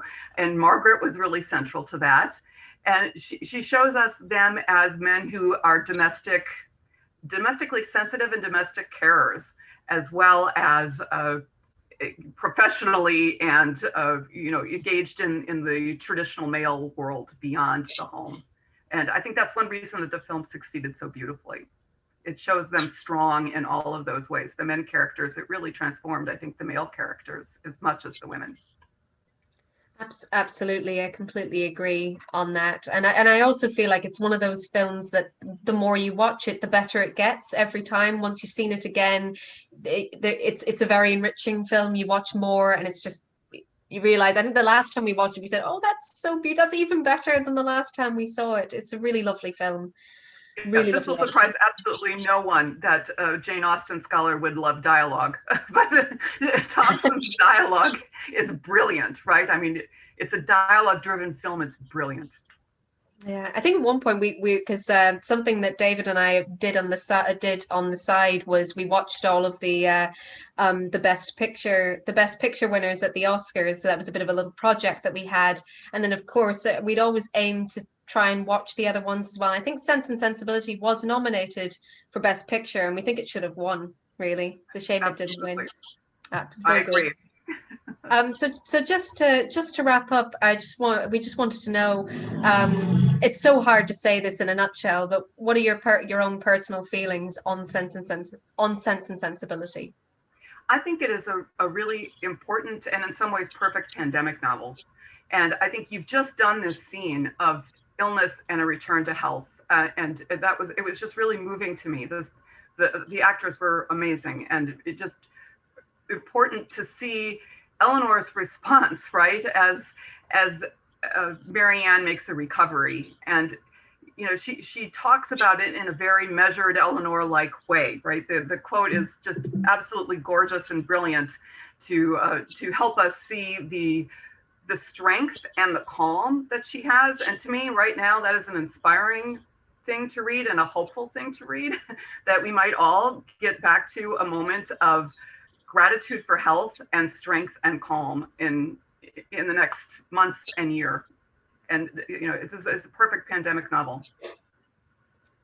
Well, I think that is a perfect way to wrap up, and let's hope things are better for all of us in the future. We come out of, hopefully come to the end of this tunnel at some point for everything. Thank you so much, Devaney. Thank you for coming back in and just for your lovely words on Sense and Sensibility. Thank you. Such a pleasure. Thank you, all of you. So looking forward to this last part of the novel. So are we. Fantastic. So yes, we'll not delay any longer. We'll get into the final few chapters. I think very sadly, we have lost Colleen. I don't think she was able to fix her technical problems. We'll amend behind the scenes. Yeah, well, we'll do what we can behind the scenes. But yes, but for now, everyone who's not involved in the next chapter, please mute and switch your cameras off. We'll see you all very soon. And over to Lisa, who I think is our next narrator, to begin the final stretch. Over to you. Chapter 44. Eleanor, starting back with a look of horror at the sight of him, obeyed the first impulse of her heart in turning instantly to quit the room, and her hand was already on the lock when its action was suspended by his hastily advancing and saying in a voice rather of command than supplication, Miss Dashwood, for half an hour, for 10 minutes, I entreat you to stay. No, sir. She replied with firmness. I shall not stay. Your business cannot be with me. The servants, I suppose, forgot to tell you that Mr. Palmer was not in the house. Had they told me, he cried with vehemence, that Mr. Palmer and all his relations were at the devil, it would not have turned me from the door. My business is with you and only you. With me? In the utmost amazement. Well, sir, be quick, and if you can, less violent. Sit down and I will be both. She hesitated. She knew not what to do. The possibility of Colonel Brandon's arriving and finding her there came across her. But she had promised to hear him, and her curiosity no less than her honor was engaged. After a moment's recollection, therefore, concluding that prudence required dispatch, and that her acquiescence would best promote it, she walked silently towards the table and sat down. He took the opposite chair, and for half a minute not a word was said by either. Pray be quick, sir, said Eleanor impatiently. I have no time to spare. He was sitting in an attitude of deep meditation and seemed not to hear her. Your sister, said he with abruptness a moment afterwards, is out of danger. I heard it from the servants. God be praised, but is it true? Is it really true? Eleanor would not speak. He repeated the inquiry with greater eagerness. For God's sake, tell me, is she out of danger or is she not? We hope she is. He rose up and walked across the room. Had I known as much half an hour ago. Speaking with a forceful accent as he returned to his seat. What does it signify? For once, Miss Dashwood, it will be the last time, perhaps. Let us be cheerful together. I am in a fine mood for gaiety. Tell me honestly. A deeper glow overspreading his cheeks. Do you think me most a knave or a fool?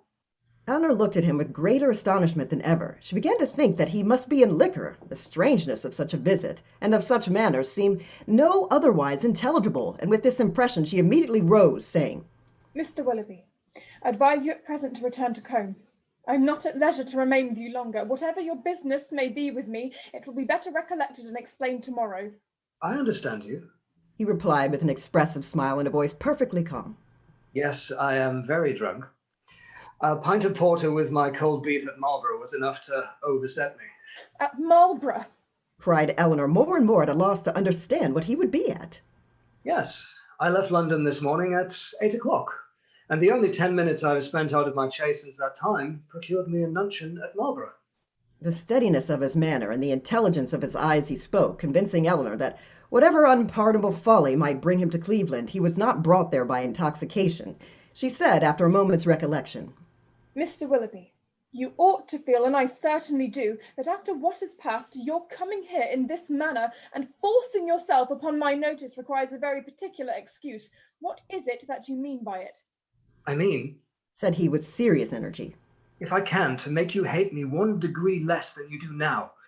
I mean to offer some kind of explanation, some kind of apology for the past, to open my whole heart to you, and by convincing you that though I have always been a blockhead, I have not always been a rascal, to attain something like forgiveness from your sister. Is this the real reason of your coming? Upon my soul, it is, was his answer, with a warmth which brought all the former Willoughby to his remembrance, and in spite of herself made her think him sincere. If that is all, you may be satisfied already. But Marianne does. She has long forgiven you. Has she?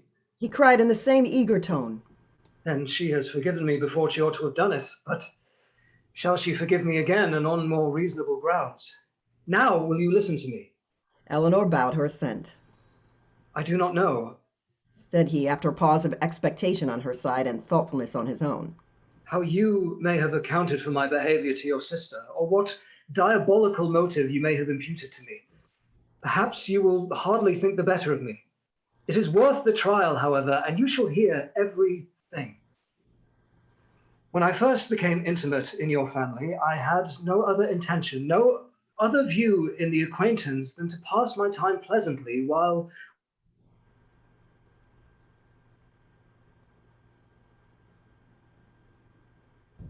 I was obliged to remain in Devonshire, most pleasantly than I had ever done before. I was obliged to remain in Devonshire, more pleasantly than I had ever done before. But at first, I must confess, my vanity was only elevated by it. Careless of her happiness, thinking only of my own amusement, giving way to feelings which I had always been too much in the habit of indulging, I endeavored by every means in my power to make myself pleasing to her, without any design of returning her affection.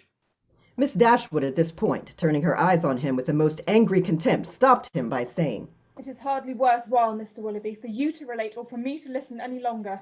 Such a beginning as this cannot be followed by anything. Do not let me be pained by hearing anything more on the subject. I insist on you hearing the whole of it, he replied. My fortune was never large, and I had always been expensive, always in the habit of associating with people of better income than myself. Every year since my coming of age, or even before, I believe, had added to my debts. And though the death of my old cousin, Mrs. Smith, was to set me free, yet that event being uncertain and possibility far distant, it had been for some time my intention to re-establish my circumstances by marrying a woman of fortune.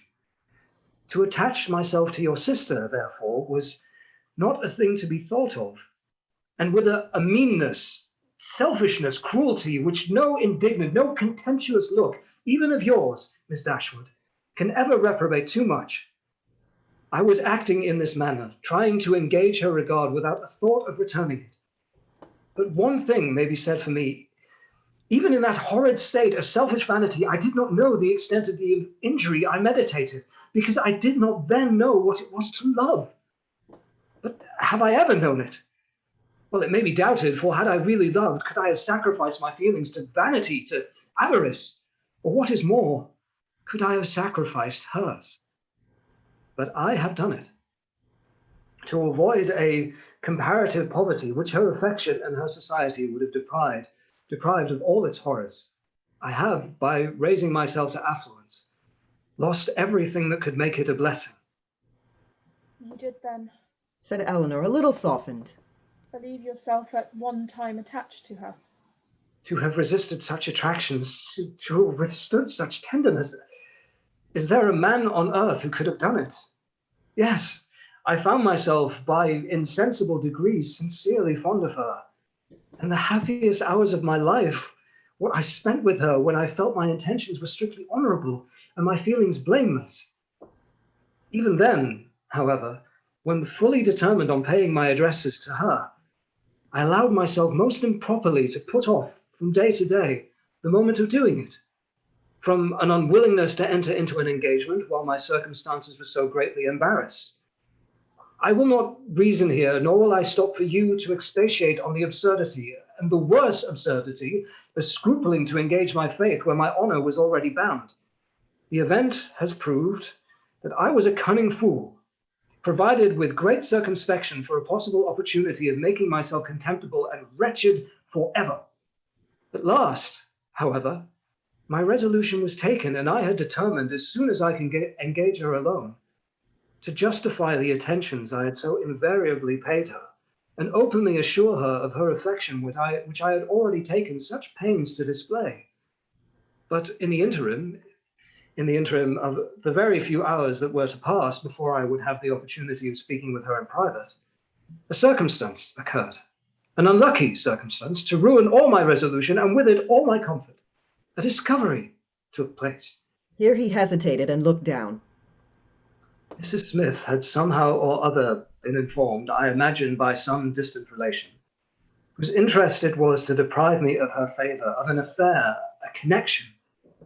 But I need not explain myself farther. He added, looking at her with a heightened color and an inquiring eye. Your particular intimacy, you have probably heard the whole story long ago. I have. Returned to Eleanor, coloring likewise and hardening her heart anew against any compassion for him. I've heard it all, and how you will explain away any part of your guilt in that dreadful business, I confess, is beyond my comprehension. Remember, cried Willoughby, from whom you received the account. Could it be an impartial one? I acknowledge that her situation and her character ought to have been respected by me.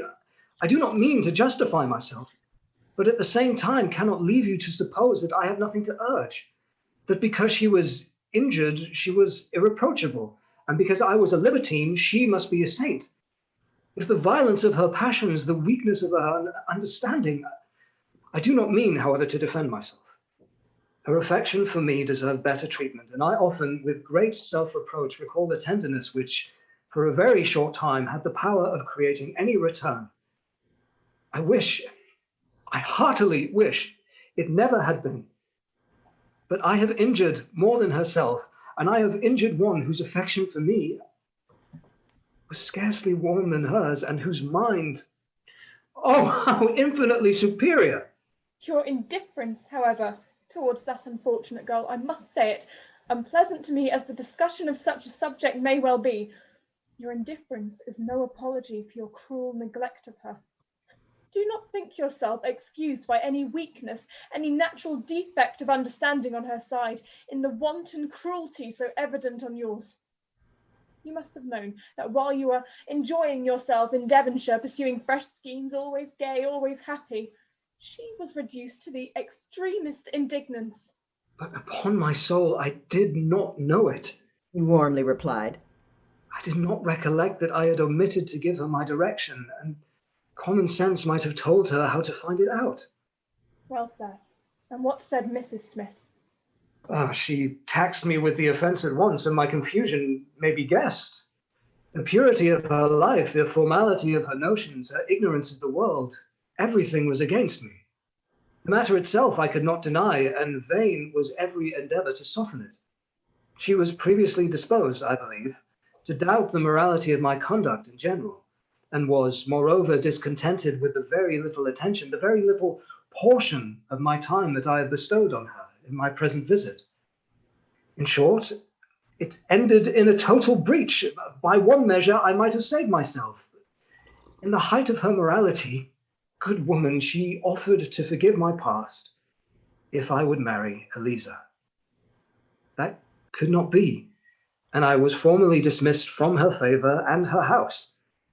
The night following this affair, I was to go the next morning, was spent by me deliberating on what my future conduct should be.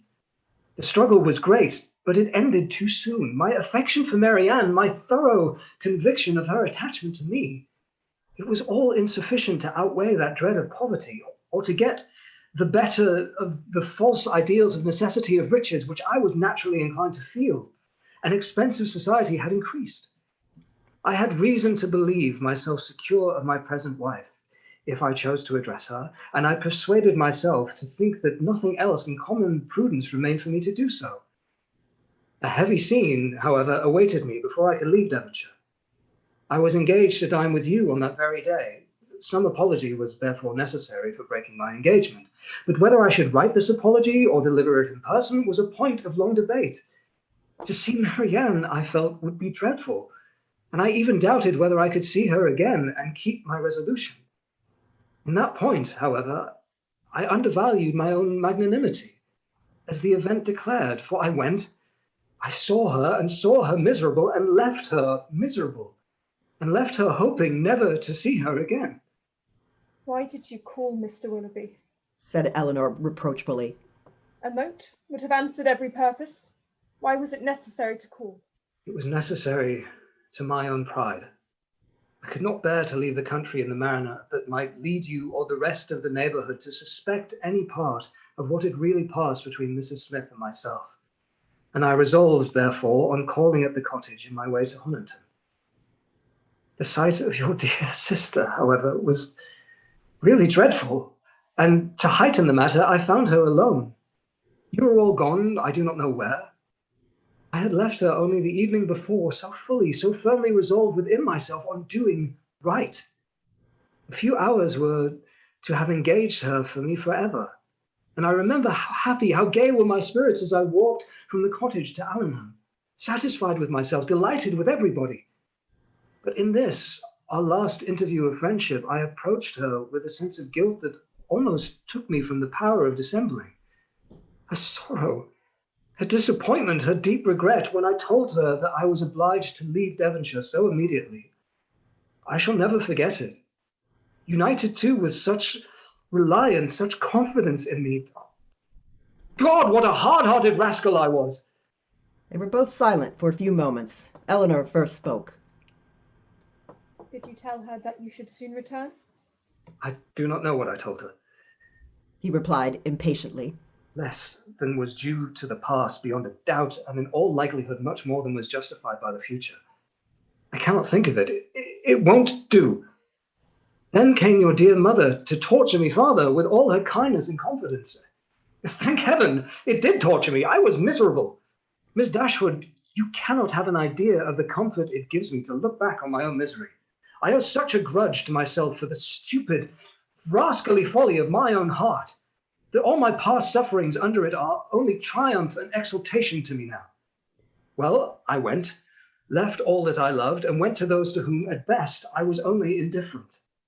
My journey to town, travelling with my own horses, and therefore tediously, no creature to speak to, my own reflections so cheerful, when I looked forward, everything so inviting. When I look back at Barton, the picture's so soothing. Oh, it was a blessed journey. He stopped, Well, sir. said Eleanor, who, though pitying him, grew impatient for his departure. And this is all? No, have you forgot what passed in town? That infamous letter. Did she show it you? Yes, I saw every note that passed. When the first of hers reached me, as it immediately did, for I was in town the whole time, what I felt is, in the common phrase, not to be expressed. In a more simple one, perhaps too simple to raise any emotion. My feelings were very, very painful. Every line, every word was, in the hackneyed metaphor which their dear writer, were she here, would forbid, a dagger to my heart. To know that Marianne was in town, in the same language, a thunderbolt, thunderbolts and daggers, what a reproof she had given me. Her tastes, her opinions, I believe they are better known to me than my own. I am sure they are dearer. Eleanor's heart, which had undergone many changes in the course of this extraordinary conversation, was now softened again, yet she felt it her duty to check such ideas in her companion as the last. This is not right, Mr. Willoughby. Remember that you are married. Relate only what in your conscience you think necessary for me to hear. Marianne's note, by assuring me that I was still as dear to her as in former days, that in spite of many, many weeks we had been separated, she was as constant in her own feelings and as full of faith in the consistency of mine as ever, awakened all my remorse. I say awakened because time and London, business and dissipation had some measure quieted it. And I had been growing a fine, hardened villain, fancying myself indifferent to her and choosing to fancy that she too must have become indifferent to me. Talking to myself of our past attachment as mere idle, trifling business, shrugging up my shoulders in proof of it being so, and silencing every reproach, overcoming every scruple, by secretly saying now and then, I shall be heartily glad to hear she is well married. But this note made me know myself better. I felt that she was infinitely dearer to me than any other woman in the world, and that I was using her infamously. But everything was then just settled between Miss Grey and me. To retreat was impossible. All that I had to do was to avoid you both. I sent no answer to Marianne, intending that to preserve myself from her farther notice, and for some time I was even determined not to call in Berkeley Street. But at last, judging it wiser to affect the air of cool, common acquaintance than anything else, I watched you all safely out of the house one morning and left my name. Watched us out of the house. Even so, you would be surprised to hear how often I watched you, how often I was on the point of falling in with you. I have entered many a shop to avoid your sight as the carriage drove by. Lodging as I did in Bond Street, there was hardly a day in which I could not catch a glimpse of one or other of you. And nothing but the most constant watchfulness on my side, a most invariably prevailing desire to keep out of your sight, could have separated us so long. I avoided the Middletons as much as possible, as well as everybody else who was likely to prove an acquaintance in common. Not aware of their being in town, however, I blundered on Sir John, I believe, the first day of his coming, the day after I had called at Miss Jennings. He asked me to a party, a dance at his house in the evening. Had he not told me as an inducement that you and your sister were to be there, I should have felt it too certain a thing to trust myself near him. The next morning brought another short note from Marianne, still affectionate, open, artless, confiding, everything that could make my conduct most hateful. I could not answer it. I tried, but could not frame a sentence. But I thought of her, I believe, every moment of the day. If you can pity me, Miss Dashwood, pity my situation as it was then, with my head and heart full of your sister. I was forced to play the happy lover to another woman. Those 3 or 4 weeks were worse than all. Well, at last, as I need not tell you, you were forced over me, and what a sweet figure I cut. What an evening of agony it was. Marianne, beautiful as an angel on one side, calling me Willoughby in such a tone. God, holding out her hand to me, asking me for an exclamation with those bewitching eyes fixed in such speaking solicitude on my face. And Sophia, jealous as the devil, on the other hand, looking all that was. Well, it does not signify, it is over now. Such an evening. I ran away from you all as soon as I could, but not before I had seen Marianne's sweet face, as white as death. That was the last look I ever had of her. The manner in which she appeared to me, it was a horrid sight. Yet when I thought of her today as really dying, it was a kind of comfort to me to imagine that I knew exactly how she would appear to those who saw her last in this world. She was before me, constantly before me as I traveled, in the same look and hue. A short pause of mutual thoughtfulness succeeded. Willoughby, first rousing himself, broke it thus. Well, let me make haste and be gone. Your sister is certainly better, certainly out of danger. We are assured of it. Oh, your poor mother, too, doting on Marianne. But the letter, Mr. Willoughby, your own letter. Have you anything to say about that? Yes, that in particular. Your sister wrote to me again, the very next morning. You saw what she said. I was breakfasting at the Ellisons, and her letter, with some others, was brought to me there from my lodgings. It happened to catch Sophia's eye, and before it caught mine, and its size, the elegance of the paper, the handwriting, altogether immediately gave her a suspicion. Some vague report had reached her before of my attachment to some young lady in Devonshire, and what had passed within her observation the preceding evening had marked who the young lady was, and made her more jealous than ever. Affecting that air of playfulness, therefore, which is delightful in a woman one loves, she opened the letter directly and read its contents. It was well paid for her impudence. She read what made her wretched. Her wretchedness I could have borne, but her passion, her malice, at all events it must be appeased. And in short, what do you think of my wife's style of letter writing? Delicate, tender, truly feminine, was it not? Your wife? The letter was in your own handwriting. Yes, but I had only the credit of servilely copying such sentences as I was ashamed to put my name to. The original was all her own happy thoughts and gentle diction. But what could I do? We were engaged, everything in preparation, the day almost fixed. I'm talking like a fool. Preparation, day. In honest words, her money was necessary to me. And in a situation like mine, anything should be done to prevent a rupture. After all, what did it signify to my character in the opinion of Marianne and her friends in what language my answer was couched? It must have been only to one end. My business was to declare myself a scoundrel, and whether I did it with a bow or a bluster was of little importance.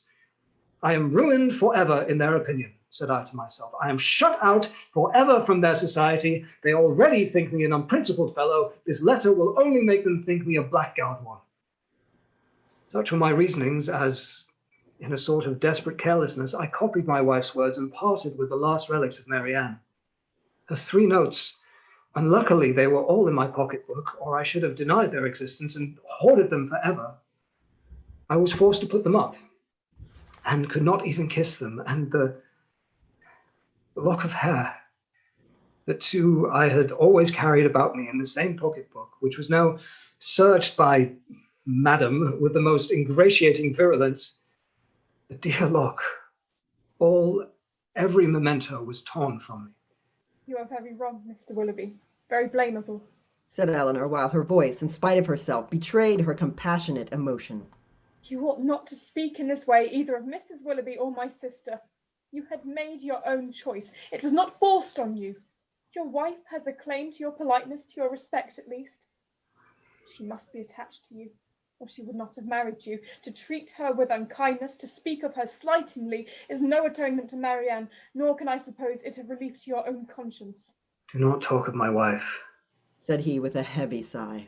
She does not deserve your compassion. She knew I had no regard for her when we married. Well, married we were, and came down to Combe Magna to be happy, and afterwards returned to town to be gay. And now, do you pity me? Miss Dashwood, or have I said all this to no purpose? Am I, be it only 1 degree, am I less guilty in your opinion than I was before? My intentions were not always wrong. Have I explained away any part of my guilt? Yes, you have certainly removed something, a little. You have proved yourself, on the whole, less faulty than I had believed you. You have proved your heart less wicked, much less wicked. But I hardly know the misery that you have inflicted. I hardly know what could have made it worse. Will you repeat it to your sister when she has recovered, what I have been telling you? Let me be a little lightened too in her opinion as well as in yours. You tell me that she has forgiven me already. Let me be able to fancy that a better knowledge of my heart and of my present feelings will draw from her a more spontaneous, more natural, more gentle, less dignified forgiveness. Tell her of my misery and my penitence. Tell her that my heart was never inconstant to her, and, if you will, that at this moment she is dearer to me than ever. I will tell her all that is necessary to what may comparatively be called your justification. But you have not explained to me the particular reason of your coming now, nor how you heard of her illness.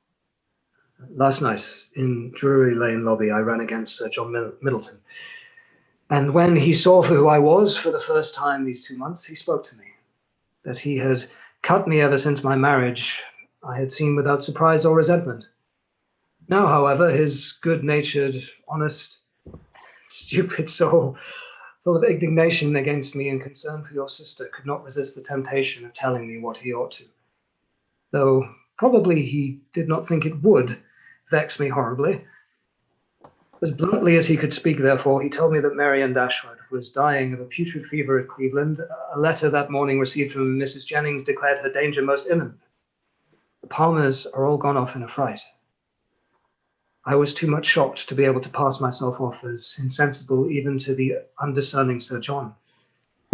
His heart was softened in seeing me suffer, and so much of his ill will was done away that when we parted, he almost shook me by the hand, while he reminded me of an old promise about a pointer puppy. What I felt on hearing that your sister was dying, and dying too, believing me the greatest villain upon the earth, scorning, hating me in her last moments. How could I tell what horrid projects might not have been imputed? One person I was sure would represent me as capable of anything. What I felt was dreadful. My resolution was soon made, and at 8 o'clock in the morning, I was in my carriage. Now you know all. Eleanor made no answer. Her thoughts were silently fixed on the irreparable injury which too early an independence and its consequent habits of idleness, dissipation, and luxury had made the mind, the character, the happiness of a man who, to every advantage of person and talents, united a disposition naturally open and honest, and a feeling, affectionate temper. The world had made him extravagant and vain. Extravagance and vanity had made him cold-hearted and selfish. Vanity, while seeking its own guilty triumph in expense of another, had evolved him in a real attachment, which extravagance, or at least in its offspring, necessity, had required to be sacrificed. Each faulty propensity in leading him to evil had led him likewise to punishment. This attachment, from which against honor, against feeling, against every better interest he had outwardly torn himself, now, when no longer allowable, governed every thought, and the connection, for the sake of which he had, with little scruple, left her sister to misery, was likely to prove a source of unhappiness to himself of a far more incurable nature. From a reverie of this kind she was called at the end of some minutes by Willoughby, who, rousing himself from a reverie at least equally painful, started up in preparation for going, and said, There is no use in staying here. I must be off. Are you going back to town? No, to Combe Magna. I have business there. From thence to town in a day or two. Goodbye. He held out his hand. She could not refuse to give him hers. He pressed it with affection. And you do think something better of me than you did? Said he, letting it fall and leaning against the mantelpiece as if forgetting he was to go. Eleanor assured him that she did, and she forgave, pitied, and wished him well, and even interested in his happiness, added some gentle counsel as to the behavior most likely to promote it. His answer was not very encouraging. As to that, said he, I must rob through the world as well as I can. Domestic happiness is out of the question. If, however, I am allowed to think that you and yours feel an interest in my fate and actions, it may be the means. It may put me on my guard. At least it may be something to live for. Marianne, to be sure, is lost to me forever, were I even by any blessed chance at liberty again. Eleanor stopped him with a reproof. No. He replied, Once more, goodbye. I shall now go away and live in dread of one event. What do you mean? Your sister's marriage. You are very wrong. She can never be more lost to you than she is now. But she will be gained by someone else. And if that someone should be the very he whom of all others I could least bear. But I will not stay to rob myself of all your compassionate goodwill by showing that where I have most injured I can least forgive. Goodbye, and God bless you. and with these words, he almost ran out of the room. Chapter 45. Eleanor, for some time after he left her, for some time even after the sound of his carriage had died away, remained too much oppressed by a crowd of ideas, widely differing in themselves, but of which sadness was the general result, to think even of her sister. Willoughby, he whom only half an hour ago she had abhorred as the most worthless of men, Willoughby, in spite of all his faults, excited a degree of commiseration for the sufferings produced in them, which made her think of him as now separated forever from her family, with a tenderness, a regret, rather in proportion, as she soon acknowledged within herself, to his wishes than to his merits. She felt that his influence over her mind was heightened by circumstances which ought not in reason to have weight, by that person of uncommon attraction, that open, affectionate, and lively manner which it was no merit to possess, and by that still ardent love for Marianne, for which it was not even innocent to indulge.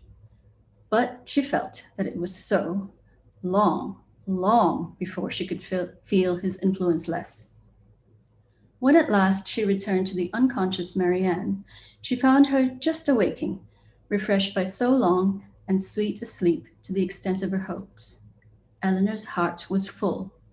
The past, the present, the future, Willoughby's visit, Marianne's safety, and her mother's expected arrival threw her altogether into an agitation of spirits which kept off every indication of fatigue and made her only fearful of betraying herself to her sister. Short was the time, however, in which that fear could affect her. For within half an hour after Willoughby's leaving the house, she was called again downstairs by the sound of another carriage. Eager to save her mother from every unnecessary moment's horrible suspense, she ran immediately into the hall and reached the outward door just in time to receive and support her as she entered it. Mrs. Dashwood, whose terror as they drew near the house had produced almost the conviction of Marianne's being no more, had no voice to inquire after her, no voice even for Eleanor. But she, waiting neither for salutation nor inquiry, instantly gave the joyful relief. And her mother, catching it with all her usual warmth, was in a moment as much overcome by her happiness as she had been before by her fears. She was supported into the drawing room between her daughter and her friend, and there, shedding tears of joy, though still unable to speak, embraced Eleanor again and again, and turning from her at intervals to press Colonel Brandon's hand with a look which spoke at once her gratitude and her conviction of his sharing with herself in the bliss of the moment. He shared it, however, in a silence even greater than her own. As soon as Mrs. Dashwood had recovered herself, to see Marianne was her first desire, and in 2 minutes she was with her beloved child, rendered dearer to her than ever by absence, unhappiness, and danger. Eleanor's delight, as she saw what each felt in the meeting, was only checked by an apprehension of its robbing Marianne of further sleep. But Mrs. Dashwood could be calm, could be even prudent, when the life of a child was at stake, and Marianne, satisfied in knowing her mother was near her, and conscious of being too weak for conversation, submitted readily to the silence and quiet prescribed by every nurse around her. Mrs. Dashwood would sit up with her all night, and Eleanor, in compliance with her mother's entreaty, went to bed. But the rest, which one night entirely sleepless and many hours of the most wearing anxiety seemed to make requisite, was kept off by irritation of spirit. Willoughby, poor Willoughby, as she now allowed herself to call him, was constantly in her thoughts. She would not but have heard his vindication for the world, and now blamed, now acquitted herself for having judged him so harshly before. But her promise of relating it to her sister was invariably painful. She dreaded the performance of it, dreaded what its effect on Marianne might be, doubted whether, after such an explanation, she could ever be happy with another, and for a moment wished Willoughby a widower. Then, remembering Colonel Brandon, reproved herself, felt that to his sufferings and his constancy, far more than to his rivals, the reward of her sister was due, and wished anything rather than Mrs. Willoughby's death. The shock of Colonel Brandon's errand at Barton had been much softened to Mrs. Dashwood by her own previous alarm, for so great was her uneasiness about Marianne that she had already determined to set out for Cleveland on that very day, without waiting for any further intelligence, and had so far settled her journey before his arrival that the Careys were then expected every moment to fetch Margaret away, as her mother was unwilling to take her where there might be infection. Marianne continued to mend every day, and the brilliant cheerfulness of Mrs. Dashwood's looks and spirits proved her to be, as she repeatedly declared herself, one of the happiest women in the world. Eleanor could not hear the declaration nor witness its proofs without sometimes wondering whether her mother ever recollected Edward.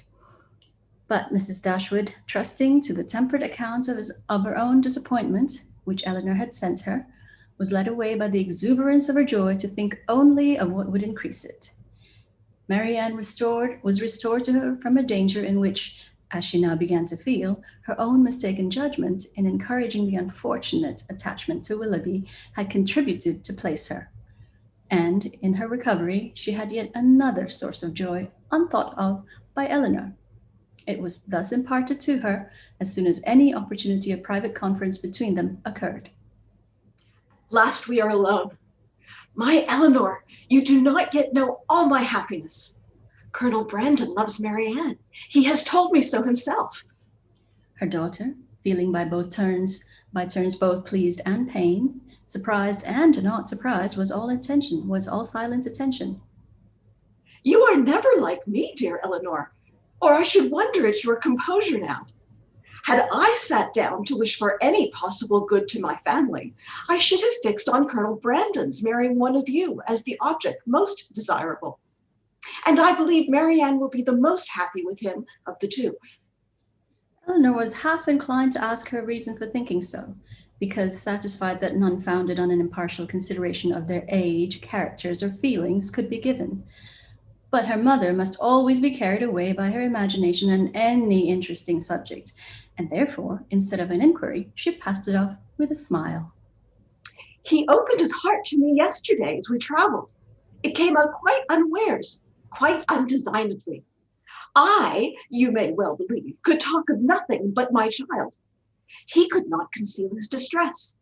I saw that it equaled my own, and he perhaps, thinking that mere friendship, as the world now goes, would not justify so warm a sympathy, or rather not thinking at all, I suppose, giving way to irresistible feelings, made me acquainted with his earnest, tender, constant affection for Marianne.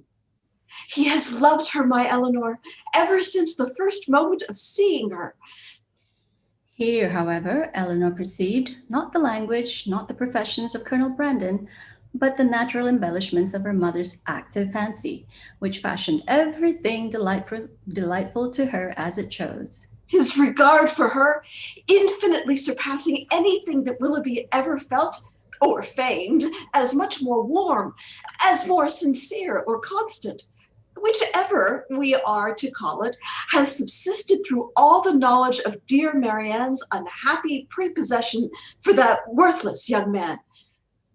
And without selfishness, without encouraging a hope, Could he have seen her happy with another? Such a noble mind, such openness, such sincerity. No one can be deceived in him. Colonel Brandon's character, said Eleanor, as an excellent man, is well established. I know it is, replied her mother seriously. Or after such a warning, I should be the last to encourage such affection, or even to be pleased by it. But his coming for me as he did, with such active, such ready friendship, is enough to prove him one of the worthiest of men. His character, however, answered Eleanor, does not rest on one act of kindness, to which his affection for Marian, were humanity out of the case, would have prompted him. To Mrs. Jennings, to the Middletons, he has been long and intimately known. They equally love and respect him. And even my own knowledge of him, though lately acquired, is very considerable, and so highly do I value and esteem him that if Marian can be happy with him, I shall be as ready as yourself to think our connection the greatest blessing to us in the world. What answer did you give him? Did you allow him to hope? Oh, my love, I could not then talk of hope to him or to myself. Marian might at that moment be dying. But he did not ask for hope or encouragement. His was an involuntary confidence, an irrepressible effusion to a soothing friend, not an application to a parent. Yet after a time I did say, for at first I was quite overcome, that if she lived, as I trusted she might, my greatest happiness would lie in promoting their marriage. And since our arrival, since our delightful security, I have repeated it to him more fully, have given him every encouragement in my power. Time, a very little time, I tell him, will do everything. Marianne's heart is not to be wasted forever on such a man as Willoughby. His own merits must soon secure it. To judge from the colorless spirits, however, you have not yet made him equally sanguine. No, he thinks Marianne's affection too deeply rooted for any change in it under a great length of time. And even supposing her heart again free, is too diffident of himself to believe that with such a difference of age and disposition, he could ever attach her. There, however, he is quite mistaken. His age is only so much beyond hers as to be an advantage, as to make his character and principles fixed, and his disposition, I am well convinced, is exactly the one to make your sister happy. And in his person, his manners too, all are in his favor. My partiality does not blind me. He is certainly not so handsome as Willoughby, but at the same time, there is something much more pleasing in his countenance.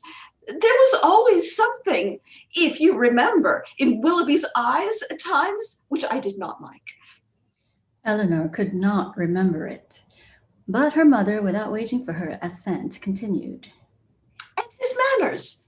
The Colonel's manners are not only more pleasing to me than Willoughby's ever were, but they are of a kind I well know to be more solidly attaching to Marianne. Their gentleness, their genuine attention to other people, and their manly, unstudied simplicity is much more accordant with her real disposition than the liveliness, often artificial and often ill-timed, of the other. I'm very sure of myself that had Willoughby turned out as really amiable as he proved himself to the contrary, Marianne would yet never have been so happy with him as she will be with Colonel Brandon. She paused. Her daughter could not quite agree with her, but her dissent was not heard, and therefore gave no offence. At Delaford, she will be within an easy distance of me, added Mrs. Dashwood. Even if I remain at Barton, and in all probability, for I hear it is a large village. Indeed, there certainly must be some small house or cottage close by that would suit us quite as well as our present situation. Poor Eleanor! Here was a new scheme for getting her to Delaford, but her spirit was stubborn. His fortune, too. For at my time of life, you know, everybody cares about that. And though I neither know nor desire to know what it really is, I'm sure it must be a good one. Here they were interrupted by the entrance of a third person, and Eleanor withdrew to think it all over in private, to wish success to her friend, and yet in wishing it to feel a pang for Willoughby. Chapter 46. Marianne's illness, though weakening in its kind, had not been long enough to make her recovery slow, and with youth, natural strength, and her mother's presence in aid, it proceeded so smoothly as to enable her to remove within 4 days after the arrival of the latter into Mrs. Palmer's dressing room. When there, at her own particular request, for she was impatient to pour forth her thanks to him for fetching her mother, Colonel Brandon was invited to visit her. His emotion on entering the room and seeing her altered looks and in receiving the pale hand which she immediately held out to him was such as, in Eleanor's conjecture, must arise from something more than his affection for Marianne, or the consciousness of its being known to others, and she soon discovered in his melancholy eye and varying complexion as he looked at her sister the probable recurrence of many past scenes of misery to his mind, brought back by that resemblance between Marianne and Eliza already acknowledged, and now strengthened by the hollow eye, the sickly skin, the posture of reclining weakness, and the warm acknowledgment of peculiar obligation.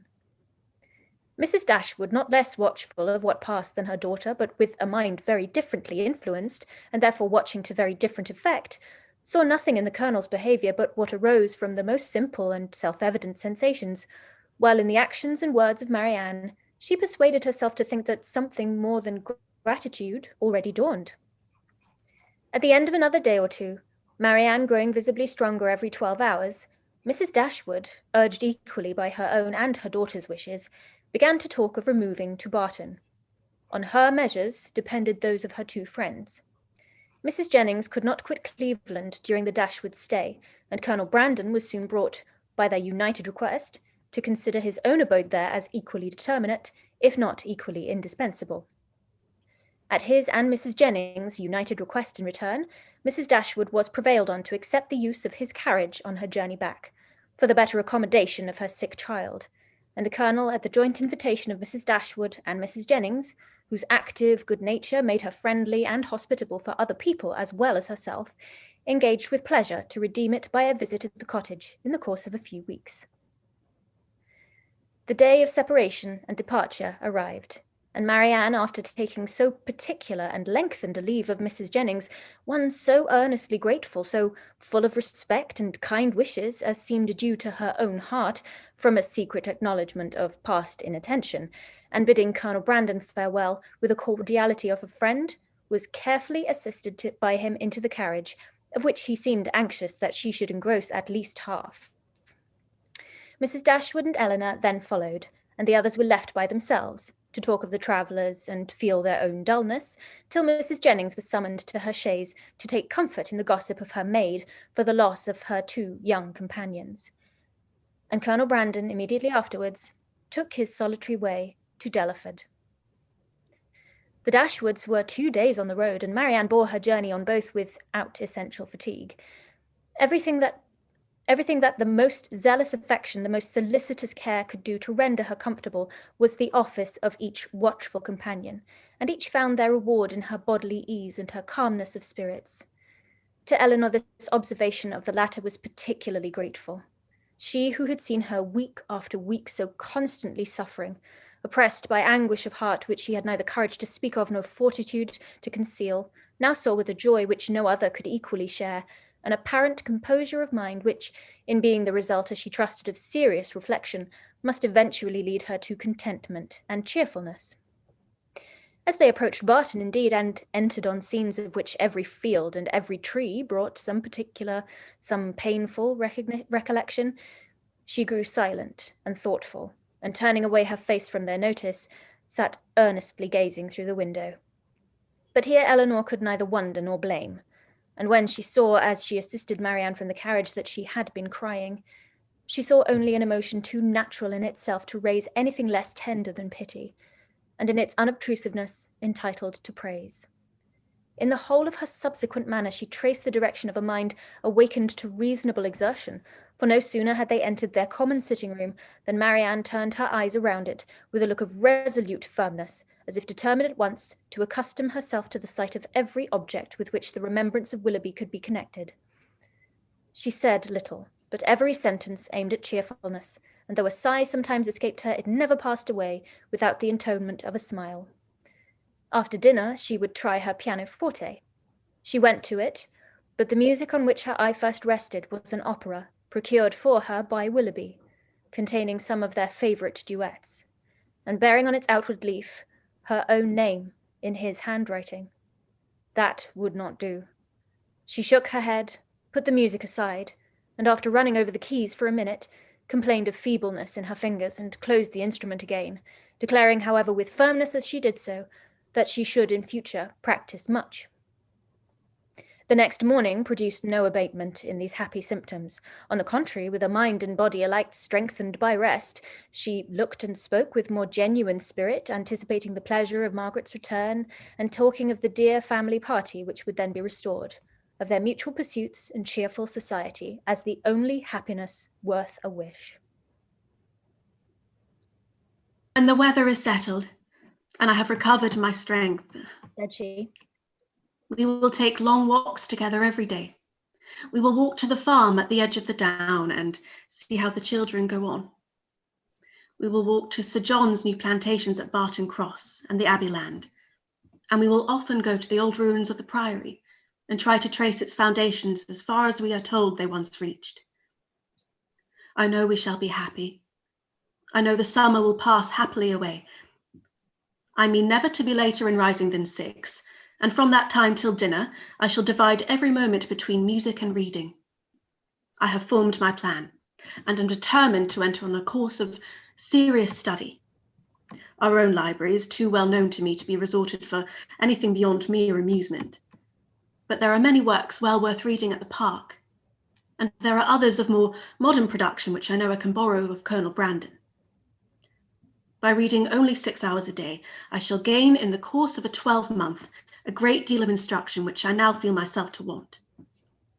Eleanor honoured her for a plan which originated so nobly as this, though smiling to see the same eager fancy which had been leading her to the extreme of languid indolence and selfish repining, now at work in introducing excess into a scheme of such rational employment and virtuous self-control.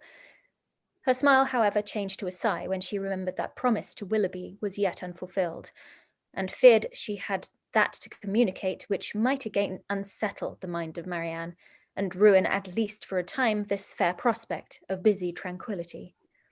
Willing therefore to delay the evil hour, she resolved to wait till her sister's health were more secure before she appointed it, but the resolution was made only to be broken. Marianne had been 2 or 3 days at home before the weather was fine enough for an invalid like herself to venture out, but at last a soft, genial morning appeared, such as might tempt the daughter's wishes and the mother's confidence, and Marianne, leaning on Eleanor's arm, was authorized to walk as long as she could without fatigue in the lane before the house.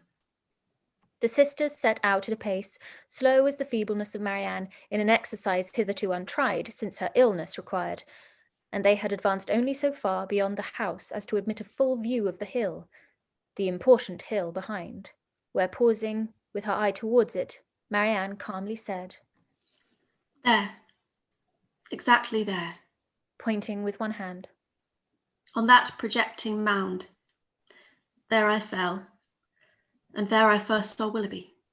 Her voice sunk with a word, but presently reviving, she added, "I am thankful to find that I can look with so little pain on that spot. Shall we ever talk on that subject, Eleanor?"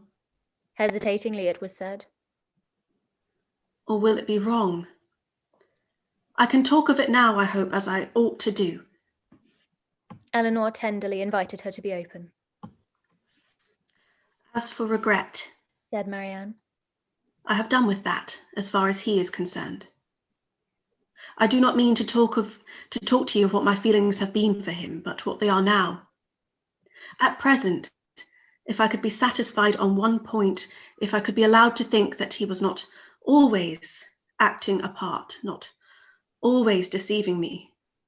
But above all, if I could be assured that he never was so very wicked, as my fears have sometimes fancied him since the story of that unfortunate girl.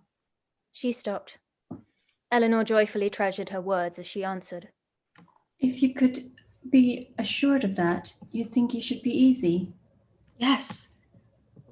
My peace of mind is doubly involved in it, for not only is it horrible to suspect a person who has been what he has been to me of such designs, but what must it make me appear to myself?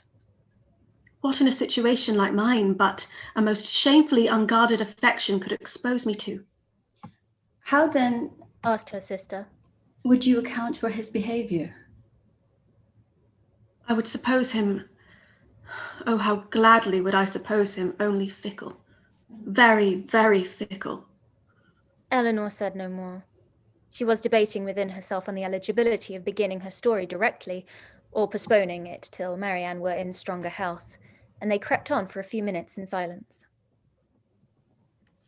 I'm not wishing him too much good, said Marianne at last with a sigh.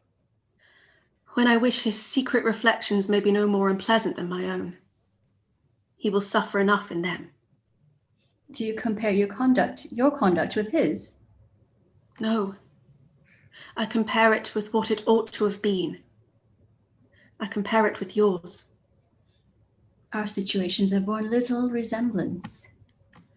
They have borne more than our conduct. Do not, my dearest Eleanor, let your kindness defend what I know your judgment must censure. My illness has made me think. It has given me leisure and calmness for serious recollection. Long before I was enough recovered to talk, I was perfectly able to reflect. I considered the past. I saw in my own behaviour since the beginning of our acquaintance with him last autumn nothing but a series of imprudence towards myself and want of kindness to others. I saw that my own feelings had prepared my sufferings, and that my want of fortitude under them had almost led me to the grave. My illness, I well knew, had been entirely brought on by myself, by such negligence of my own health as I had felt, even at the time, to be wrong. Had I died, it would have been self-destruction. I did not know my danger till the danger was removed, but with such feelings as these reflections gave me, I wonder at my recovery. Wonder that the very eagerness of my desire to live, to have time for atonement to my God and to you all, did not kill me at once. Had I died, in what peculiar misery should I have left you, my nurse, my friend, my sister? You, who had seen all the fretful selfishness of my latter days, who had known all the murmurings of my heart, how should I have lived in your remembrance? My mother, too, how could you have consoled her? I cannot express my own abhorrence of myself. Whenever I looked towards the past, I saw some duty neglected or some failing indulged. Everybody seemed injured by me. The kindness, the unceasing kindness of Mrs. Jennings, I had repaid with ungrateful contempt. To the Middletons, to the Palmers, the Steeles, to every common acquaintance even, I had been insolent and unjust, with a heart hardened against their merits and a temper irritated by their attention. To John, to Fanny, yes, even to them, little as they deserve, I had given less than their due. But you above all, above my mother, had been wronged by me. I, and only I, knew your heart and its sorrows. Yet to what did it influence me? Not to any compassion that could benefit you or myself. Your example was before me, but to what avail? Was I more considerate of you and your comfort? Did I imitate your forbearance or lessen your restraints by taking any part in those offices of general complaisance or particular gratitude which you had hitherto been left to discharge alone? No. No less when I knew you to be unhappy than when I had believed you at ease did I turn away from every exertion of duty or friendship, scarcely allowing sorrow to exist but with me, regretting only that heart which had deserted and wronged me, and leaving you, for whom I professed an unbounded affection, to be miserable for my sake. Here ceased the rapid flow of her self-reproving spirit, and Eleanor, impatient to soothe, though too honest to flatter, gave her instantly that praise and support which her frankness and her contrition so well deserved. Marianne pressed her hand and replied, You are very good. The future must be my proof. I have laid down my plan, and if I am capable of adhering to it, my feelings shall be governed and my temper improved. They shall no longer worry others nor torture myself. I shall now live solely for my family. You, my mother and Margaret, must henceforth be all the world to me.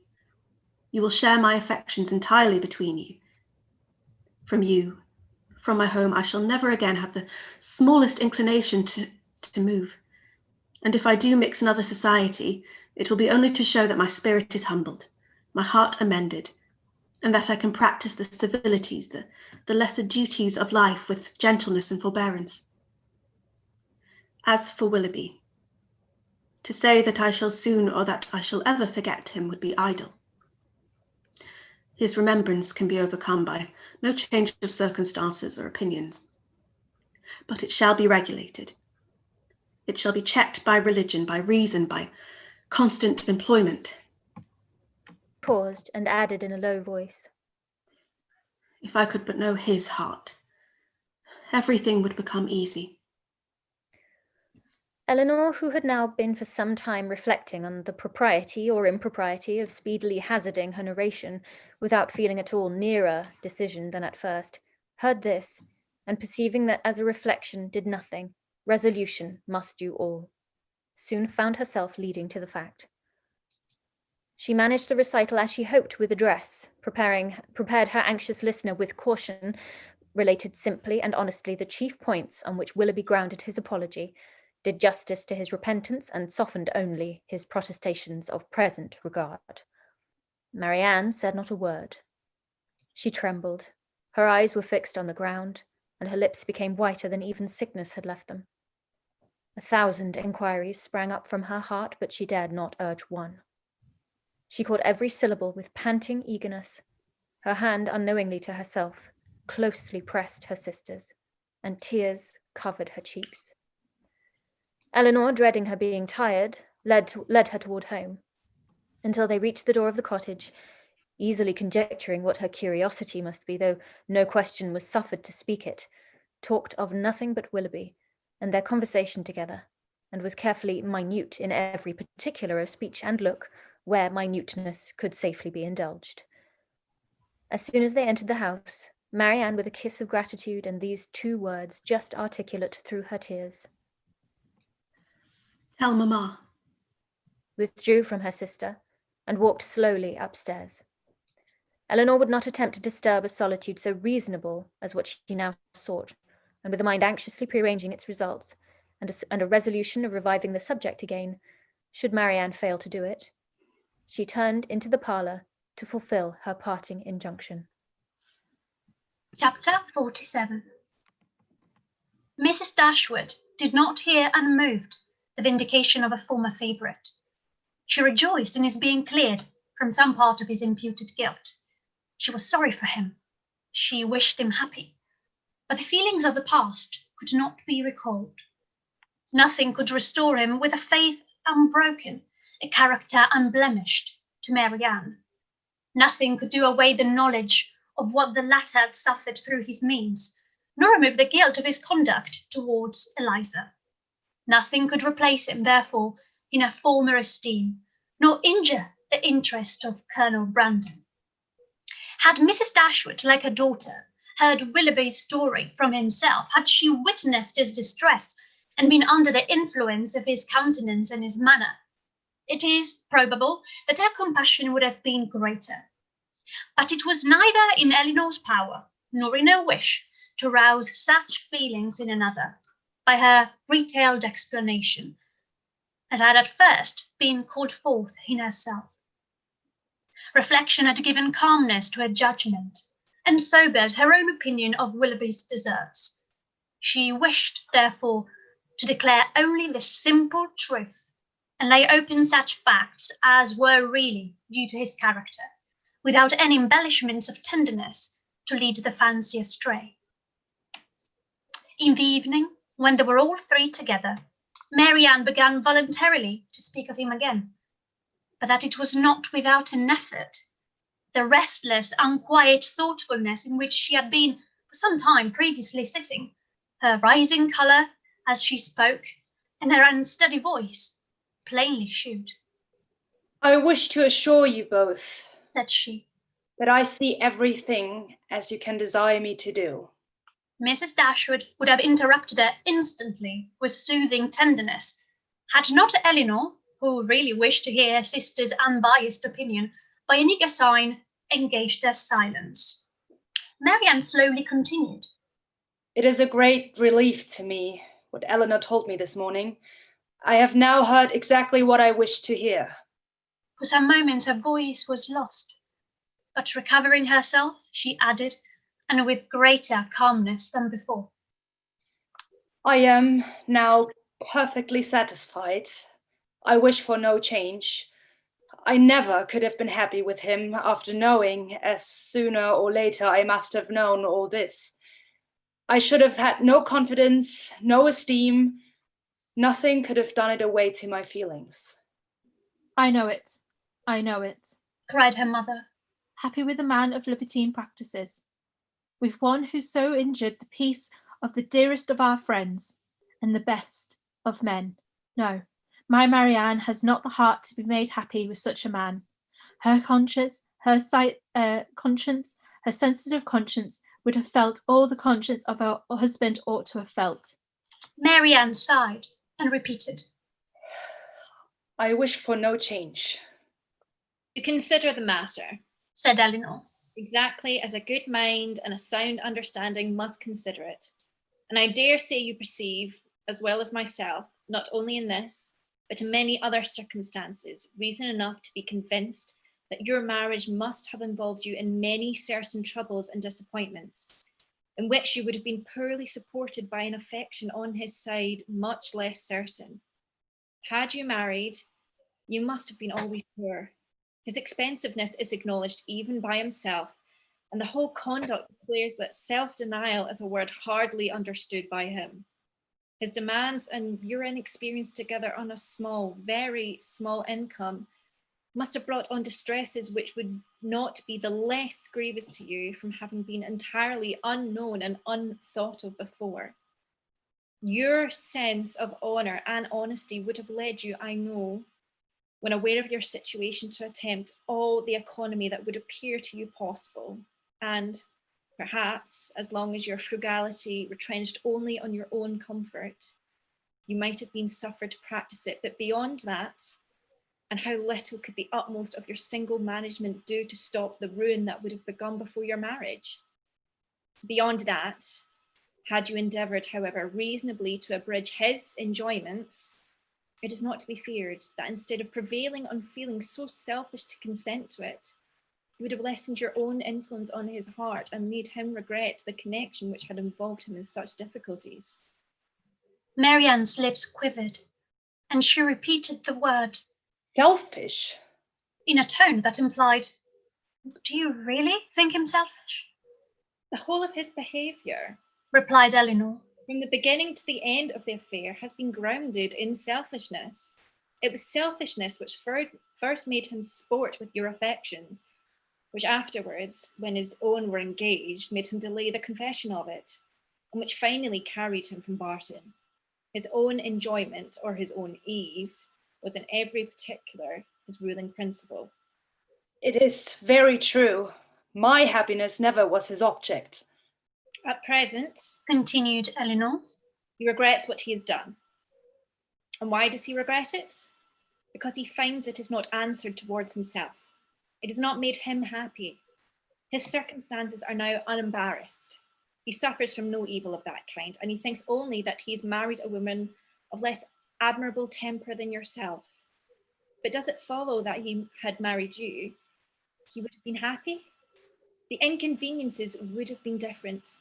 He would then have suffered under the pecuniary distresses which, because they are removed, he now reckons as nothing.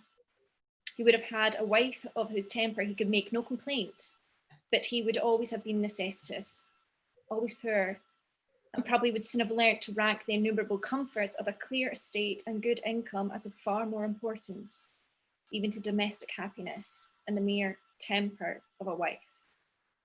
I have not a doubt of it, said Marianne. And I have nothing to regret, nothing but my own folly. Rather say your mother's imprudence, my child, said Mrs. Dashwood. She must be answerable. Marianne would not let her proceed, and Elinor, satisfied that each felt their own error, wished to avoid any survey of the past that might weaken her sister's spirits, and she therefore, pursuing the first subject, immediately continued. One observation may, I think, be fairly drawn from the whole story, that all Willoughby's difficulties have arisen from the first offence against virtue, his behaviour to Eliza Williams. That crime has been the origin of every lesser one, and all of his present discontents.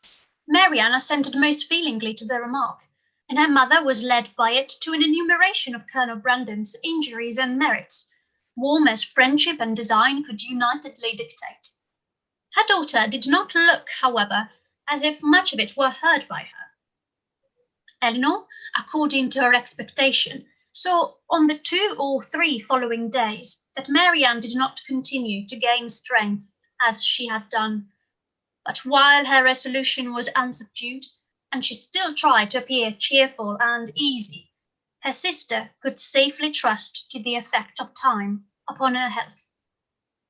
Margaret returned, and the family were again all restored to each other, and again quietly settled at the cottage, and if not pursuing their usual studies with quite so much vigour as when they first came to Barton, at least planning a vigorous prosecution of them in future. Elinor grew impatient for some tidings of Edward. She had heard nothing of him since their leaving London, nothing new of his plans, nothing certain even of his present abode. Some letters had passed between her and her brother in consequence of Marianne's illness, and in the first of John's there had been this sentence: "We know nothing of our unfortunate Edward, and can make no inquiries on so prohibited a subject, but conclude him to be still at Oxford," which was all the intelligence of Edward afforded her by the correspondence, for his name was not even mentioned in any of the succeeding letters. She was not doomed, however, to be long in ignorance of these measures. Their man-servant had been sent one morning to Exeter on business, and when, as he waited at table, he had satisfied the inquiries of his mistress as to the event of his errand, this was his voluntary communication. I suppose you know, ma'am, that Mr. Ferrars is married. Marianne gave a violent start, fixed her eyes upon Elinor, saw her turning pale, and fell back in her chair in hysterics. Mrs. Dashwood, whose eyes, as she answered the servant's inquiry, had intuitively taken the same direction, was shocked to perceive by Elinor's countenance how much she really suffered, and a moment afterwards, alike distressed by Marianne's situation, knew not on which child to bestow her principal attention. The servant, who saw only that Miss Marianne was taken ill, had sense enough to call one of the maids, who, with Mrs. Dashwood's assistance, supported her into the other room. By that time Marianne was rather better, and her mother, leaving her to the care of Margaret and the maid, returned to Elinor, who, though still much disordered, had so far recovered the use of her reason and voice as to be just beginning an inquiry of Thomas as to the source of his intelligence. Mrs. Dashwood immediately took all that trouble on herself, and Elinor had the benefit of the information without the exertion of seeking it. Who told you that Mr. Ferrars was married, Thomas? I seen Mr. Ferrars myself, ma'am, this morning in Exeter, and his lady too, Miss Steele as was. They were stopping in a chaise at the door of the New London Inn as I went in there with a message from Sally at the park to her brother, who is one of the postboys. I happened to look up as I went by the chaise, and so I see directly it was the youngest Miss Steele, so I took off my hat, and she knew me and called me and inquired after you, ma'am. and the young ladies, especially Miss Marianne, and bid me I should give her compliments and Mr. Ferrars to their best compliments in service, and how they was there no time to come on and see you. But they was in a great hurry to go forwards, for they was going further down a little while. But howsever, when they come back, they'd make sure to come and see you. But did she tell you that she was married, Thomas? Yes, ma'am. She smiled and said how she had changed her name since she was in these parts. She was always a very affable and free-spoken young lady, and very civil behaved, so I made free to wish her joy. And was Mr. Ferrars in the carriage with her? Yes, ma'am. I just see him leaning back in it, but he did not look up. He never was a gentleman much for talking. Eleanor's heart could easily account for his not putting himself forward, and Mrs. Dashwood probably found the same explanation. Was no one else in the carriage? No, ma'am, only they two. And did you know where they came from? But they come straight from town, as Miss Lucy, Mrs. Ferrars, told me. And are they going further westward? Yes, ma'am, but not to bide long. They will soon be back again, and then they'd be sure and call here. Mrs. Dashwood now looked at her daughter, but Eleanor knew better than to expect them. She recognised the whole of Lucy in the message, and was very confident that Edward would never come near them. She observed in a low voice to her mother that they were probably going down to Mr. Pratt's, near Plymouth. Thomas's intelligence seemed over. Eleanor looked as if she wished to hear more. Did you see them off before you came away? No, ma'am. The horses were just coming out, but I could not bide any longer. I was afraid of being late. Did Mrs. Ferrars look well? Yes, ma'am. She said how she was very well, and to my mind she was always a very handsome young lady, and she seemed vastly contented. Mrs. Dashwood could think of no other question, and Thomas and the tablecloth, now alike needless, were soon afterwards dismissed. Marianne had already sent to say that she should eat nothing more.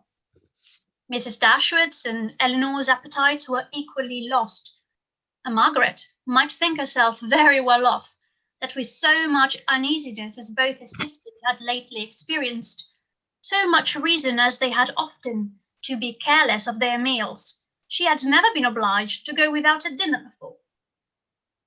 When the dessert and the wine were arranged, and Mrs. Dashwood and Eleanor were left by themselves, they remained long together in a similarity of thoughtfulness and silence. Mrs. Dashwood feared to hazard any remark, and ventured not to offer consolation. She now found that she had erred in relying on Eleanor's representation of herself, and justly concluded that everything had been expressly softened at the time, to spare her from an increase of unhappiness, suffering as she then had suffered for Marianne. She found that she had been misled by the careful, the considerate attention of her daughter, to think the attachment, which once she had so well understood, much slighter in reality than she had been wont to believe, or than it was now proved to be. She feared that under this persuasion she had been unjust, inattentive, nay, almost unkind to her Eleanor, that Marianne's affliction, because more acknowledged, more immediately before her, had too much engrossed her tenderness, and led her away to forget that in Eleanor she might have a daughter suffering almost as much, certainly with less self-provocation and greater fortitude. Chapter 48. Eleanor found the difference between the expectation of an unpleasant event, however certain the mind may be told to consider it, and certainty itself. She now found that in spite of herself, she had always admitted a hope, while Edward remained single, that something would occur to prevent his marrying Lucy, that some resolution of his own, some mediation of friends, or some more eligible opportunity of establishment for the lady would arise to assist the happiness of all. But he was now married, and she condemned her heart for the lurking flattery, which so much heightened the pain of the intelligence. That he should be married soon, before, as she imagined, he could be in orders, and consequently before he could be in possession of the living, surprised her a little at first. But she soon saw how likely it was that Lucy, in her self-provident care, in her haste to secure him, should overlook everything but the risk of delay. They were married in town, and now hastening down to her uncle's. What had Edward felt on being within 4 miles from Barton, on seeing her mother's servant, on hearing Lucy's message? They would soon, she supposed, be settled in Delaford. Delaford, that place in which so much conspired to give her an interest, which she wished to be acquainted with, and yet desired to avoid. She saw them in an instant in their parsonage house, saw in Lucy, the active, contriving manager, uniting at once the desire of smart appearance with the utmost frugality, and ashamed to be suspected of half her economical practices, pursuing her own interest in every thought, courting the favour of Colonel Brandon, of Mrs. Jennings, and of every wealthy friend. In Edward, she knew not what she saw, nor what she wished to see. Happy or unhappy, nothing pleased her. She turned away her head from every sketch of him. Eleanor flattered herself that someone of their connections in London would write to them to announce the event and give farther particulars. But day after day passed off and brought no letter, no tidings. Though uncertain that anyone were to blame, she found fault with every absent friend. They were all thoughtless or indolent. When do you write to Colonel Brandon, ma'am? Was an inquiry which sprung from the impatience of her mind to have something going on. I wrote to him, my love, last week, and rather expect to see than to hear from him again. I earnestly pressed his coming to us, and should not be surprised to see him walking today, or tomorrow, or any day. This was gaining something to look forward to. Colonel Brandon must have some information to give. Scarcely had she so determined it when the figure of a man on horseback drew her eyes to the window. He stopped at their gate. It was a gentleman. It was Colonel Brandon himself. Now she could hear more, and she trembled in expectation of it. But it was not Colonel Brandon, neither his air nor his height. Were it possible, she must say it must be Edward. She looked again. He had just dismounted. She could not be mistaken. It was Edward. She moved away and sat down. It comes from Mr. Platt purposely to see us. I will be mistress of myself. In a moment, she perceived that the others were likewise aware of this mistake. She saw her mother and Marianne change colour, saw them look at herself, and whisper a few sentences to each other. She would have given the world to be able to speak, and to make them understand that she hoped no coolness, no slight would appear in their behaviour to him. But she had no utterance, and was obliged to leave all to their own discretion. Not a syllable passed aloud. They all waited in silence for the appearance of their visitor. His footsteps were heard along the gravel path. In a moment he was in the passage, and in another he was before them. His countenance as he entered the room was not too happy, even for Eleanor. His complexion was white with agitation, and he looked as if fearful of his reception, and conscious that he merited no kind one. Mrs. Dashwood, however, conforming, as she trusted, to the wishes of that daughter, by whom she then meant in the warmth of her heart to be guided in everything, met with a look of forced complacency, gave him her hand, and wished him joy. He coloured and stammered out of an unintelligible reply. Eleanor's lips had moved with her mother's, and when the moment of action was over, she wished that she had shaken hands with him too. But it was then too late, and with a countenance meaning to be open, she sat down again and talked of the weather.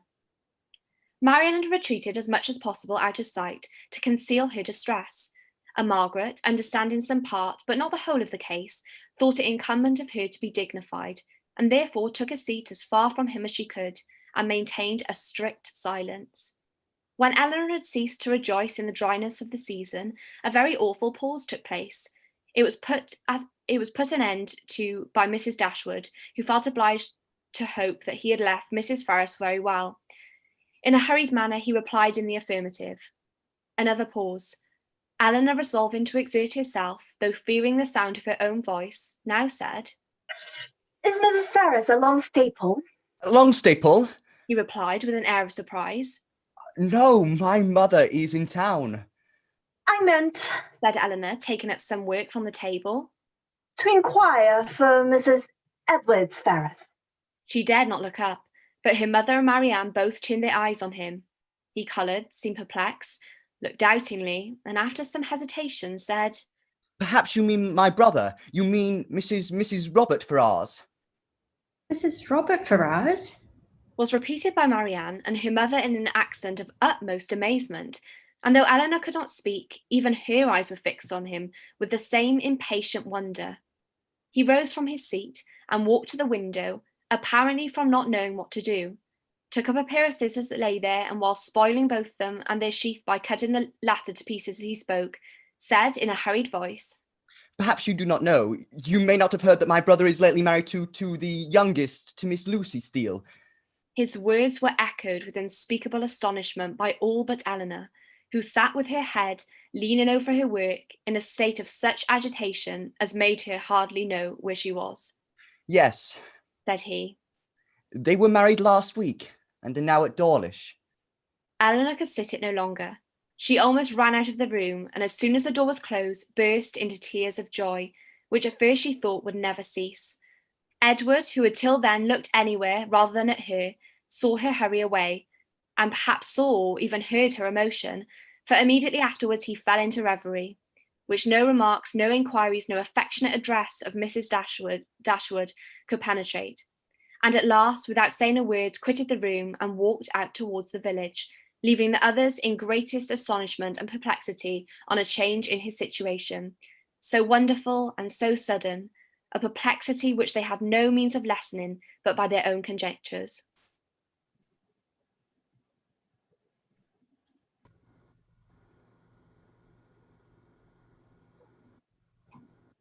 Chapter 49. Unaccountable, however, as the circumstances of his release might appear to the whole family, it was certain that Edward was free, and to what purpose that freedom would be employed was easily predetermined by all. For after experiencing the blessings of one imprudent engagement, contracted without his mother's consent, as he had already done for more than 4 years, nothing less could be expected of him in the failure of that than the immediate contraction of another. His errand at Barton, in fact, was a simple one. It was only to ask Eleanor to marry him. And considering that he was not altogether inexperienced in such a question, it might seem strange that he should feel so uncomfortable in the present case as he really did, so much in need of encouragement and fresh air. How soon he had walked himself into the proper resolution, however, how soon an opportunity of exercising it occurred, in what manner he expressed himself, and how he was received, need not be particularly told. This only need be said, that when they all sat down to table at 4 o'clock, about 3 hours after his arrival, he had secured his lady, engaged her mother's consent, and was not only in the rapturous profession of the lover, but in the reality of reason and truth, one of the happiest of men. His situation, indeed, was more than commonly joyful. He had more than the ordinary triumph of accepted love to swell his heart and raise his spirits. He was released, without any reproach to himself, from an entanglement which had long formed his misery, from a woman whom he had long ceased to love, and elevated at once to that security with another, which he must have thought of almost with despair, as soon as he had learned to consider it with desire. He was brought not from doubt or suspense, but from misery to happiness, and the change was openly spoken in such a genuine, flowing, grateful cheerfulness as his friends had never witnessed in him before.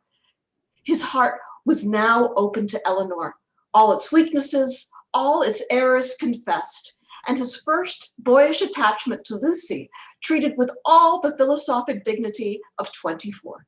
It was a foolish, idle inclination on my side, said he, the consequence of the ignorance of the world and want of employment. Had my mother given me some active profession when I was removed at 18 from the care of Mr. Pratt, I think, nay, I am sure it would never have happened. For though I left Longstaple with what I thought at the time a most unconquerable preference for his niece, yet had I then had any pursuit, any object to engage my time and keep me at a distance from her for a few months, I should very soon have outgrown the fancied attachment, especially by mixing more with the world, as in such case I must have done. But instead of having anything to do, Instead of having any profession chosen for me or being allowed to choose any myself, I returned home to be completely idle. And for the first 12 months afterwards, I had not even the nominal employment, which belonging to the university would have given me, for I was not entered at Oxford till I was 19.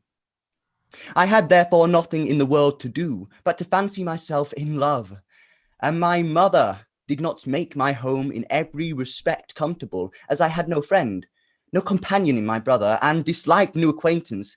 It was not unnatural for me to be very often at Longstaple, where I always felt myself at home, and was always sure of a welcome, and accordingly I spent the greatest part of my time there from 18 to 19.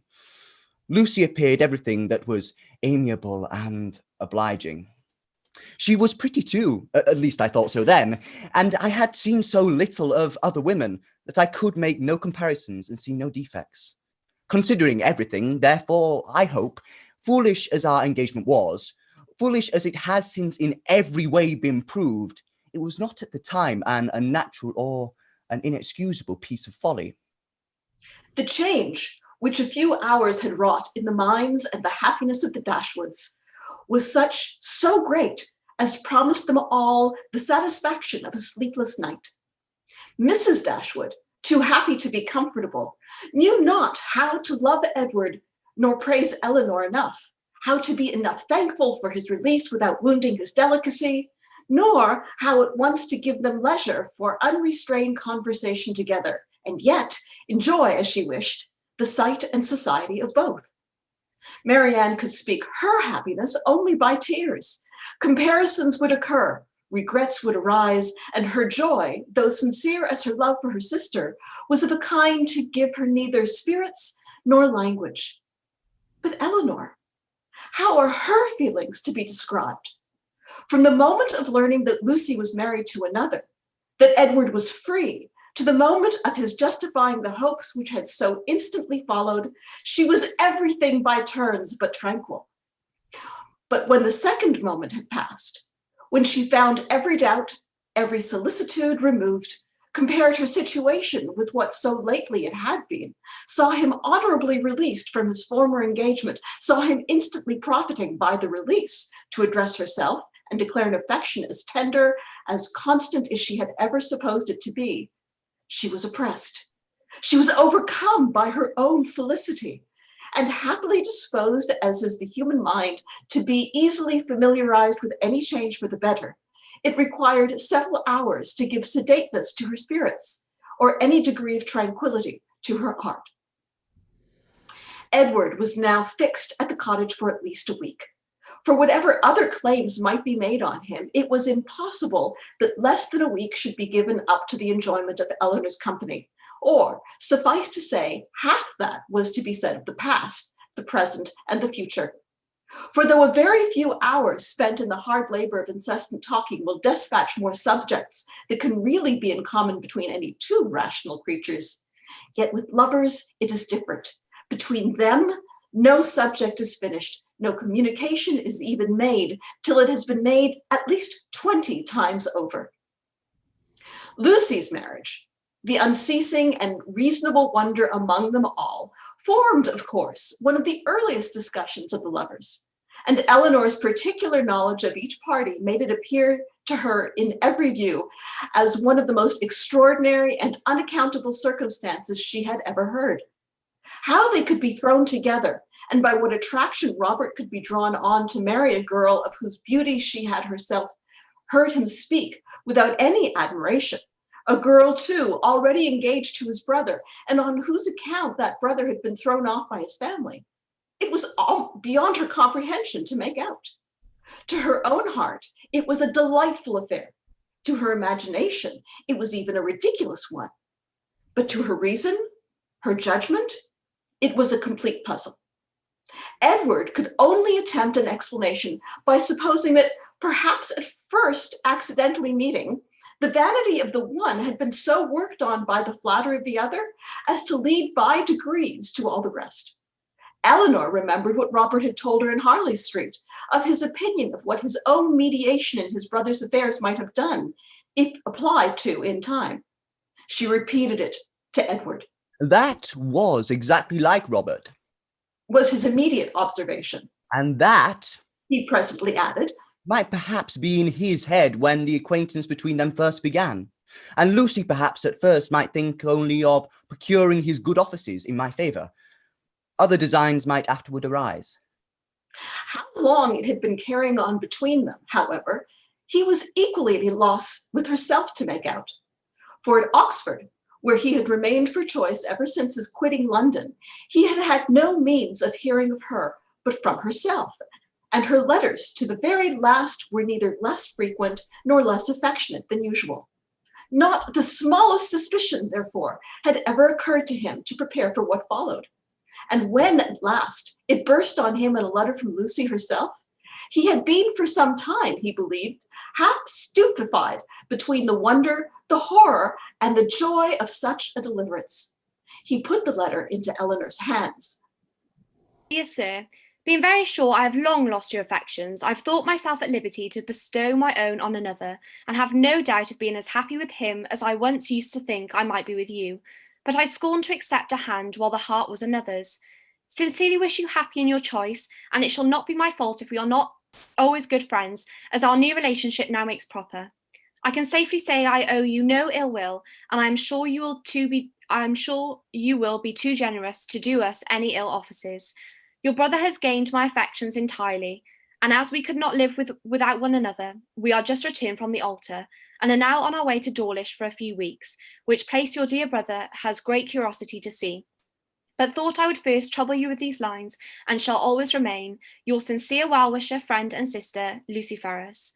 I have burnt all your letters, and will return your picture at the first opportunity. Please do destroy my scrawls, but the ring with my hair you are very welcome to keep. Eleanor read and returned it without any comment.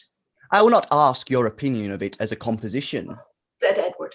For worlds would not I have had a letter of hers seen by you in former days. In a sister it is bad enough, but in a wife, how I have blushed over the pages of her writing, and I believe I may say that since the first half of our foolish business, this is the only letter I ever received from her, of which the substance made me any amends for the defect of the style. However it may have come about, said Eleanor after a pause, they are certainly married, and your mother has brought on herself a most appropriate punishment. The independence she settled on Robert through resentment against you has put it in her power to make her own choice. And she has actually been bribing one son with 1,000 a year to do the very deed which she disinherited the other for intending to do. She will hardly be less hurt, I suppose, by Robert's marrying Lucy than she would have been by your marrying her. She will be more hurt by it, for Robert always was her favourite. She will be more hurt by it, and on the same principle will forgive him much sooner. In what state the affair stood at present between them, Edward knew not, for no communication with any of his family had yet been attempted by him. He had quitted Oxford within 24 hours after Lucy's letter arrived, and with only one object before him, the nearest road to Barton, had had no leisure to form any scheme of conduct with which that road did not hold the most intimate connection. He could do nothing till he were assured of his fate with Miss Dashwood, and by his rapidity in seeking that fate, it is to be supposed, in spite of the jealousy with which he had once thought of Colonel Brandon, in spite of the modesty with which he rated his own deserts, and the politeness with which he talked of his doubts, he did not, upon the whole, expect a very cruel reception. It was his business, however, to say that he did, and he said it very prettily. What he might say on the subject a 12-month after must be referred to the imagination of husbands and wives. That Lucy had certainly meant to deceive, to go off with a flourish of malice against him in her message by Thomas, was perfectly clear to Eleanor, and Edward himself, now thoroughly enlightened on her character, had no scruple in believing her capable of the utmost meanness of wanton ill nature. Though his eyes had been long opened, even before his acquaintance with Eleanor began, to her ignorance and a want of liberality in some of her opinions, they had been equally imputed by him to her want of education, until her last letter reached him, He had always believed her to be a well-disposed, good-hearted girl and thoroughly attached to himself. Nothing but such a persuasion could have prevented his putting an end to an engagement, which, long before the discovery of it laid him open to his mother's anger, had been a continual source of disquiet and regret to him. I thought it my duty, said he, independent of my feelings, to give her the option of continuing the engagement or not. When I was renounced by my mother and stood to all appearance without a friend in the world to assist me, in such a situation as that, where there seemed nothing to attempt the avarice of the vanity of any living creature, how could I suppose, when she so earnestly, so warmly insisted on sharing my fate, whatever it might be, that anything but the most disinterested affection was her inducement? And even now, I cannot comprehend on what motive she acted, or what fancied advantage it could be to her to be fettered to a man for whom she had not the smallest regard, and who had only £2,000 in the world. She could not foresee that Colonel Brandon would give me a living. No, but she might suppose that something would occur in your favour, that your own family might in time relent, and at any rate, she lost nothing by continuing the engagement, for she has proved that it fettered neither her inclination nor her actions. The connection was certainly a respectable one, and probably gained her consideration among her friends, and, if nothing more advantageous occurred, it would be better for her to marry you than be single. Edward was, of course, immediately convinced that nothing could have been more natural than Lucy's conduct, nor more self-evident than the motive of it. Eleanor scolded him, harshly, as ladies always scold the imprudence which compliments themselves, for having spent so much time with them at Norland, when he must have felt his own inconstancy. Your behaviour was certainly very wrong, said she, because, to say nothing of my own conviction, our relations were all led away by it to fancy and expect what, as you were then situated, can never be. He could only plead an ignorance of his own heart and a mistaken confidence in the force of his engagement. I was simple enough to think that because my faith was plighted to another, there could be no danger in my being with you, and that the consciousness of my engagement was to keep my heart as safe and sacred as my honour. I felt that I admired you, but I told myself it was only friendship, until I began to make comparisons between yourself and Lucy. I did not know how far I was got. After that, I suppose I was wrong in remaining so much in Sussex, and the arguments with which I reconciled myself to the expediency of it were no better than these. The danger is my own. I am doing no injury to anybody but myself. Eleanor smiled and shook her head. Edward heard with pleasure of Colonel Brandon's being expected at the cottage, as he really wished not only to be better acquainted with him, but to have an opportunity of convincing him that he no longer resented him giving the living of Delaford. Which at present, said he, after thanks so ungraciously delivered as mine were on the occasion, he must think I have never forgiven him for offering. Now he felt astonished himself that he had never yet been to the place. But so little interest had he taken in the matter that he owed all his knowledge of the house, garden, and glebe, extent of the parish, condition of the land, and rate of the tithes to Eleanor herself, who had heard so much of it from Colonel Brandon, and heard it with so much attention as to be entirely mistress of the subject. One question after this only remained undecided between them. One difficulty only was to be overcome. They were brought together by mutual affection, with the warmest approbation of their real friends. Their intimate knowledge of each other seemed to make their happiness certain, and they only wanted something to live upon. Edward had £2,000, and Eleanor one, which, with Delaford living, was all that they could call their own. For it was impossible that Mrs. Dashwood should advance anything, and they were neither of them quite enough in love to think that £350 a year would supply them with the comforts of life. Edward was not entirely without hopes of some favorable change in his mother towards him, and on that he rested for the residue of their income.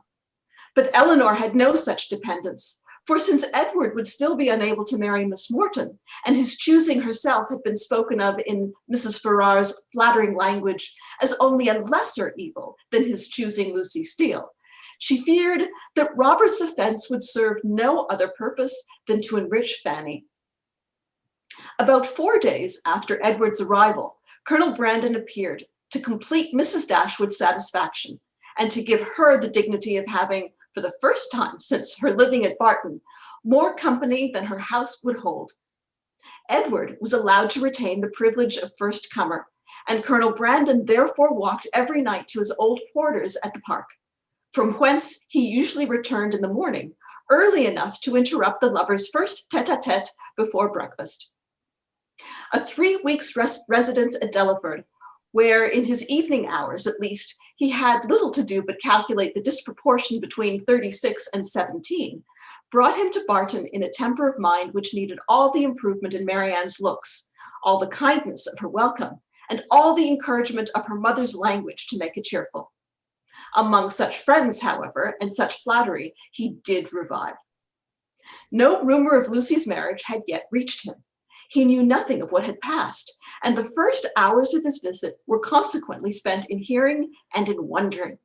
Everything was explained to him by Mrs. Dashwood, and he found fresh reason to rejoice in what he had done for Mr. Ferrars, since eventually it promoted the interest of Eleanor. It would be needless to say that the gentlemen advanced in the good opinion of each other as they advanced in each other's acquaintance, for it could not be otherwise. Their resemblance in good principles and good sense, in disposition and manner of thinking, would probably have been sufficient to unite them in friendship without any other attraction. But their being in love with two sisters, and two sisters fond of each other, made that mutual regard inevitable and immediate, which might otherwise have waited the effect of time and judgment. The letters from town, which a few days before would have made every nerve in Eleanor's body thrill with transport, now arrived to be read with less emotion than mirth. Mrs. Jennings wrote to tell the wonderful tale, to vent her honest indignation against the jilting girl, and pour forth her compassion towards poor Mr. Edward, who, she was sure, had quite doted upon the worthless hussy, and was now, by all accounts, almost broken-hearted at Oxford. I do think, she continued, nothing was ever carried on so sly, for it was but 2 days before Lucy called and sat a couple of hours with me.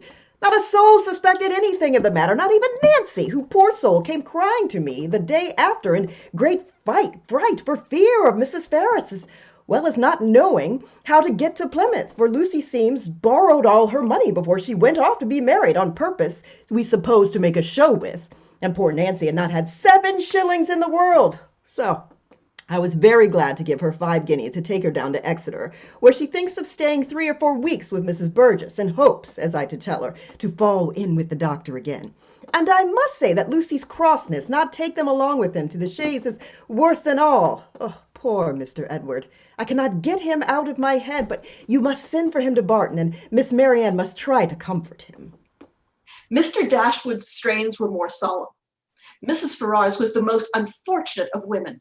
Poor Fanny had suffered the agonies of sensibility, and he considered the existence of each under such a blow with grateful wonder. Robert's offense was unpardonable, but Lucy's was infinitely worse. Neither of them were ever again to be mentioned to Mrs. Ferrars, and even if she might hereafter be induced to forgive her son, his wife should never be acknowledged as her daughter, nor permitted to appear in her presence. The secrecy with which everything had been carried on between them was rationally treated as enormously heightening the crime, because had any suspicion of it occurred to the others, proper measures would have been taken to prevent the marriage. And he called on Eleanor to join with him in regretting that Lucy's engagement with Edward had not rather been fulfilled, than that she should thus be the means of spreading misery farther in the family. He thus continued. Mrs. Ferrars has never yet mentioned Edward's name, which does not surprise us. But to our great astonishment, not a line has been received from him on the occasion. Perhaps, however, he is kept silent by his fear of offending, and I shall, therefore, give him a hint, by a line to Oxford, that his sister and I both think a letter of proper submission from him, addressed perhaps to Fanny, and by her shown to her mother, might not be taken amiss. For we all know the tenderness of Mrs. Ferris's heart, and that she wishes for nothing so much as to be on good terms with her children. This paragraph was of some importance to the prospects and conduct of Edward. It determined him to attempt a reconciliation, though not exactly in the manner pointed out by their brother and sister. A letter of proper submission, Repeated he. Would they have me beg my mother's pardon for Robert's ingratitude to her, and breach of honour to me? I can make no submission. I am grown neither humble nor penitent by what has passed. I am grown very happy, but that would not interest. I know of no submission that is proper for me to make. You may certainly ask to be forgiven, said Eleanor, because you have offended, and I should think you might now venture so far as to profess some concern for having ever formed the engagement which drew on your mother's anger. He agreed that he might. And when she has forgiven you, perhaps a little humility may be convenient while acknowledging a second engagement, almost as imprudent in her eyes as the first. He had nothing to urge against it, but still resisted the idea of a letter of proper submission. And therefore, to make it easier to him, as he declared a much greater willingness to make mean concessions by word of mouth than on paper, it was resolved that instead of writing to Fanny, he should go to London and personally entreat her good offices in his favour. And if they really do interest themselves, said Marianne in her new character of candour, in bringing about a reconciliation, I shall think that even John and Fanny are not entirely without merit. After a visit on Colonel Brandon's side of only 3 or 4 days, the two gentlemen quitted Barton altogether. They were to go immediately to Delaford, that Edward might have some personal knowledge of his future home and assist his patron and friend in deciding on what improvements were needed to it. And from thence, after staying there a couple of nights, he was to proceed on his journey to town. Chapter 50. After a proper resistance on the part of Mrs. Ferrars, just so violent and so steady as to preserve her from that reproach which she always seemed fearful of incurring, the reproach of being too amiable, Edward was admitted to her presence and pronounced to be again her son. Her family had of late been exceedingly fluctuating. For many years of her life she had had two sons, but the crime and annihilation of Edward a few weeks ago had robbed her of one. The similar annihilation of Robert had left her for a fortnight without any. And now, by the resuscitation of Edward, she had one again. In spite of his being allowed once more to live, however, he did not feel the continuance of his existence secure till he had revealed his present engagement. But the publication of that circumstance, he feared, might give a sudden turn to his constitution and carry him off as rapidly as before. With apprehensive caution, therefore, it was revealed, and as he was listened to with unexpected calmness. Mrs. Ferrars at first reasonably endeavoured to dissuade him from marrying Miss Dashwood by every argument in her power, told him that in Miss Morton he would have a woman of higher rank and larger fortune, and enforced the assertion by observing that Miss Morton was the daughter of a nobleman with £30,000, while Miss Dashwood was only the daughter of a private gentleman with no more than 3.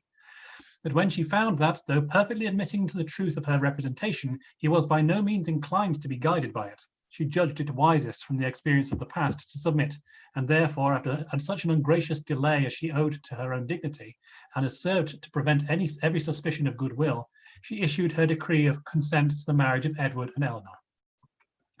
What she would engage to do other towards augmenting their income was next to be considered, and here it plainly appeared that though Edward was now her only son, he was by no means her eldest, for while Robert was inevitably endowed with £1,000 a year, not the smallest objection was made against Edward's taking orders for the sake of 250 at the utmost, nor was anything promised either for the present in the future, beyond the £10,000 which had been given with Fanny.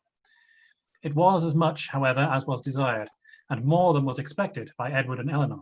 And Mrs. Ferrars herself, by her shuffling excuses, seemed the only person surprised at her not giving more.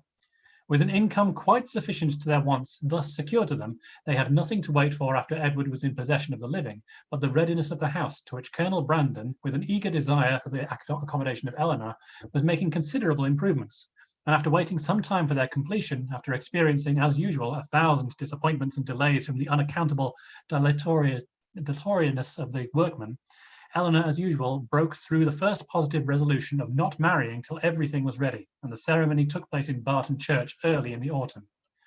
The first month after their marriage was spent with their friend at the Mansion House, from whence they could superintend the progress of the parsonage and direct everything as they liked on the spot, could choose papers, project shrubberies, and invent a sweep. Mrs. Jennings's prophecies, though rather jumbled together, were chiefly fulfilled, for she was able to visit Edward and his wife in their parsonage by Michaelmas, and she found in Eleanor and her husband, as she really believed, one of the happiest couples in the world. They had, in fact, nothing to wish for but the marriage of Colonel Brandon and Marianne, and rather better pasturage for their cows. They were visited on their first settling by almost all their relations and friends. Mrs. Ferrars came to inspect the happiness which she was almost ashamed of having authorised, and even the Dashwoods were at the expense of a journey from Sussex to do them honour. I will not say that I am disappointed, my dear sister, said John, as they were walking together one morning before the gates of Delaford House. That would be saying too much, for certainly you've been one of the most fortunate young women in the world as it is. But I confess it would give me great pleasure to call Colonel Brandon brother. His property here, his place, his house, everything is in such a respectable and excellent condition, and his woods. I have not seen such timber anywhere in Dorsetshire as there is now standing in Delaford Hanger, and though perhaps Marianne may not exactly seem the person to attract him, yet I would think it would altogether be advisable for you to have them now frequently staying with you, for as Colonel Brandon seems a great deal at home, nobody can tell what may happen, for when people are much thrown together and see little of anybody else, and it will always be in your power to set her off to advantage, and so forth. In short, you may as well give her a chance. You understand me. But though Mrs. Ferrars did come to see them, and always treated them with the make-believe of decent affection, they were never insulted by her real favour and preference. That was due to the folly of Robert and the cunning of his wife, and it was earned by them before many months had passed away. The selfish sagacity of the latter, which had at first drawn Robert into the scrape, was the principal instrument of his deliverance from it. For her respectful humility, assiduous attentions, and endless flatteries, as soon as the smallest opening was given for their exercise, reconciled Mrs. Ferrars to his choice, and re-established him completely in her favour. The whole of Lucy's behaviour in the affair, and the propensity which crowned it, therefore, may be held forth as a most encouraging instance of what an earnest and unceasing attention to self-interest, however its progress may be apparently obstructed, will do in securing every advantage of fortune, with no other sacrifice than that of time and conscience. When Robert first sought her acquaintance and privately visited her in Bartlett's buildings, it was only with a view imputed to him by his brother. He merely meant to persuade her to give up the engagement, and as there could be nothing to overcome but the affection of both, he naturally expected that 1 or 2 interviews would settle the matter. In that point, however, and that only, he erred, for though Lucy soon gave him hopes that his eloquence would convince her in time, another visit, another conversation, was always wanted to produce this conviction. Some doubts always lingered in her mind when they parted, which could only be removed by another half-hour's discourse with himself. His attendance was by this means secured, and the rest followed in course. Instead of talking of Edward, they came gradually to talk only of Robert, a subject on which he had always more to say than on any other, and in which she soon betrayed an interest even equal to his own. And in short, it became speedily evident to both that he had entirely supplanted his brother. He was proud of his conquest, proud of tricking Edward, and very proud of marrying privately without his mother's consent.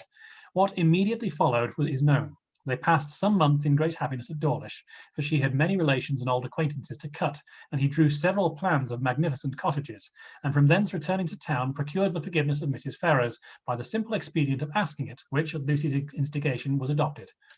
The forgiveness at first, indeed, was as reasonable, comprehended only Robert, and Lucy, who had owed his mother no duty, and therefore could have transgressed none, still remained some weeks longer unpardoned.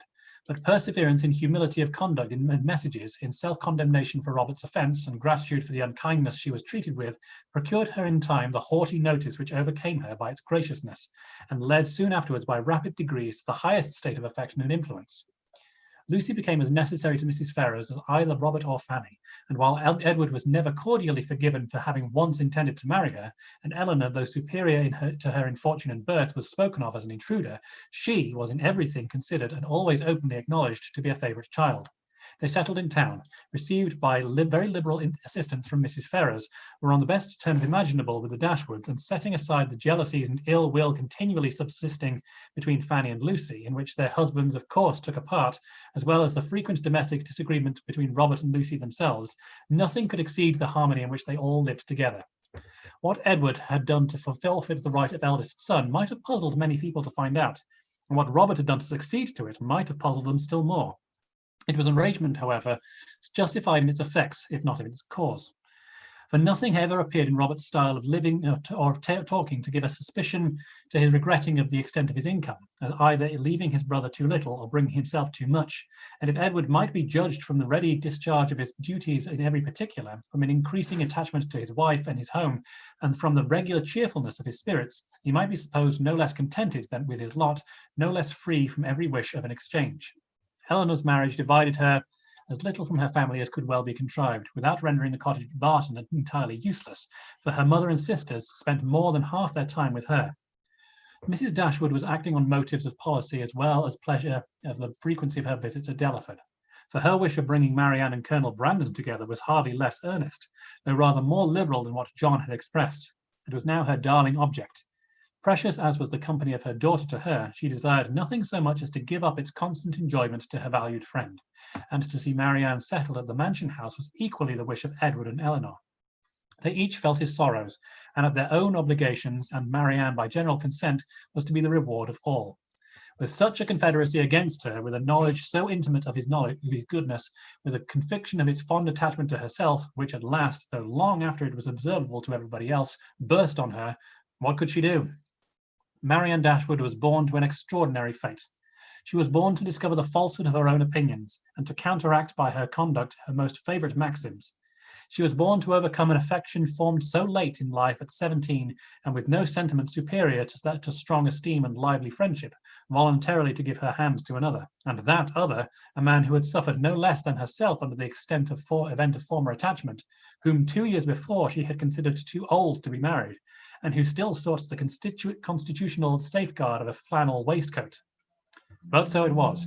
Instead of falling a sacrifice to an irresistible passion, as once she had fondly flattered herself with expecting, instead of remaining even forever with her mother, and finding her only pleasures in retirement and study, as afterwards in her more calm and sober judgment she had determined on, she found herself at 19 submitting to new attachments, entering on new duties, placed in a new home, a wife, the mistress of a family, and the patroness of a village. Colonel Brandon was now as happy as all those who have best loved him believed he deserved to be. In Marianne he was consoled for every past affliction. Her regard and her society restored to his mind to animation, and his spirits to cheerfulness, and that Marianne found herself her own happiness in forming his was equally the persuasion and delight of each observing friend. Marianne could never love by halves, and her whole heart became in time as much devoted to her husband as it had once been to Willoughby. Willoughby could not hear of her marriage without a pang, and his punishment was soon afterwards complete in the voluntary forgiveness of Mrs. Smith, who, by stating his marriage with a woman of character as the source of her clemency, gave him reason for believing he had behaved with honour towards Marianne. He might at once have been happy and rich, that his repentance of misconduct, which thus brought its own punishment, was sincere, need not be doubted, nor that he long thought of Colonel Brandon with envy and of Marianne with regret, but that he was forever inconsolable, that he fled from society or contracted an habitual gloom of temper or died of a broken heart must not be depended on, for he did neither. He lived to exert and frequently to enjoy himself. His wife was not always out of humour, nor his home always uncomfortable, and in his breed of horses and dogs and in sporting of every kind, he found no inconsiderable degree of domestic felicity. For Marianne herself, however, in spite of his incivility in surviving her loss, he always retained that decided regard which interested him in everything that befell her, and made her his secret standard of perfection in woman, and many a rising beauty could be slighted by him in after days as bearing no comparison with Mrs. Brandon. Mrs. Dashwood was prudent enough to remain at the cottage without attempting a removal to Delaford. Unfortunately for Sir John and Mrs. Jennings, when Marianne was taken from them, Margaret had reached an age highly suitable for dancing, and not very ineligible for being supposed to have a lover. Between Barton and Delaford, there was that constant communication which short family affection could naturally dictate. And among the merits and the happiness of Eleanor and Marianne, let it not be ranked as the least considerable, that though sisters, and living almost within sight of each other, they could live without disagreement between themselves, or producing coolness between their husbands.